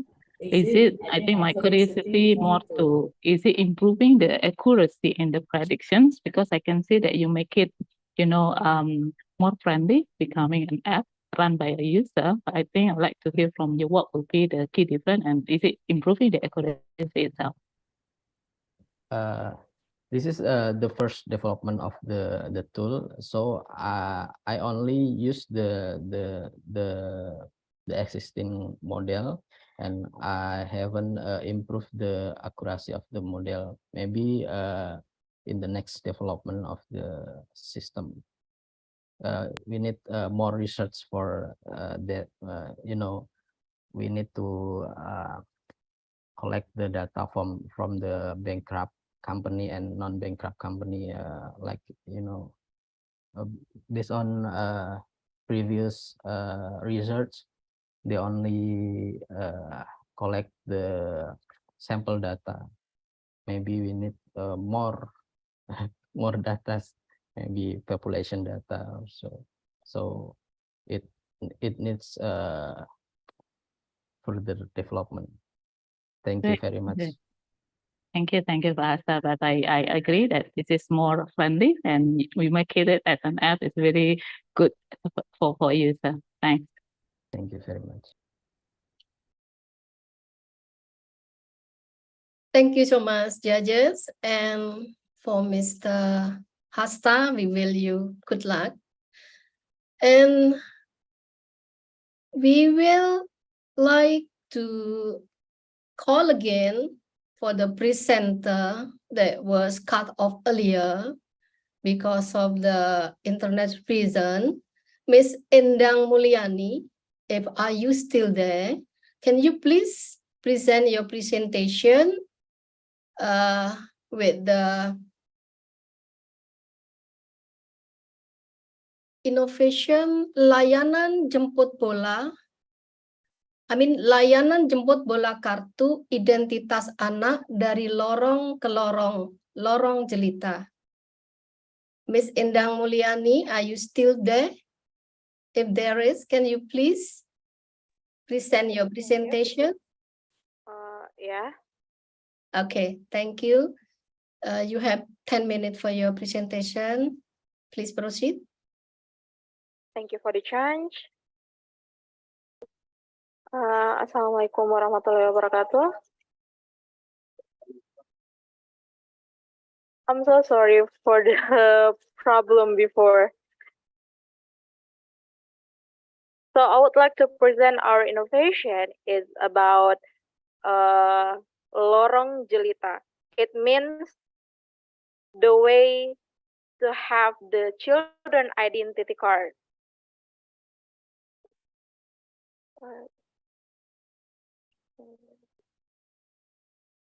Okay. Can you see the... Okay. Thank you.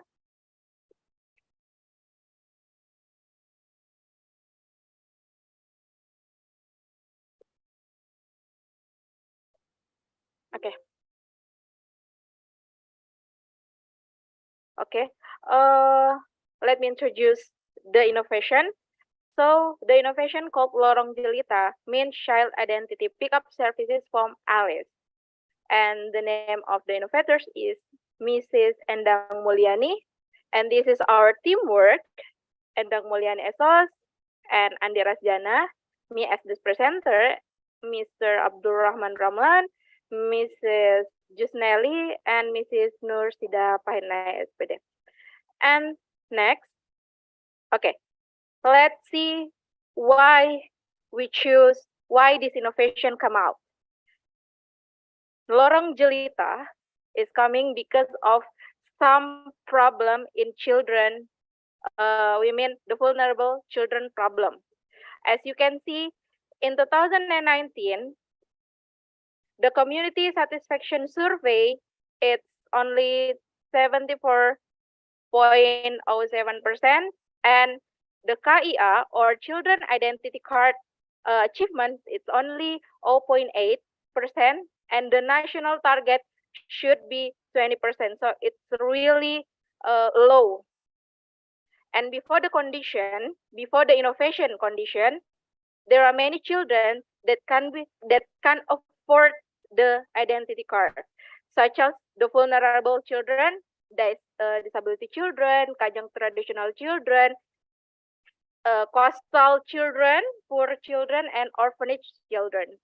And then the other problems is lack of partner engagement work. So we have limit partner engagement work. So in this innovation, we try to have more partner in working together.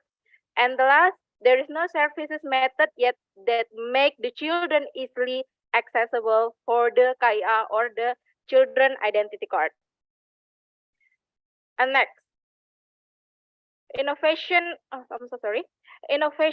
ideas. Jadi, so these ideas give us some advantage. For example, pick up service alias or mobile. So in this innovation, we use pick up services to reach the children. So we pick up the data to take the data of the children and make them the children identity card. And then we use collaboration and many cooperation work partners in many different areas. And then not only cooperation and the services method, we also use some kind of digital service such as WhatsApp, link, and barcode that easily to use even in the marginal area. And the significance, in 2020, mobile and allied services, this collaboration, including the Children Forum in Bulukumba, South Sulawesi. And you can see the digital barcode services. We use the barcodes and the digital services in some areas, in some public areas. So it's easily for the children, even for the parents, to use the barcode, because I think WhatsApp is some kind of easy application to use. And then in 2022, we got the school admin doc awareness. It means we work together with the school to get the target we need. So not only the government, not only the forum, but also school work with us to get the identity of the children. As you know that school has the significant data of the children. And we have some impact, such as internal and external.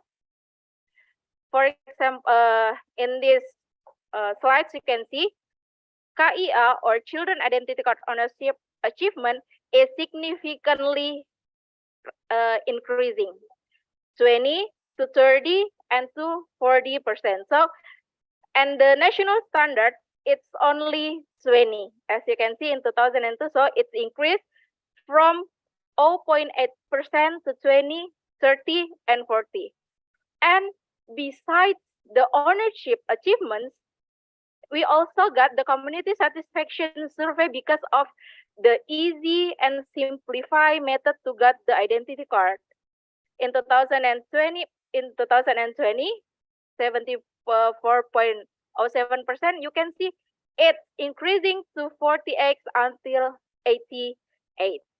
not only internal impact, we also have the external impact, such as the people who work with us. For example, the children forum directly contributed in children identity card services. Bulukumba got the higher achievement in Ombudsman Republik Indonesia in South Sulawesi. Children Forum Fast Award in Civil and Freedom Work Rights, the first category in Children Work District. Human Rights District Award in caring category, government support in strengthened population administration services. And these are the awards that we got from as you can see, there are many awards that we got, and this become the one of the impact that impact the government and even the department in this innovation, such as public service, as you can see in the external impact, public services ombudsman, and the latest award we got the South Sulawesi Keep Innovation Award in 2023 in a primary category. These all the pictures that prove all the things that we got. And the next, what is the contribution to SDGs? So lorong jelita innovation is appropriate in line with SDG 16 criteria, namely to create a peaceful and inclusive society for sustainable development, provide access to justice for all, be effective, accountably, and inclusive institutions at all levels, and strengthen the instruments to implement and revitalize global cooperation in long-term development context. So it's not only for the short term, but we wish it will be in long-term development context. And without any, and for the adaptability, there are many departments, even many districts in South Sulawesi. There are some districts in South Sulawesi, such as Bau-Bau, Bone, and some of them already adopt this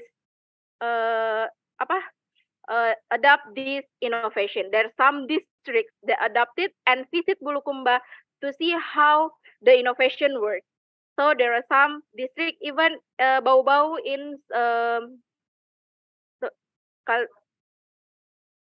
in Pasar. I'm so sorry.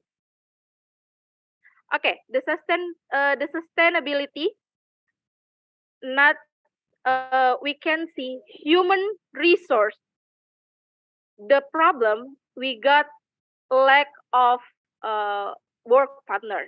So in this innovation research, we can avoid that we need funds and equipment to make the innovation work.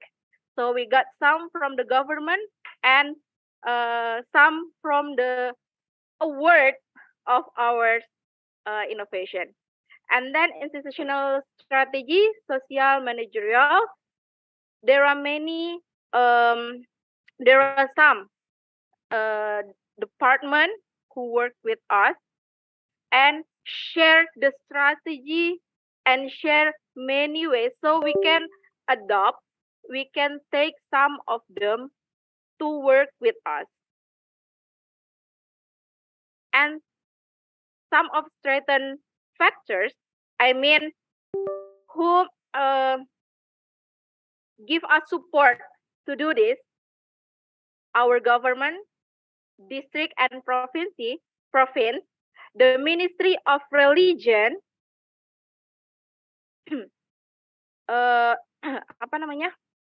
PPDI, the collaboration of Organization of Disability Children in Indonesia, and we can't forget about the media.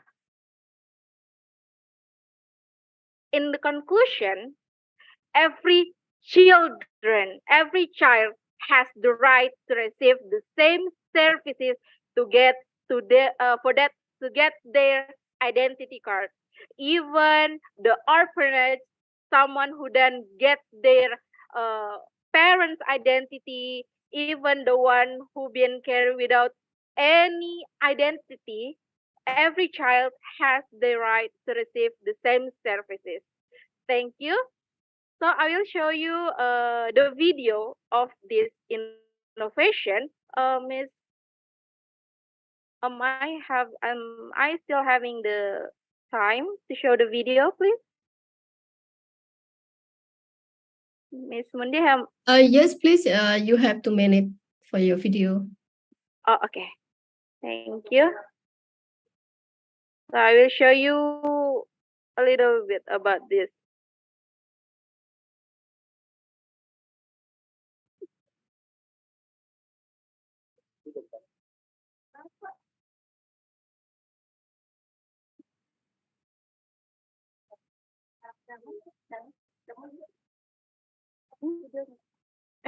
I'm so sorry.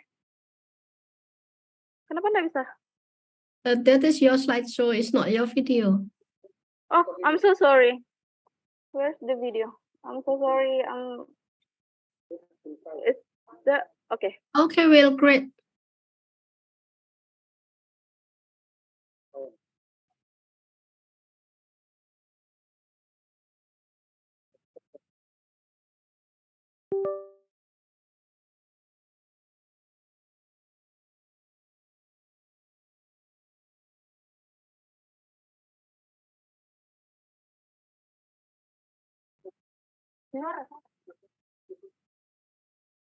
Kenapa?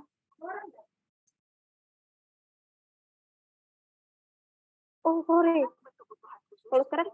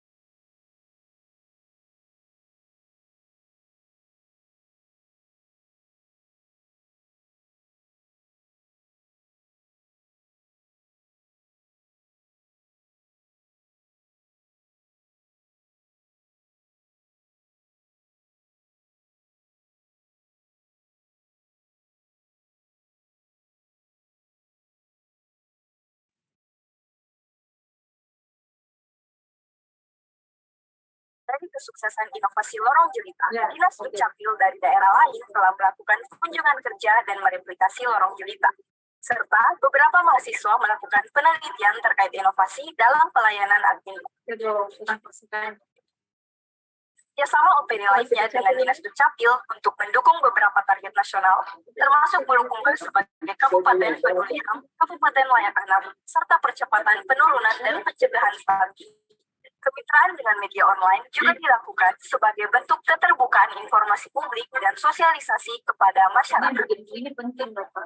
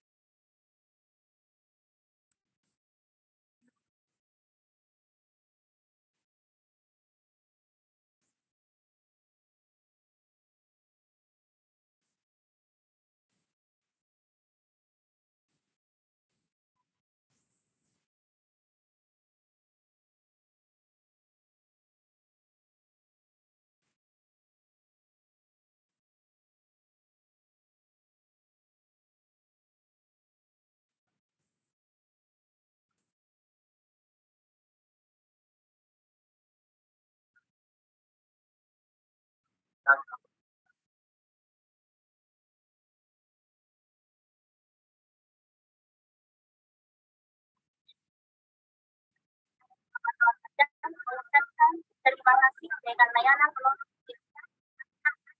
dilayangkan sehingga tidak perlu lagi mengeluarkan banyak biaya, waktu, dan jarak. Semua terlayani dengan baik. Terima kasih.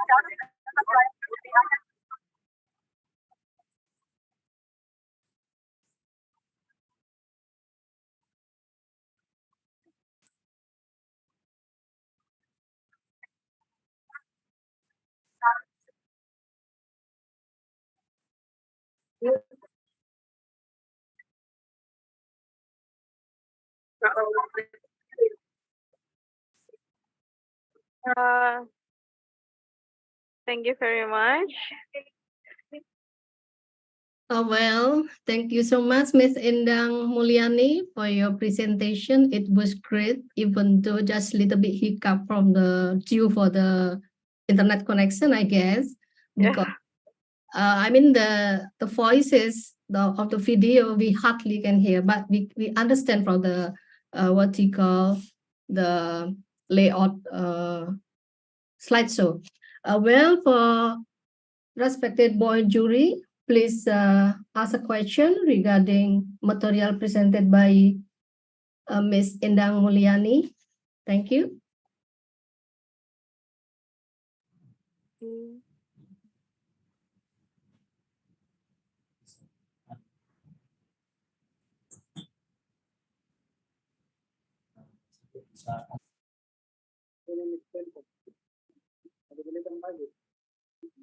Nomor sepatu kita berwakil apa aja? Okay. Thank you, Bu Rastiana. Your presentation is quite enjoyable. Thank you. I understand that Dukcapil is the first gateway to collect information about the citizen in a certain area. And it will be useful for other programs such as you mentioned in the video about stunting, about their level of education, etc. Can you explain to us a little bit how the connection of data sharing between Dukcapil and Dinas Kesehatan or Dinas Pendidikan, and how those data sharing can improve performance of your dinas and the other dinas, and as well as the satisfaction of the whole citizen of Bulukumba? Thank you. Hubungan antara dinas. Thank you for the question. In terms of connection of the department, so we have worked together. We have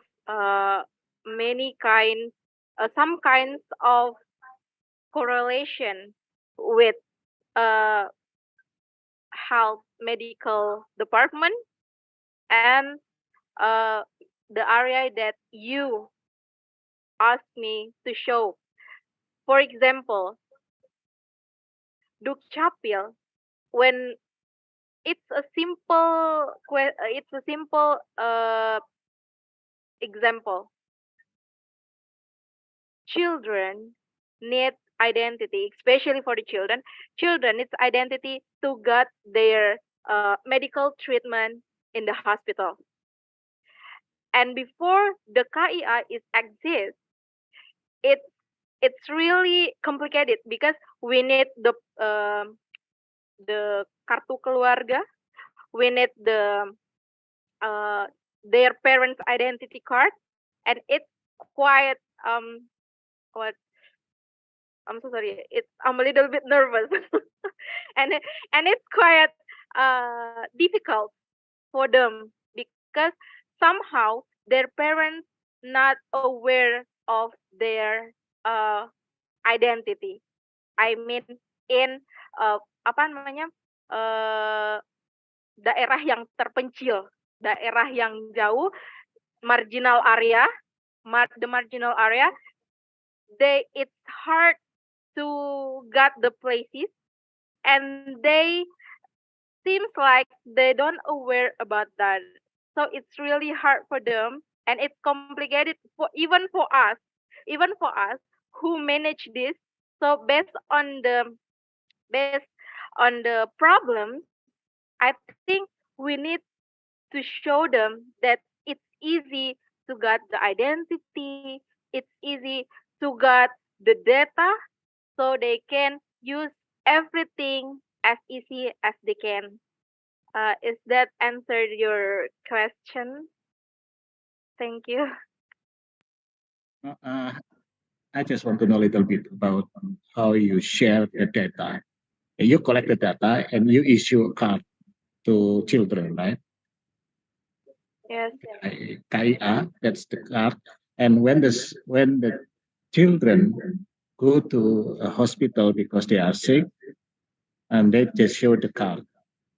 Do you have any kind of system that when the card is submitted, then you can check whether the card is valid or not into your database?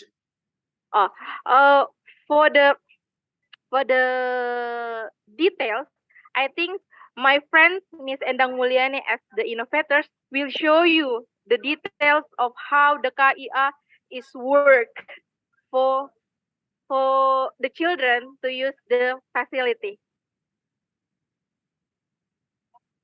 Jadi I'm sorry. Halo. Halo. Iya, saya sedikit menjelaskan kenapa capaian kepemilikan KIA di Kabupaten Bulukumba meningkat yang tadinya 0,8%, sekarang melampaui target nasional yang cuma 40%, sekarang kita di angka 60%. Ya, jadi kita berkolaborasi dengan beberapa OPD termasuk Dinas Kesehatan, kita melibatkan seluruh posyandu yang ada di desa, yang 136 desa. Kita melibatkan petugas posyandu, perawat kesehatan. Jadi anak yang bayi lahir itu akan otomatis mendapatkan kartu keluarga dengan penambahan anak, kemudian akta lahir dan kartu identitas anak. Nah, kita bekerja sama dengan BPJS sehingga masyarakat betul-betul berbondong-bondong untuk menguruskan akta lahir dan KIA-nya. Kemudian kita bekerja sama dengan Dinas Pendidikan. Dinas Pendidikan seluruh jenjang pendidikan mulai dari PAUD, TK, SD, SMP, SMA itu kita libatkan guru-gurunya sehingga mereka melayani secara mandiri di sekolah masing-masing, sehingga inovasi Lorong Jelita ini melahirkan lagi inovasi baru yaitu Sekolah Sadar Adminduk. Ini sudah ada PKS antara Dukcapil dengan Dinas Pendidikan. Kemudian untuk daerah-daerah terpencil kita melibatkan forum anak. Forum anak ini mengedukasi sesama anak. Kita melibatkan karena pelayanan yang bersentuhan langsung dengan anak itu akan lebih lebih mudah untuk mendekati anak-anak sehingga perekaman dan pelayanan ini lebih mudah. Nah, bagaimana KIA ini digunakan untuk layanan kesehatan? Sekarang di posyandu masyarakat itu tidak perlu lagi membawa fotokopi kartu keluarga, tetapi cukup dengan memperlihatkan KIA.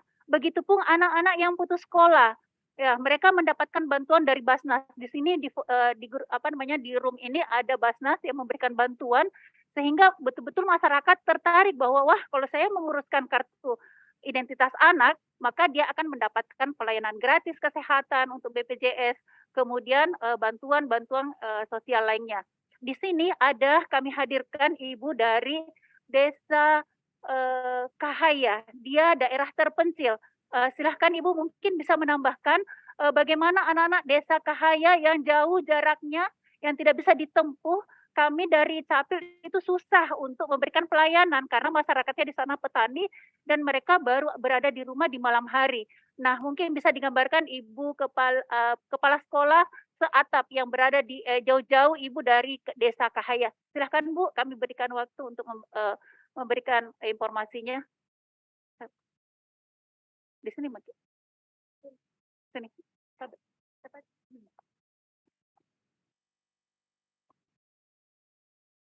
Baik, Assalamualaikum warahmatullahi wabarakatuh.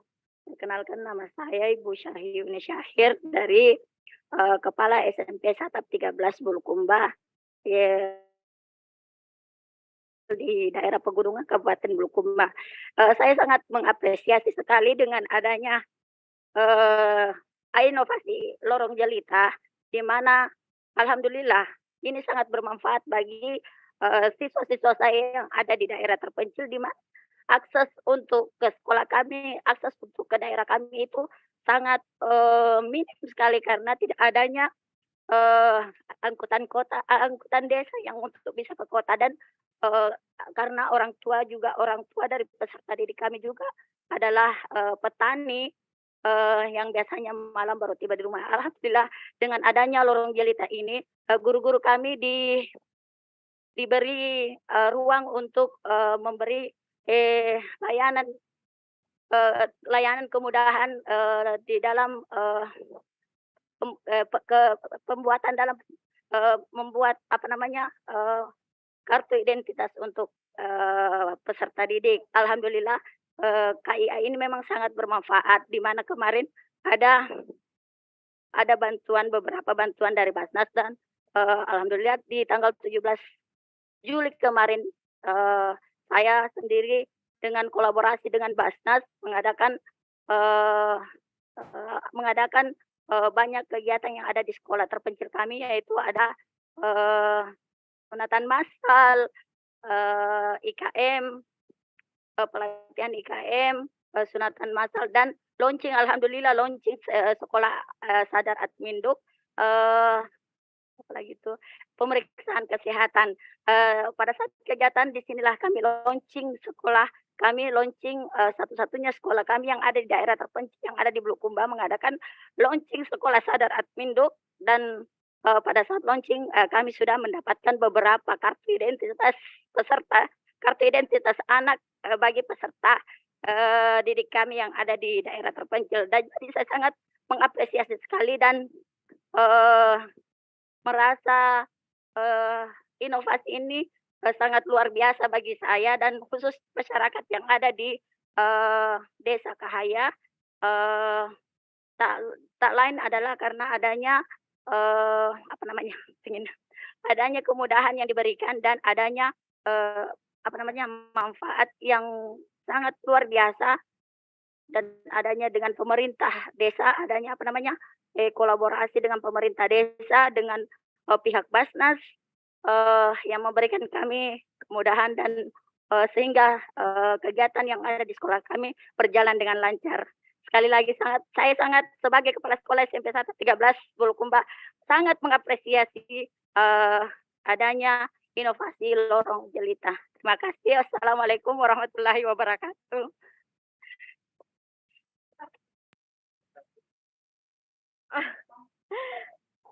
Thank you, Mr. Rahmadi.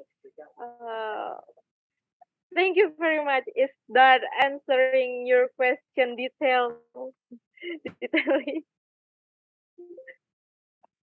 I hope it's answered your questions.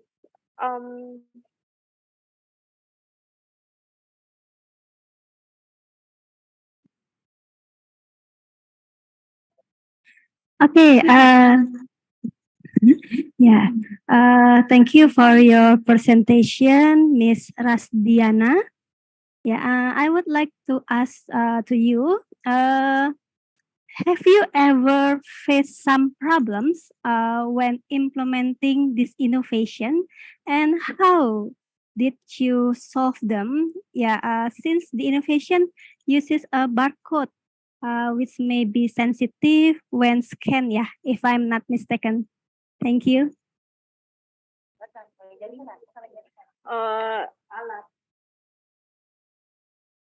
If we talk about the barcode, the WhatsApp, we talk about a marginal area. It means we have a problem with the signal, the internet connection.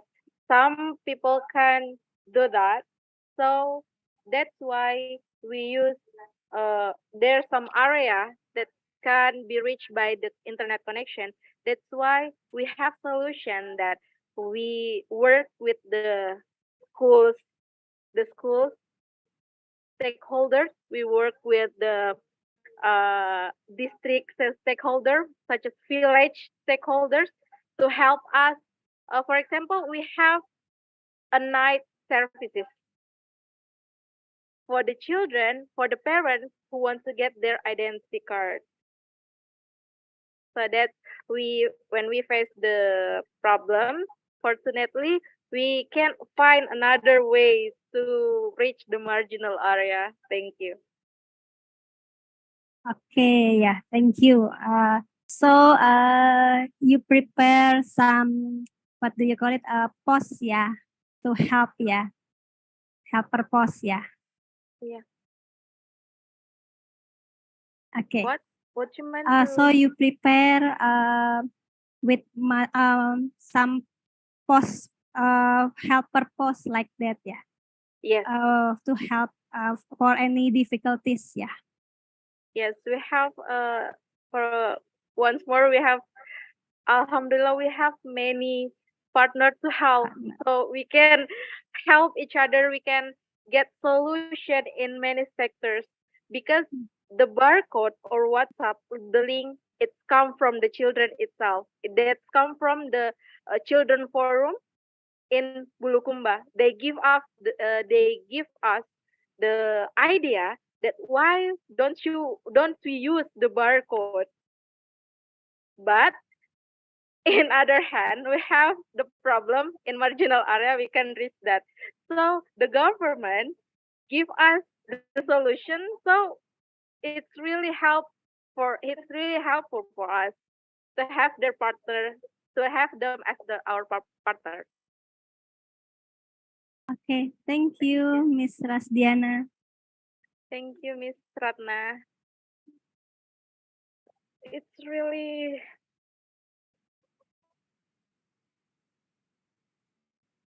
I'm still nervous.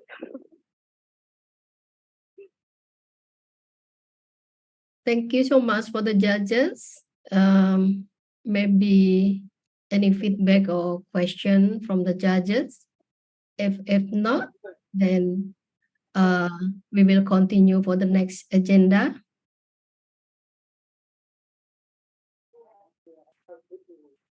Continue. Okay, well. Judges, we have seen the presentation material presented by all the participants and the explanation as well. So I would like to remind to all participants that you have the same opportunity to become a winners. And now we will open the voting session for 30 minutes from now. And we like to invite to all audience and the supporters of each finalist to support their finalists through the voting application that has been provided by the committee as a public winner. So while waiting for the voting result, please enjoy the video from the sponsor.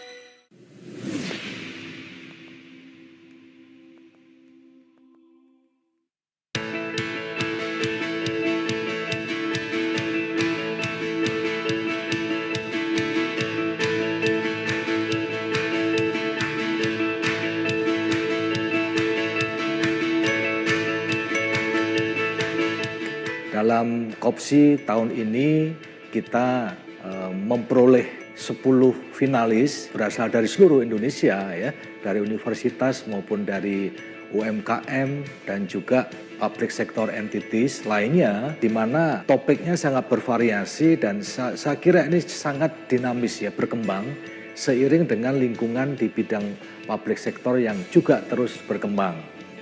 Mudah-mudahan nanti bisa kita hasilkan satu jawara-jawara di bidang public sector melalui kegiatan COPSI di tahun 2021. ISBES 4 dan COPSI 3 dihadirkan kembali pada tahun ini dalam suasana COVID-19, namun tidak mengurangi kesemarakannya dan keinovasiannya. ISBES 4 hadir untuk memberikan kesempatan kepada para scholars, para peneliti, para pendidik, dan masyarakat untuk menyampaikan ide-ide dan karya-karya terbaik melalui seminar bertaraf internasional. COPSI 3 hadir kembali sebagai wujud komitmen UT untuk memberikan fasilitas dan juga sokongan terbaik bagi para inventor, bagi para inovator untuk menghasilkan karya terbaik bagi perkembangan tata kelola sektor publik yang lebih baik.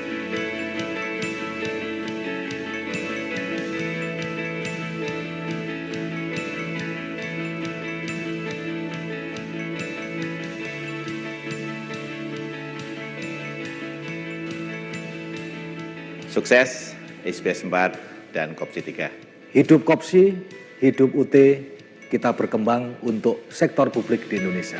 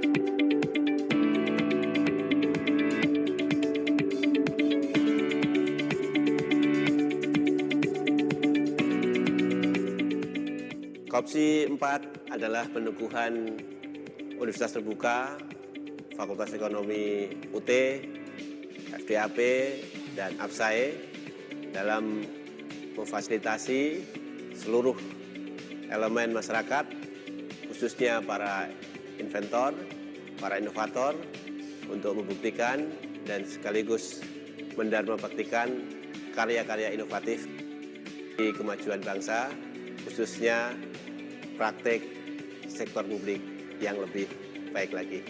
Sukses COPSI 4. Good morning. It's very special for the CFA, the competition of public sector innovation.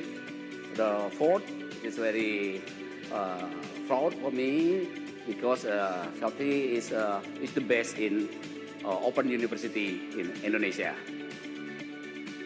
The competition of public sector innovation, COPSI, is about the appreciation of ideas for innovation to improve and accelerate public sector services around us.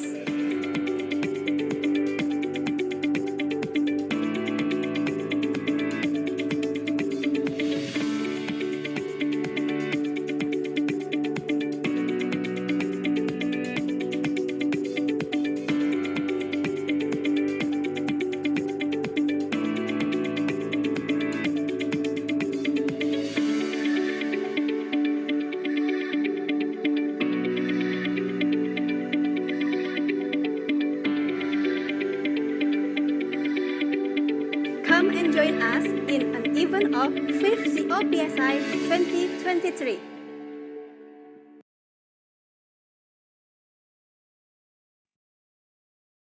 Welcome back and thank you for the sponsor that we enjoy the video. And now, please welcome to the Head of Postgraduate Student Universiti Teknologi Mara, Malaysia, Professor T.S. Dr. Imbarine Bujang, to announce the favorite winner.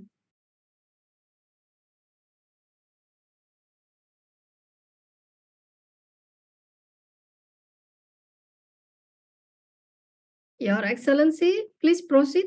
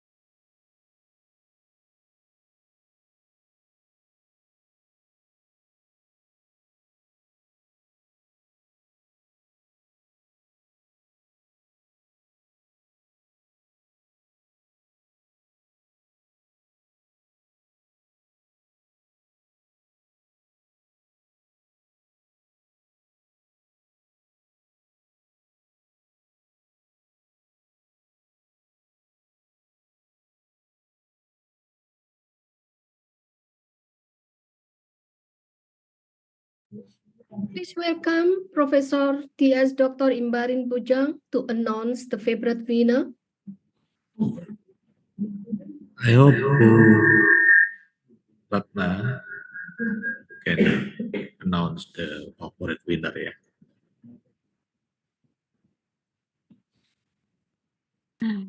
Okay. Yes. Okay. Good afternoon, distinguished guests, ladies and gentlemen. First of all, I would like to express our gratitude to you all for sharing your excellent, innovative ideas, projects, and products. Big thanks to you. The the innovators and inventors from governments, private sector, SMEs, education sectors, scientists, policymakers, entrepreneurs, business people, and students. I also would like to express our sincere gratitude to our international partner, ACCA, sponsors for your generous sponsorship, as well as our judges from Indonesia and overseas, Bapak Dr. Mahsun, Bapak Dr. Rahmadi, Ibu Julia, Prof. Imbarine Bujang, and Dr. Zubir. This event could not have been possible without your support. In this opportunity, I'm delighted to announce the favorite winner of the 2023 COPSI 5th Award. The favorite winner is awarded to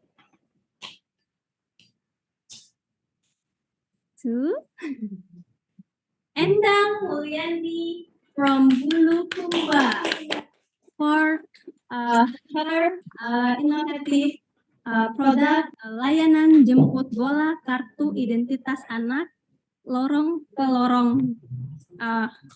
lorong jelita. Yeah. Congratulations for participants who have not won in the favorite champion category. We still have another award categories, which will be announced tomorrow in the 6th is best ceremony. Moreover, all winners who will receive development funds to develop more innovative projects and products. Again, I would like to appreciate all participants for your attendance, for presenting your innovation, ideas, and products here, and for sharing your valuable ideas towards the better public services and innovations. You all are really the winners. Finally, congratulations to the favorite winner, and big thanks to all participants and our wonderful judges and our wonderful contribution to the field of acceleration of public services with the theme Transforming Sustainability in the Public Sector, Building a Sustainable Future. We hope you enjoy the experiences and receive a beneficial information from this event. Thank you. Thank you so much, Ibu Ratna Marta Devi, for your speech and announcement for the favorite winner. And as a token of appreciation in the form of certificate for jury Dr. Zubir and Professor Imbarine, also we like to invite to the stage Bapak Dr. Muhammad Mahsun, Bapak Dr. Rahmadi Murwanto, Ibu Julia Simatupang, and Ibu Ratna Marta Dewi to receive your certificate.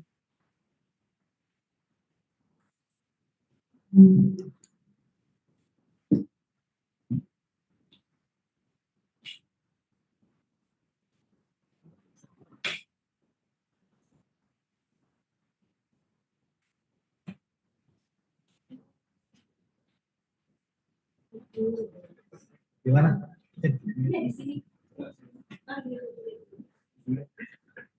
Julia?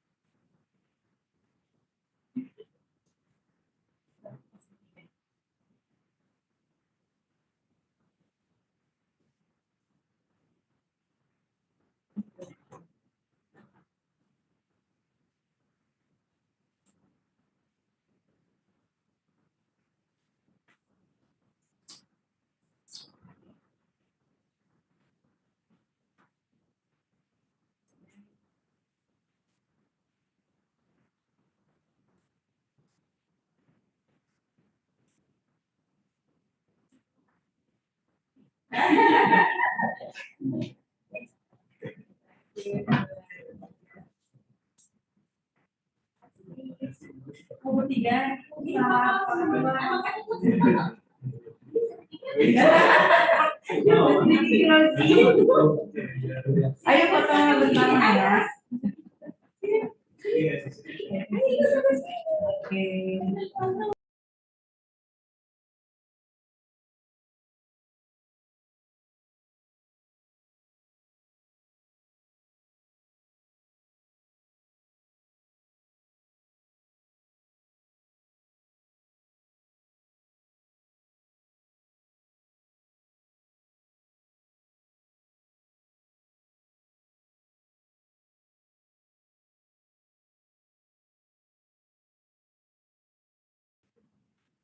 Thank you so much, judges. And now It's our pleasure to invite Ibu Julia Simatupang, Country Manager and Chief Representative ACCA Indonesia, to deliver a closing remark. Ibu Julia, please proceed. Ladies and gentlemen, as we come to the close of fifth competition on public sector innovation, COPSI, co-hosted by the Association of Chartered Certified Accountants, ACCA, and Universitas Terbuka, I'm Julia Simatupang, Country Manager and Chief Representative ACCA in Indonesia, and it is my distinct honor to offer some closing remarks. Sustainability, I think, is very popular nowadays. And this year, COPSI has been a remarkable journey, one that has delved deep into the very core of accounting and finance as we explore the theme of sustainability in public sector accounting. ACCA is immensely proud to have been part of this endeavor, as we view sustainability as an integral element of the accounting and finance profession. This theme aligns perfectly with ACCA mission of building capacity in the public sector. Sustainability is not just a buzzword for ACCA, it's a fundamental principle embedded in everything we do, from our qualification and learning resources to our insights and thought leadership. Sustainability is at the forefront of our offering. Our qualification and certifications such as IPSAC, the International Public Sector Accounting Standard, Public Financial Management, PFM, Sustainable Finance, and the CAT, the Certified Accounting Technician qualification, all play pivotal roles in nurturing talent and building capacity in the public sector. We are enthusiastic about the possibility of further collaboration with Universitas Terbuka, APSI, and also with FDAP in advancing this important initiative. Together, we can continue to drive positive change and promote sustainable practices in public sector accounting and finance. Now, let's take a moment to reflect on what COPSI represents. It's an event that brings together the brightest mind in academia, practice, research, and student communities. It's a platform for showcasing innovative ideas and practices that have the potential to transform public services worldwide. It's an opportunity to exchange knowledge and ideas through seminar panels, all with the overarching goals of improving the quality of public sector innovation products for the benefit of our communities. This year's theme, Transforming Sustainability in the Public Sector, Building a Sustainable Future, speaks volumes about the challenges and opportunities facing public sector organizations. We must adapt and innovate to address global challenges such as climate change and socio-economic disparities. The concept of green-blue public administration underscores the importance of environmentally friendly practices in daily public organization operation.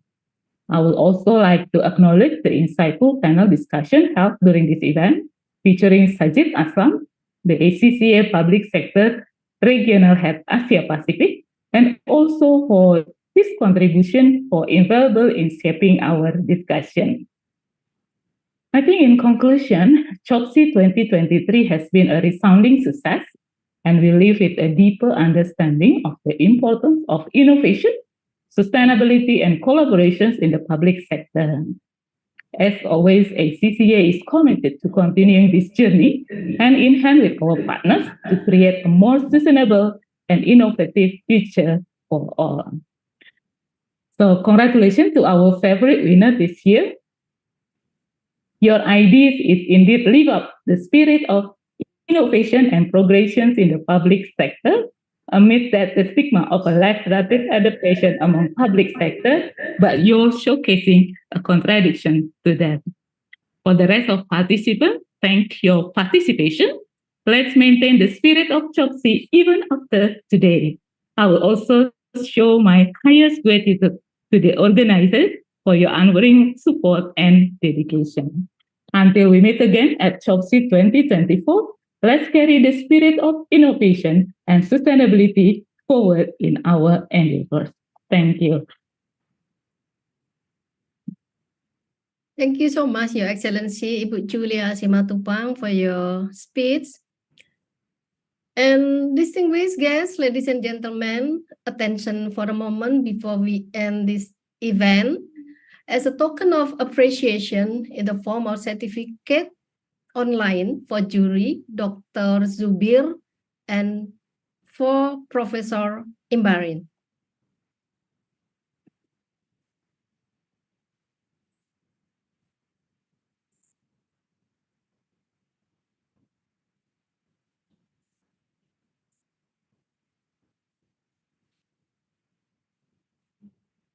Here your certificate, Professor Imbarine, and I wish you a great day.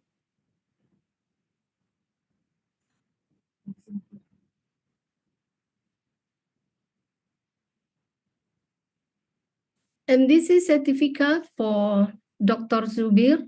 Thank you so much, and have you a pleasant day.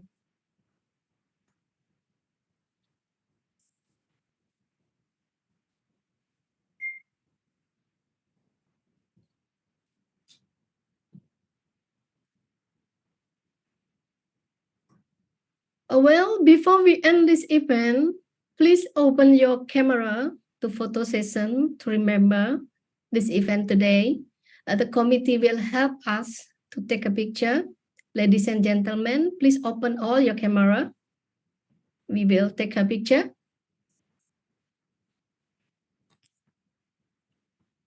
Everyone ready? Team ITC ready?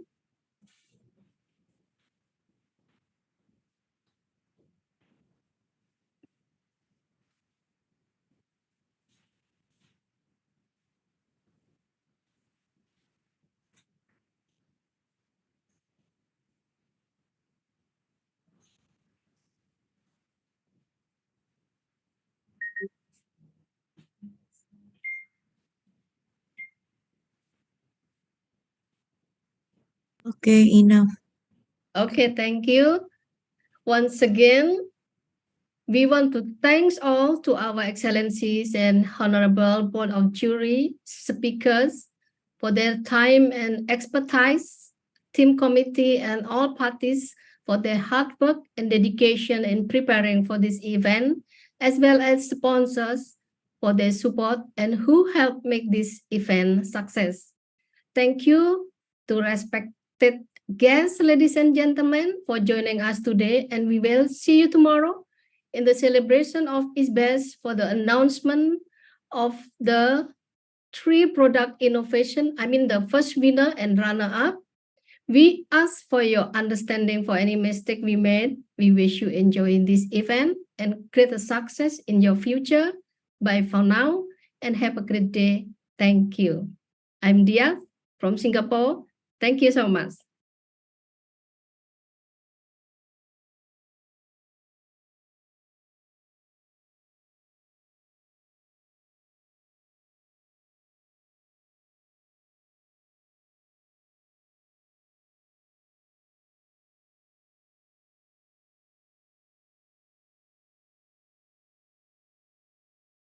Pace of change and the degree of adoption of change. What is the implication on ethics? What is the implication on business? We can't just continue to operate as we've done for the past 20 years. If we don't change now, then it's too late. ACCA